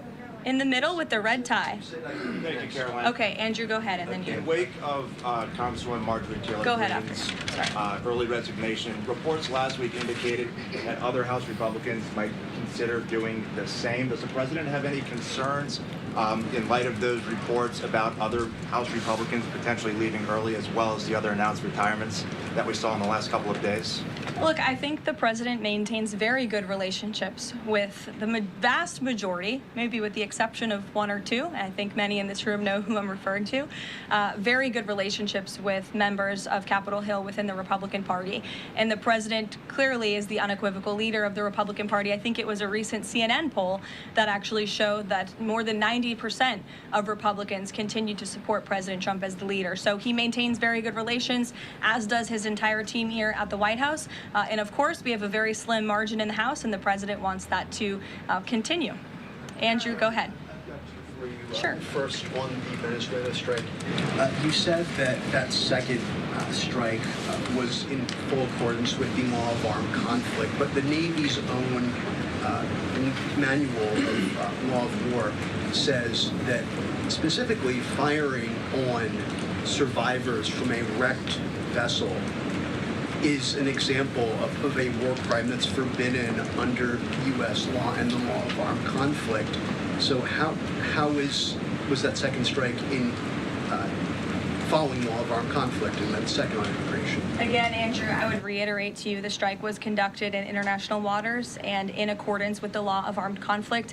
And since somebody asked about Congress, and it's sort of related to Venezuela, I also want to add that Secretary Hegseth spoke with members of Congress who may have expressed some concerns over the weekend. And there have also been 13 bipartisan briefings to Congress on the Venezuelan strikes. There have been a number of document reviews for members of Congress to review the classified DOJ Office of Legal Counsel opinion and other related documents. 29 senators and 92 representatives have reviewed those documents, which is about 2/3 of those are Democrat members, and they have been made available to all 100 senators, all 435 members of the House, and to general counsels of the relevant committees on a bipartisan basis for their review. On immigration, during your topper, you said, and I quote, "Leaders also have a duty to preserve the integrity and character of our nation's national identity." Can you explain what you mean by our nation's national identity and integrity and character, and how would refugees, people coming from war-torn places who are seeking safe haven in America, like many of our forebears in this room, not add to our nation's integrity and character of our national identity? I'll tell you what does not add to our nation's character and integrity is refugees who come here under the alleged plight of asylum and fleeing persecution, and then come to the United States to abuse our system and rip off American taxpayers. And as I pointed out, the New York Times, to their credit, it was about 6 months too late, but they did write about how Somali immigrants in Minnesota have been ripping off American taxpayers. In fact, 86 people have been charged in a rampant and widespread fraud scheme spanning multiple programs in Minnesota. That's a Of shame. those 86, 78 of those people are Somali, 91% of them charged. So far, 59 of those people have been convicted for their roles in fraud plots that have stolen $1 billion from taxpayers. In one scheme, and this is egregious, a nonprofit and its affiliates with these Somali migrants claimed to have fed tens of thousands of American children during the pandemic. They were reimbursed for those meals by taxpayers. However, federal prosecutors found that almost all of those meals were never even delivered to hungry children. In fact, those organizations' leaders spent the money on houses, luxury cars, and real estate in Turkey and Kenya. Another scheme involved hundreds of organizations who were reimbursed for services that were supposed to help people at risk of homelessness. Once again, those services were never provided. All of this has happened under Democrat leadership in a Democrat-run state where these refugees, these migrants are coming to the United States. They are abusing our system. They are draining our resources that should be going to law-abiding, taxpayer-funded, tax-paying Americans. And this president is not going to put up with it anymore. Rachel. Thank you, Caroline. Just to follow back up on the Washington Post reporting, so much of the concern from Democrats and Republicans is focused on the survivors. Why won't the administration either confirm or deny or reveal whether or not there were survivors after that initial first strike? And what imminent threat would two survivors pose who were clinging presumably to the wreckage of that boat? Again, as I said, I think you guys are sort of not listening fully to the statement I've provided. Admiral Bradley Sounds worked familiar. well within his authority and the law, directing the engagement to ensure the boat was totally destroyed and the threat to the narco-terrorists, to the United States, was eliminated. And for any further questions about his thinking, I would defer you to the Department of War. I obviously wasn't in the room for these.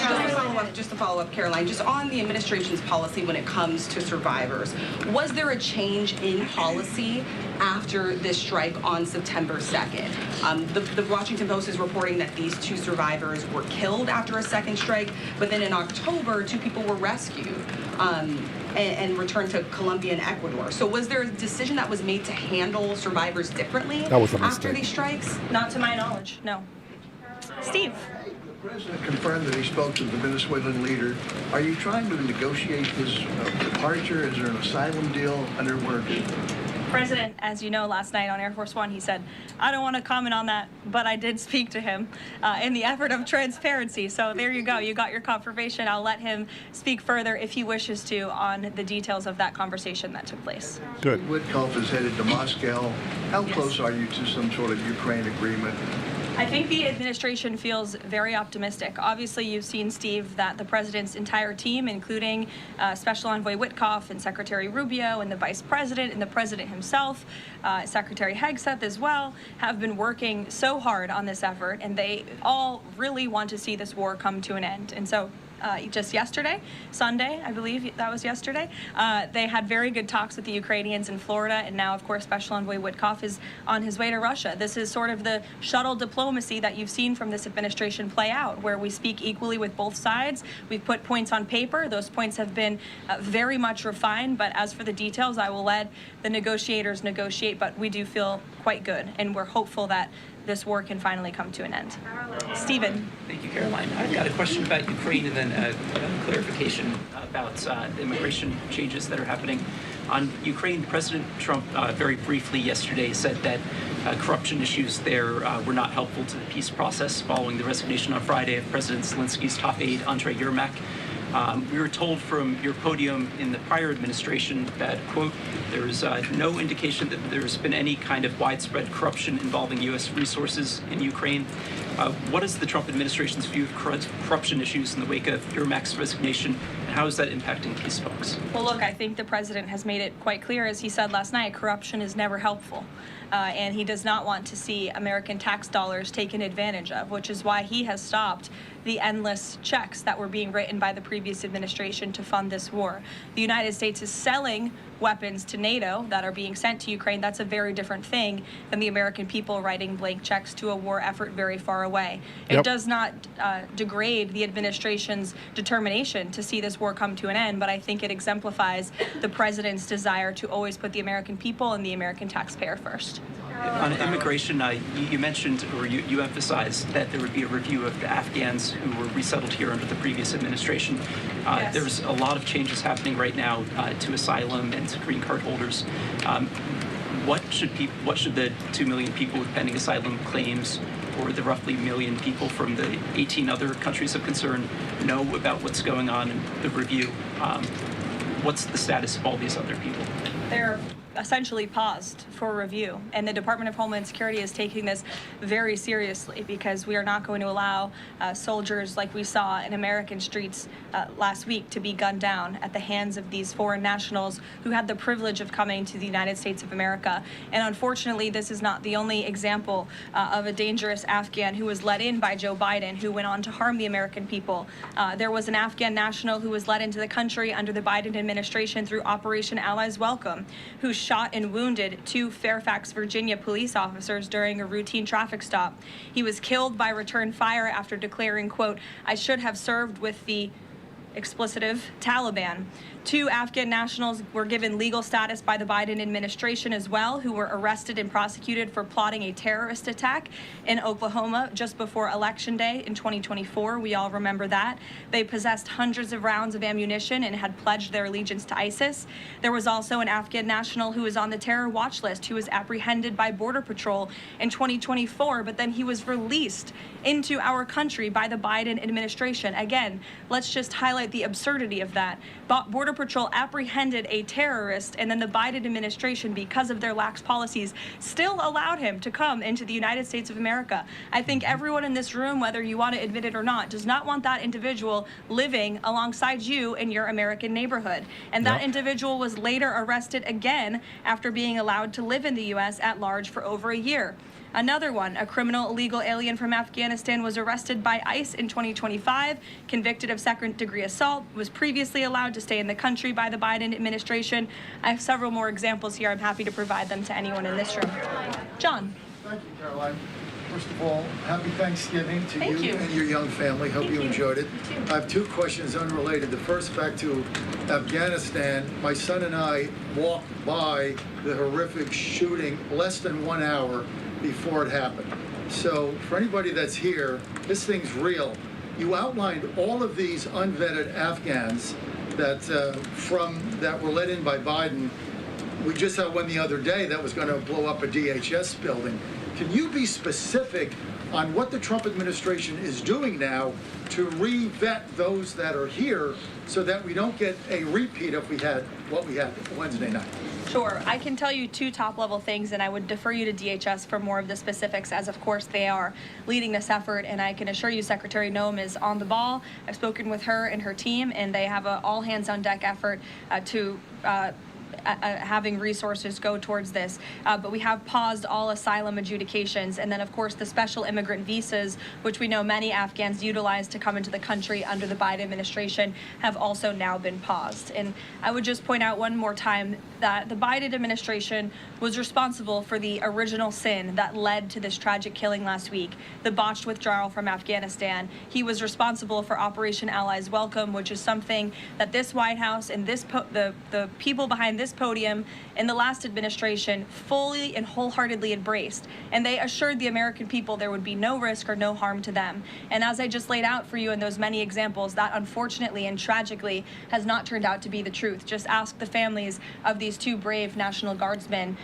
one who is no longer with us and one who continues to fight for his life. So I know the president is wholeheartedly focused on this effort, and I think unfortunately these events do remind us why it's so important that the president's mass deportation operation continues. Yeah. With that, Just follow up. The White House today launched a new fake news portal, which I found interesting. What is your objective with that, ultimately? And are you going to name the news networks? And are you also going to name some of the correspondents, some which may be here today? Yes, we are. I'm glad you noticed. Much to the dismay of some of your colleagues in the room, John. And I think it goes to our original promise on day one to hold the media accountable, because unfortunately, and we deal with this all day, every day around here, there are so many fake stories that are unfortunately written that have inaccurate characterizations of meetings that took place, and it's all based on anonymous sourcing. And you know, the standard for journalism, unfortunately, has dropped to such a historic low in this country.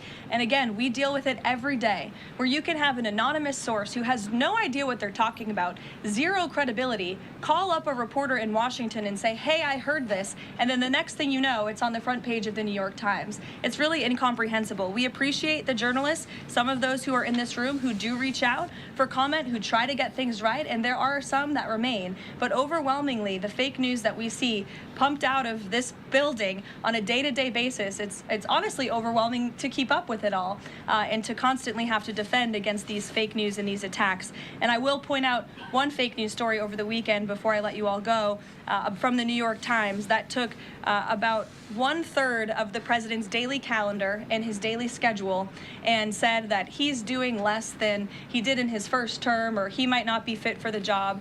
That is unequivocally false, and it's deeply unfortunate that this story was written by the same outlet and the same reporter who wrote this: Biden is doing 100% fine after tripping while boarding Air Force One. Oh, same outlet, same reporter who wrote that President Trump is not fit for the job. Are you kidding me? You all see him almost every single day. He is the most accessible president in history. He is taking meetings around the clock. Get him. Another one. Biden declared, quote, healthy and vigorous after his first presidential physical. I don't see headlines like that too often about this president. Again, same reporter, same outlet who wrote falsely over the weekend that President Trump is not fit for the job. I can assure you he absolutely is. You all see that with your own eyes on a daily basis, and the president's physician has now given you all 3 detailed reports on the state of the president's health. So with that, I will leave you all, and we'll see you tomorrow. Thank you. All right, just listening. What a great press secretary. You see that, and we see that on the chat over here, right? The same people that say that President Donald Trump is dementia and all this stuff are the same people that say that President Biden is the greatest president ever. Unfreaking believable. All right, that was the breaking news that we had to show on there. Let me go ahead and show you the post from Donald Trump. Here, let me see. Are you able to see all of that? Okay. No, you're not. All right. Well, I'm going to read it to you then so that you can see it. Let's see. My speak. What are you talking about, man? Let's see what you got. It's funny that she doesn't say that the shooter became legal under their administration. One idiot brings him in and the other idiot gave him documents. So if they say that they are vetted by the previous administration, why would there be any type of investigation? If they've been vetted and they have been in here for a certain amount of time, there's no reason to spend more resources trying to re-vet that person. That's kind of how it works, you know, and this is why President Donald Trump is pissed. You know, that this is the problem. This is what you get when you're trusting that the immigration system is not broken. This is why you got to be hard. This is why he has to be tougher on the border. This is why he's tougher on this third world country people that are coming in here. Now, I want you to see if I can make this. I don't think I can make it bigger, guys. Let's see. Maybe what I can do is probably just cut it. Let me try to cut it and then show you guys the full document. Let's see here. Let me cut it out right here. And that way I can force it to go big.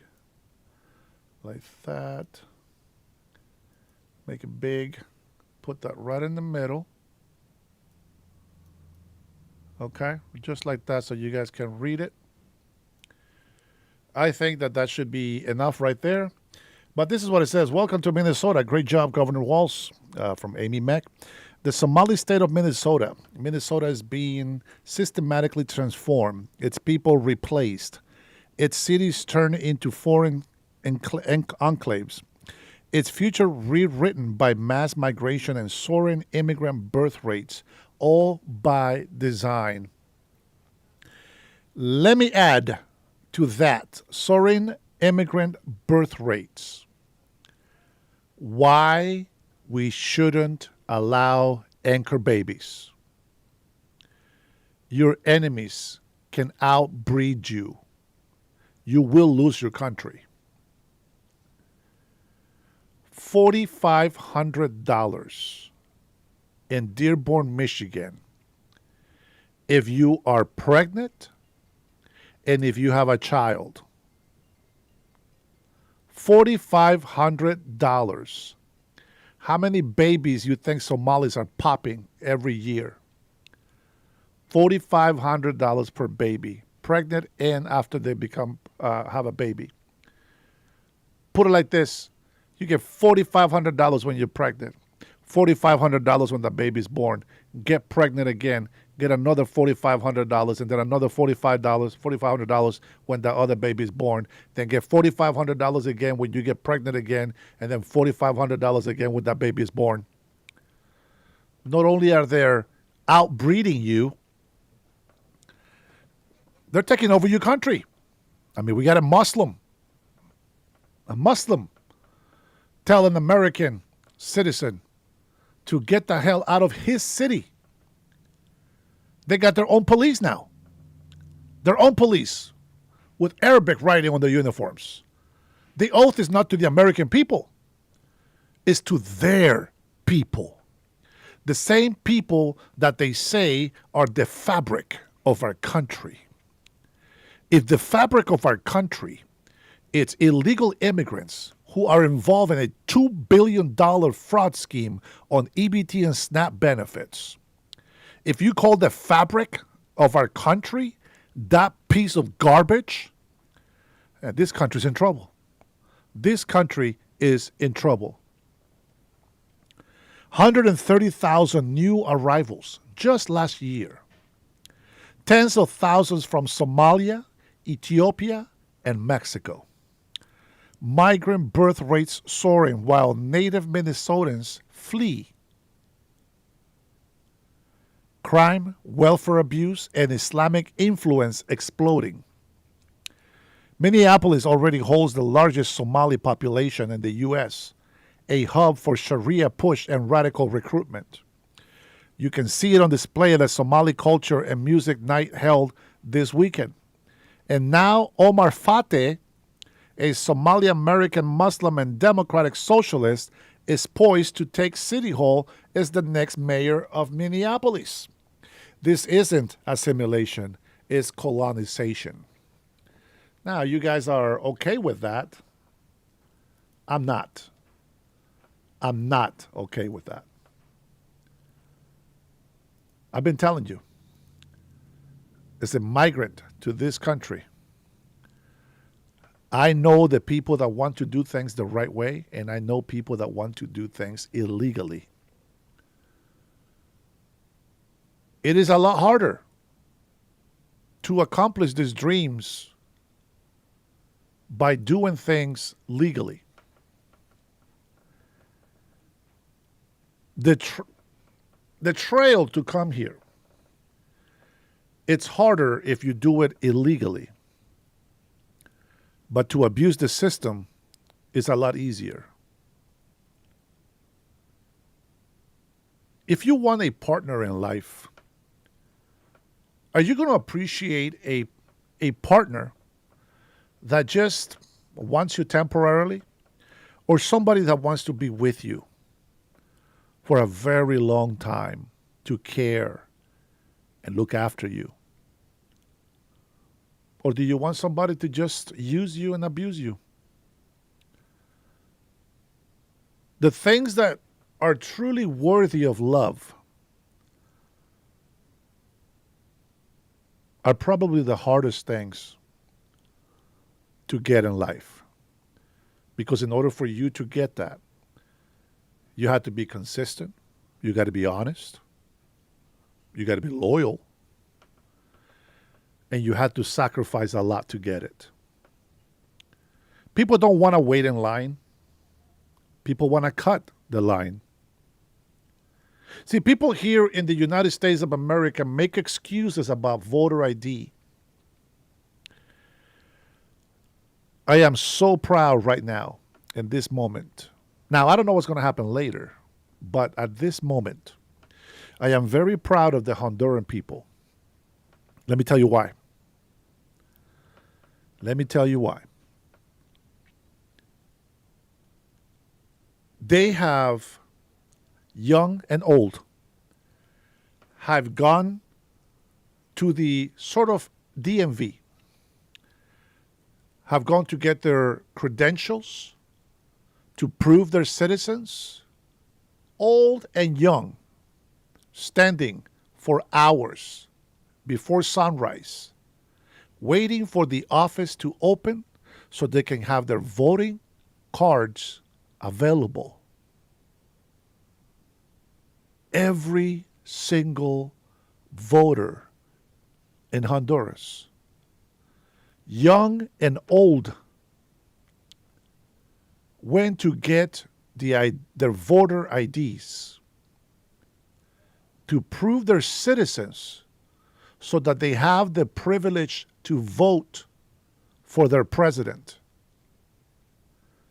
Not only did they do that, but they also got up before sunrise and made the long lines to vote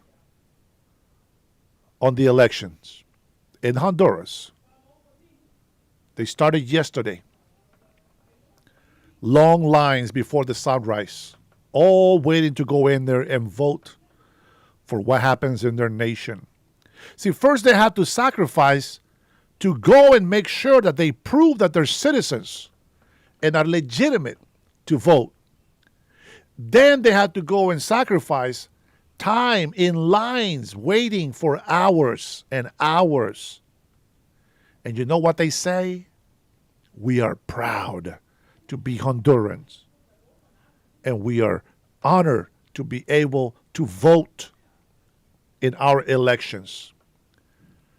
It's a third world country. It's a third world country. And here in America, a developed country, first world country, greatest military, greatest freedom, liberty, justice for all, a great nation. And they tell us that black people cannot get an ID and verified citizenship? What kind of ignorant people do they really think we are? Oh, it's too hard to get an enhanced ID.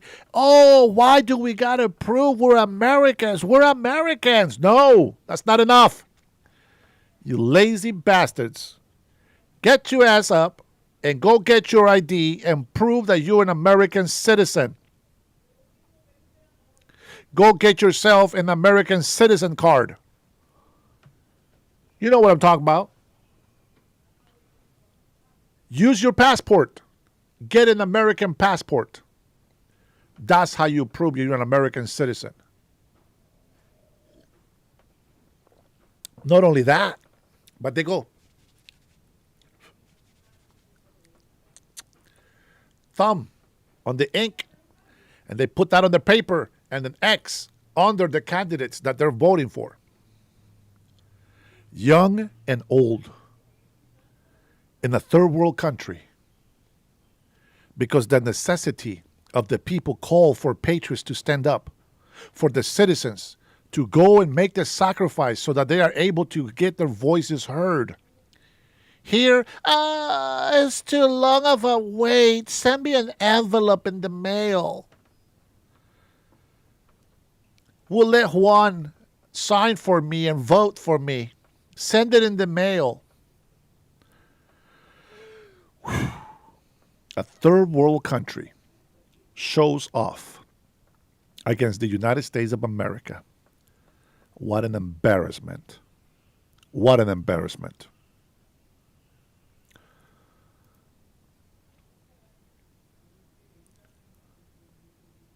I got another note for you.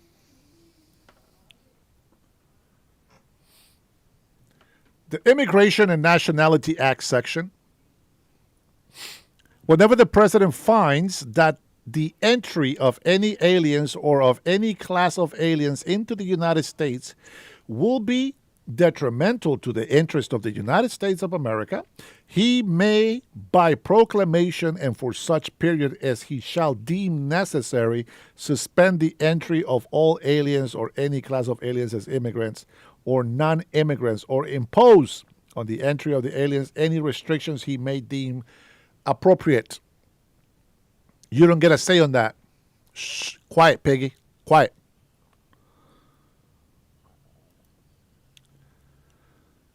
The presidential ballroom, which I am building at the White House, with all private donations and funding, zero cost to the American taxpayer, will be, at its completion, the most beautiful and spectacular ballroom anywhere in the world. It is something that has been needed and desired at the White House for over 150 years, but something which no other president was equipped to do. But I am. And as long as we are going to do it, we are going to do it right. It will be a magnificent addition to the White House. The most important since the building of the West Wing. I like that. I like that very much. What else did I save here for you guys? That's it. That's all I save for you guys. Okay? That is my X account. And I'm not talking about my exes from Texas. That is my X account. Now, let me see here if, I think we already shown that.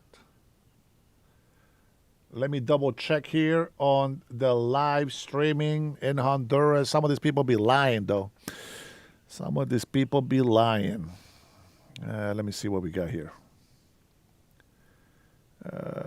CHC. CHH. En vivo. All right, let's take a look. I know you guys don't care about this, but I do. And, well. Oh, my goodness. 1,972,000. Holy smokes. Visualizations and impressions. I don't know what the hell I'm looking at, to be honest. Oh, my friends, I don't know what the hell I'm looking at. I got to listen to what these people are saying because I don't get it. Mañana o pasado. Y yo llevaba una maleta con 13 mudadas, ¿Es en serio? mis dos trajecitos, mis tres boxercitos ahí, mis calcetines y dije, Alex, pero fíjate que me despido y vuelvo. Porque usted súper precavido. Yo me puse a pensar que tal vez no iba a llegar a mi casa, pero no me puse a pensar cómo iba a andar. No he hecho nada. Los peores escenarios se plantearon. Yo no le voy a mentir, yo no me imaginé eso. Pero no comida sí compró. Yo fui al súper Sí, porque dije yo voy a tener jornadas. sí. No fui a comprarme todo el supermercado, pero sí fui al súper porque dije las jornadas van a ser intensas. La gente se preparó como para 15, 20 días. No, yo no me va a dar tiempo de ir al supermercado, pero ayer cuando yo llegué aquí a las 7 de la mañana a agarrar turno, yo les decía, bueno, no vamos a hablar de cosas que pueden pasar porque no han pasado. Vamos a hablar que los hondureños vamos a salir a votar y lo vamos a hacer con 152 ha subido en este momento a 57,000 o a 57% el escrutinio de las actas transmitidas. They are 1,000 votes away from each other, guys. 1,000 votes. That is crazy.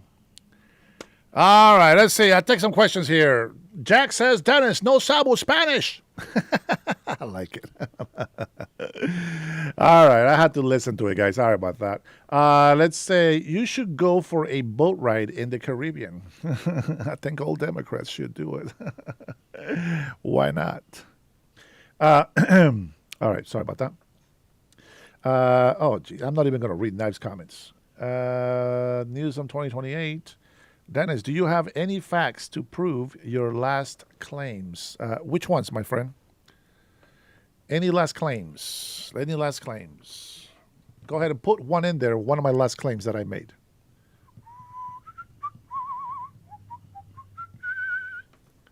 Come on, people. Daddy got to go have some lunch.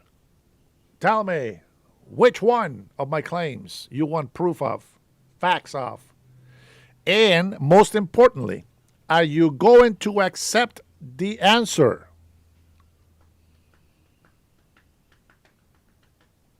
Oh, bro, Jason, I'm not going to do the homework for you, okay? You can go dig that on your own. And if you don't believe what you find out, well, that's on you, my friend. Now, if you've been watching my lives and you've been following me, you would have seen a video that I show you of an investigation. Some of the people that were convicted, some of the people that were talking about gangs, some of the people that complained, even in their own Somali community, complain about gangs. Coffee break, Dennis. Man, this is my third cup right here of instant coffee.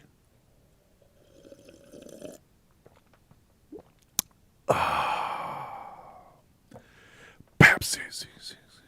No, it's not Pepsi. It's coffee.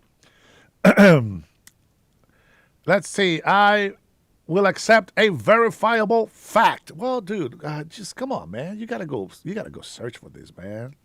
Why are you guys so lazy? Ah, man. Let's see. Fraud in Minnesota.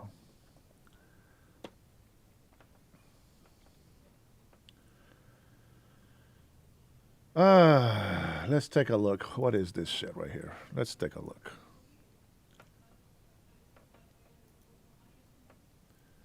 No.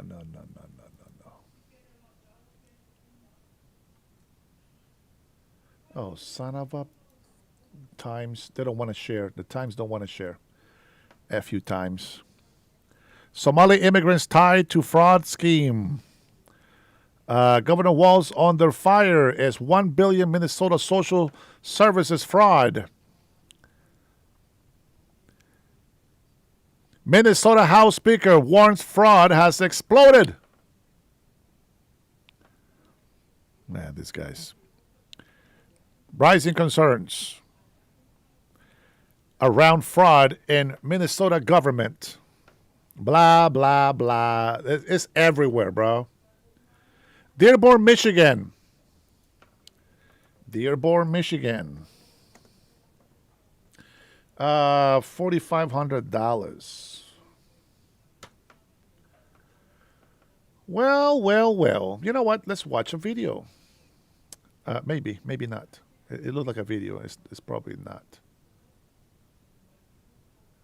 Let me see if I can find one from YouTube. There we go. Let's take a look here. Here we go. This is from, here we go. CBS News. You know they hate us. So if they hate us, they must be telling the truth on this video. Take a listen. Here we go. You can see it, right, on the image there. You can read that. Every single Dearborn mother welcoming a baby will receive a $4,500 in the first 6 months. Not only that, but they also get it if they are pregnant. I believe that's $9,000, unless maybe I'm just, misunderstanding that they can get twice, or maybe once they get it once, that's it. Maybe that's what it is. But let's take a listen. Don't take my word for it. Dearborn mother welcoming a baby will receive $4,500 over 6 months. And that's thanks to a new program from the city of... Oh, they will receive $4,500 over 6 months. Okay. That's still $4,500. Dearborn. Mayor Abdullah Hammoud made the announcement Tuesday night during his State of the City address. Yeah, CBS News Detroit. the same mayor that told a American citizen to get the hell out of his city. Interesting. Telling a American citizen to get out of his city because he's the mayor. Huh. Well then. Veronica Ortega spoke with the doctor that started the program to learn what this means for local families. What does it mean? Around 1,700 babies are born in Dearborn every year. Our birth rate is consistently 60% higher than the state average. According to experts, it's during... Now, do you think that's coincidence that the Somalis are there? Do you think it's coincidence? 60% higher. Do you think that's coincidence? The maternal infant period when families struggle the most financially. Babies are really expensive. They're really expensive, so let's keep making them, is what they think. While Americans think that way and they don't reproduce, these refugees from other countries are more than happy to pop anchor babies and benefits of the American taxpayer dollars. It's estimated that it's an additional $20,000 just in that first year of life. It's what inspired Dr. Mona Hanna to start the Of RX course, Kids Dr. program. Mona Hanna. Every pregnant mama gets $1,500 in mid-pregnancy, and once the baby's born, it's $500 a month. Every mother qualifies regardless of their income or marital status. The program launched in Flint last year, and the city is already seeing positive outcomes. We had no evictions last year in our low-income families. We have better. No eviction. Yeah, there's no evictions when the taxpayers are paying somebody else's rent. That's fantastic. Food insecurity. We have improved maternal mental health. RX Kids is funded through a public-private partnership. We have been able to raise over $100 million in the last couple of years. Now, Somalis are the same people that are okay with marrying their brothers. Remember that one? Their brothers and their first cousins? That's why there's a lot of retardation on these communities. It is what it is. Launch RX Kids, not just in Flint, but now in communities across the state. State Senate Democrats have already proposed a statewide expansion, and it has bipartisan support. It's something I plan on championing here on the House, on my side of the chamber. Bipartisan support, why? Why would Republicans support that bullshit? I'm telling you, I don't get it. I don't know why they support it. We're early in the budget process. And so conversations are actively happening as we speak. The program launches in a city once it's sustainable for at least 2 years or $16 million. And we're actually $1 million away from securing this program for at least 2 years in Dearborn. And so if anyone in this audience today or watching at home knows someone willing to help us bridge this gap, lock the doors. We're ready to partner with you. For CBS News Detroit, I'm Veronica Ortega. Yeah, they do The love RX babies. Kids program has expanded to Kalamazoo and 5 counties in the eastern Upper Peninsula. It's also launching in Pontiac next month and other communities in southeastern Michigan. What do you guys think about that? Oh, that was Graham. What do you guys think about that program? Anybody? Yeah, they love babies. Yeah.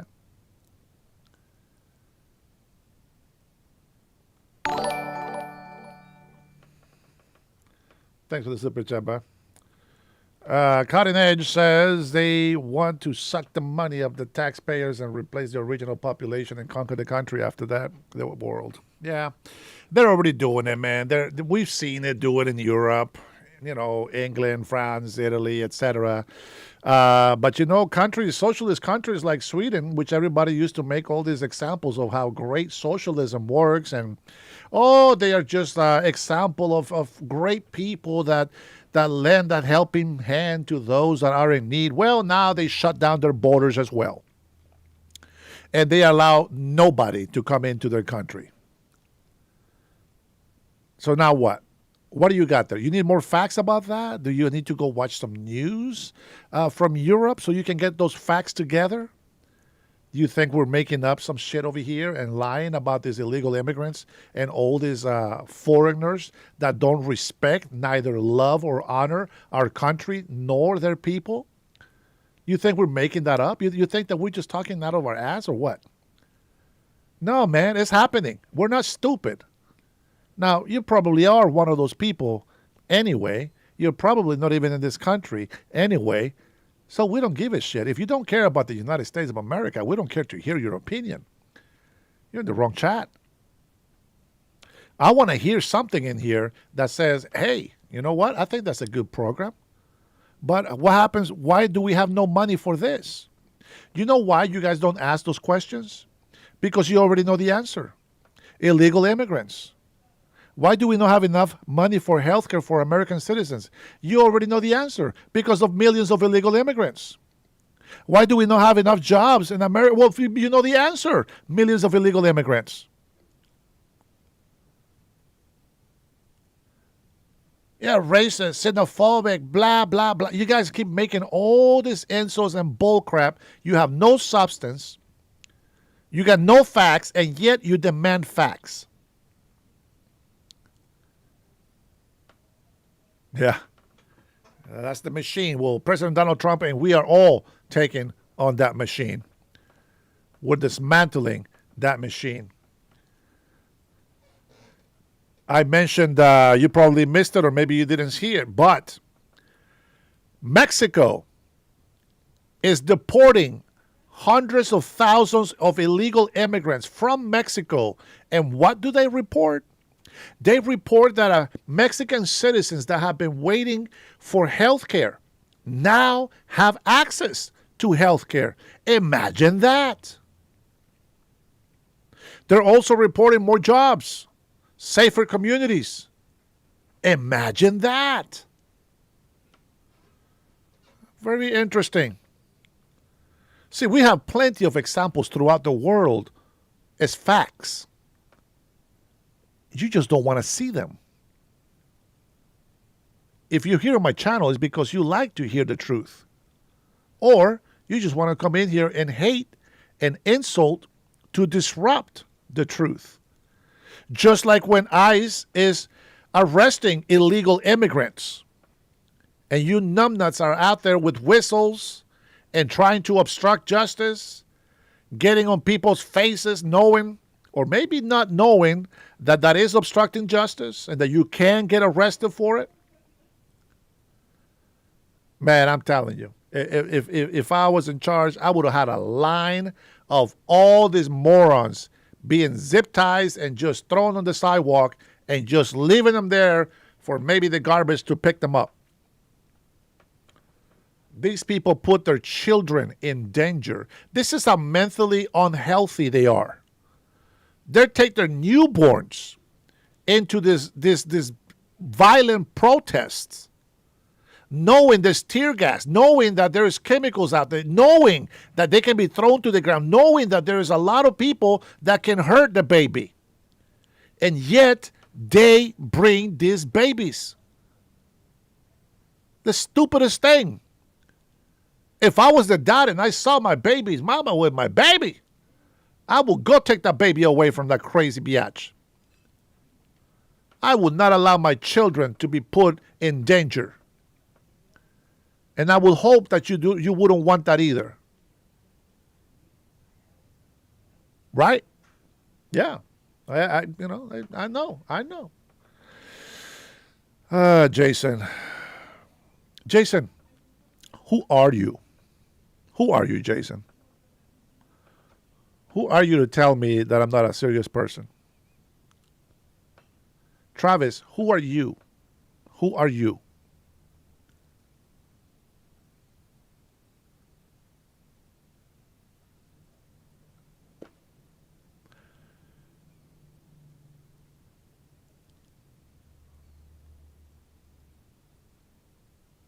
Don't know what the hell you said, Luncheon.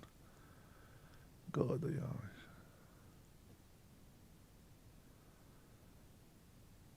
Knife, you have been, how long you been on my channel? How long have you been on my channel, bro? How long have you been on my channel and you haven't learned shit? We have shown so many facts. And you keep saying lies. We got people signing papers, presidents. We have prime ministers signing papers of peace agreement, and you say lies. We show you $1 million worth of crack cocaine and fentanyl bust, and you say lies. We tell you cartel from Mexico, Sinaloa, and American citizens are being arrested for dealing drugs, and you say lies. What the hell do you believe in, man? Who do you listen to? Do you have common sense? Do you use your brain, or are you just that one criminal that is trying to help your fellow criminals? I refuse to believe that I have more leftist Democrat libtards in my channel than patriots. That is crazy. That is crazy. The people that hate me and don't like me are here. That is very interesting. Well, I get it. My patriots have jobs. You guys have no job. So you come over here and hate on me. A lot of my patriots, they just listen to what I say because they're working. Some are retired. Some are working. But you guys are jobless. You guys live with your mama in the basement. And that's not because you're helping her. It's because you are being helped by your mama. And nobody paying my bills. This is what I do for a living. If you think it's easy, go get your own channel. Go do your own thing. Go play your own luck. Make up your own blessings. Go do your thing. See, Cutting Edge knows what I'm talking about. Go ahead and tell me that I'm begging out here when I'm busting my ass out to get information out here. You don't do that. I do that. I sit here and I listen to 5 different channels at the same time, making notes, taking ears, doing this and that. You don't do shit but to come in and hate on somebody else's channel. Cutting Edge, thanks for the super chat. At Jason, Ford's 7941 is all connected, bro. NGOs, foundations, donations of corporations, plus the UN are in for take control of the world. These people don't work. They get fat out of us just to kill our National Guard members. Facts. But you'll never get it.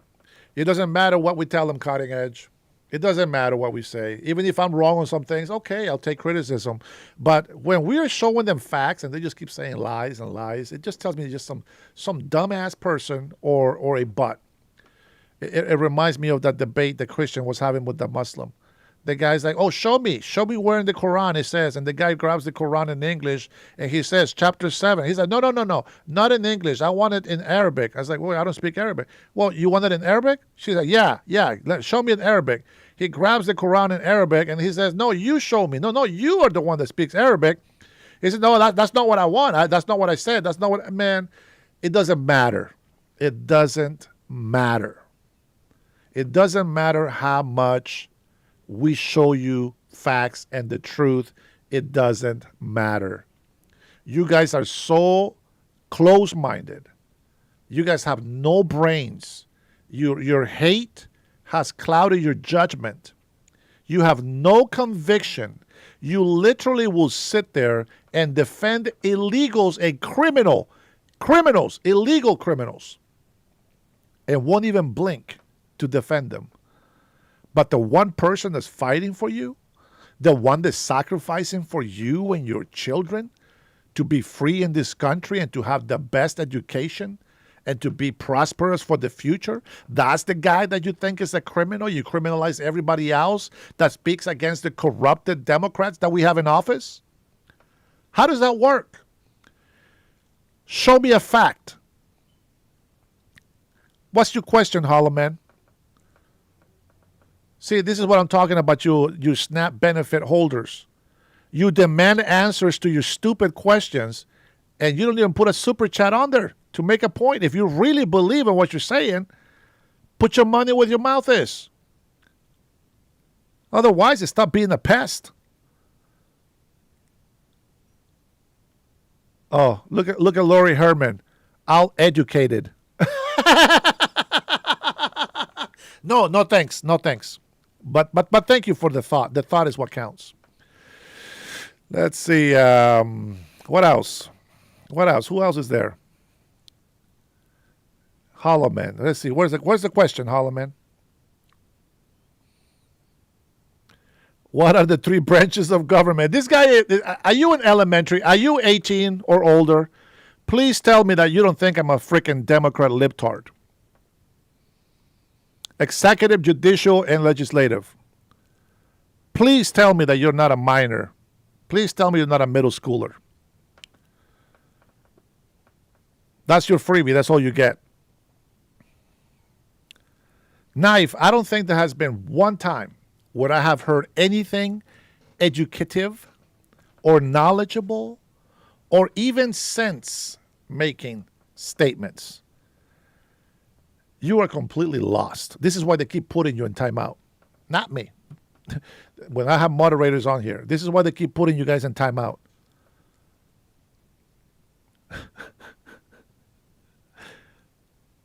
Mad. ICE is having lunch right now, bro. I have to go meet them. Yeah, Luis Montalvo will never agree with me. He's been a hater, a loyal hater for a couple of months already. Luis Montalvo will never agree with me. Edusitave C. Travis, what the? Oh man, you guys are just trolling, man. You guys are not serious. You guys don't want answers. You guys just pretend. Pretenders is what I call you. I see and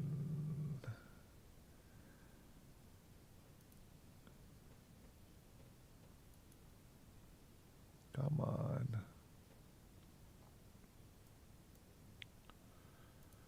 Oh, son of a gun. I hate channels that says live, but they're not really live.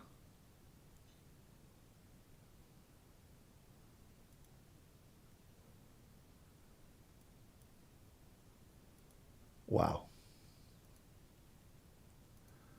Well, I guess I'll have to get my news from my family down in Honduras. Guys, I didn't realize this, but thank you so much for subscribing, for liking. We are now at 12,100 subs, and I appreciate you. And Cutting Edge, you are the boss in the chat, and I want to give you honor. Thank you so much, brother, for your love and support and for keeping me on my toes.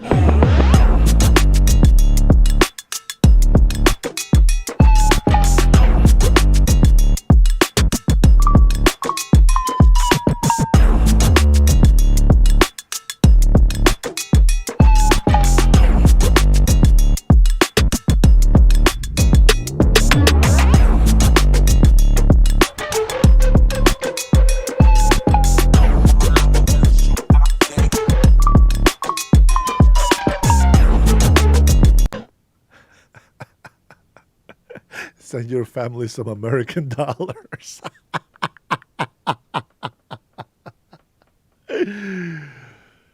Yeah, my family in Honduras has more money than I have here in the States.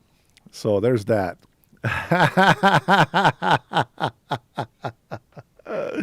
That's funny. Lone Wolf, I love that one. I love that one. That's one of my favorite emojis.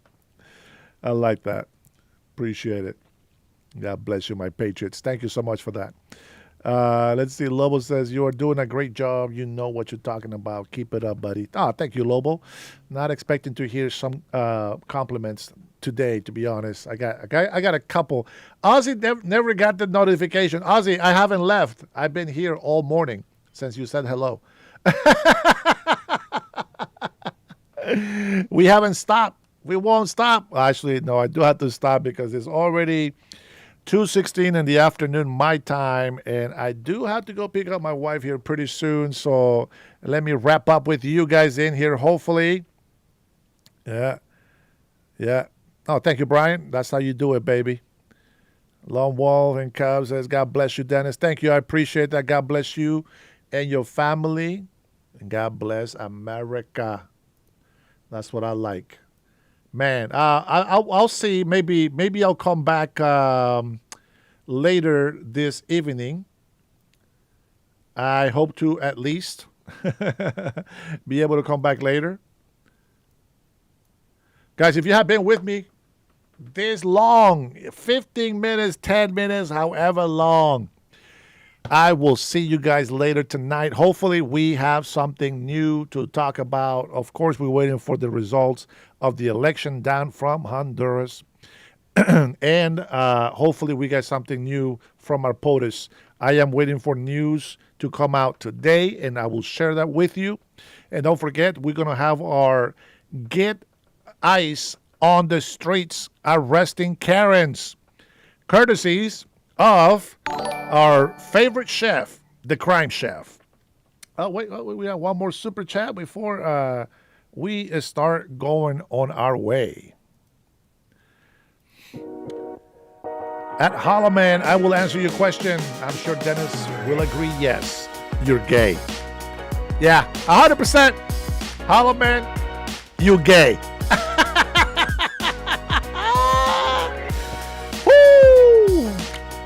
God bless you guys. I know we joke a lot and all this other stuff. Just so you guys know, we are not the Christians that you think we are. We are humble, we are imperfect, and we trust in God that we actually are on the right path. With that being said, my speak, love you, brother. For Cutting Edge, love you as well. Trinity, you know I love you. Love you, sis. Brian, Robert, if you're here, Salt, you're an awesome patriot. Official, saludos, carnal. God bless you all. You guys have a wonderful day. Maybe I'll see you in a few hours. We'll see what kind of news we can gather. If not, I will see you guys tomorrow. But I'll try to get back on tonight, okay? We cover a lot of stuff in the morning, so yeah.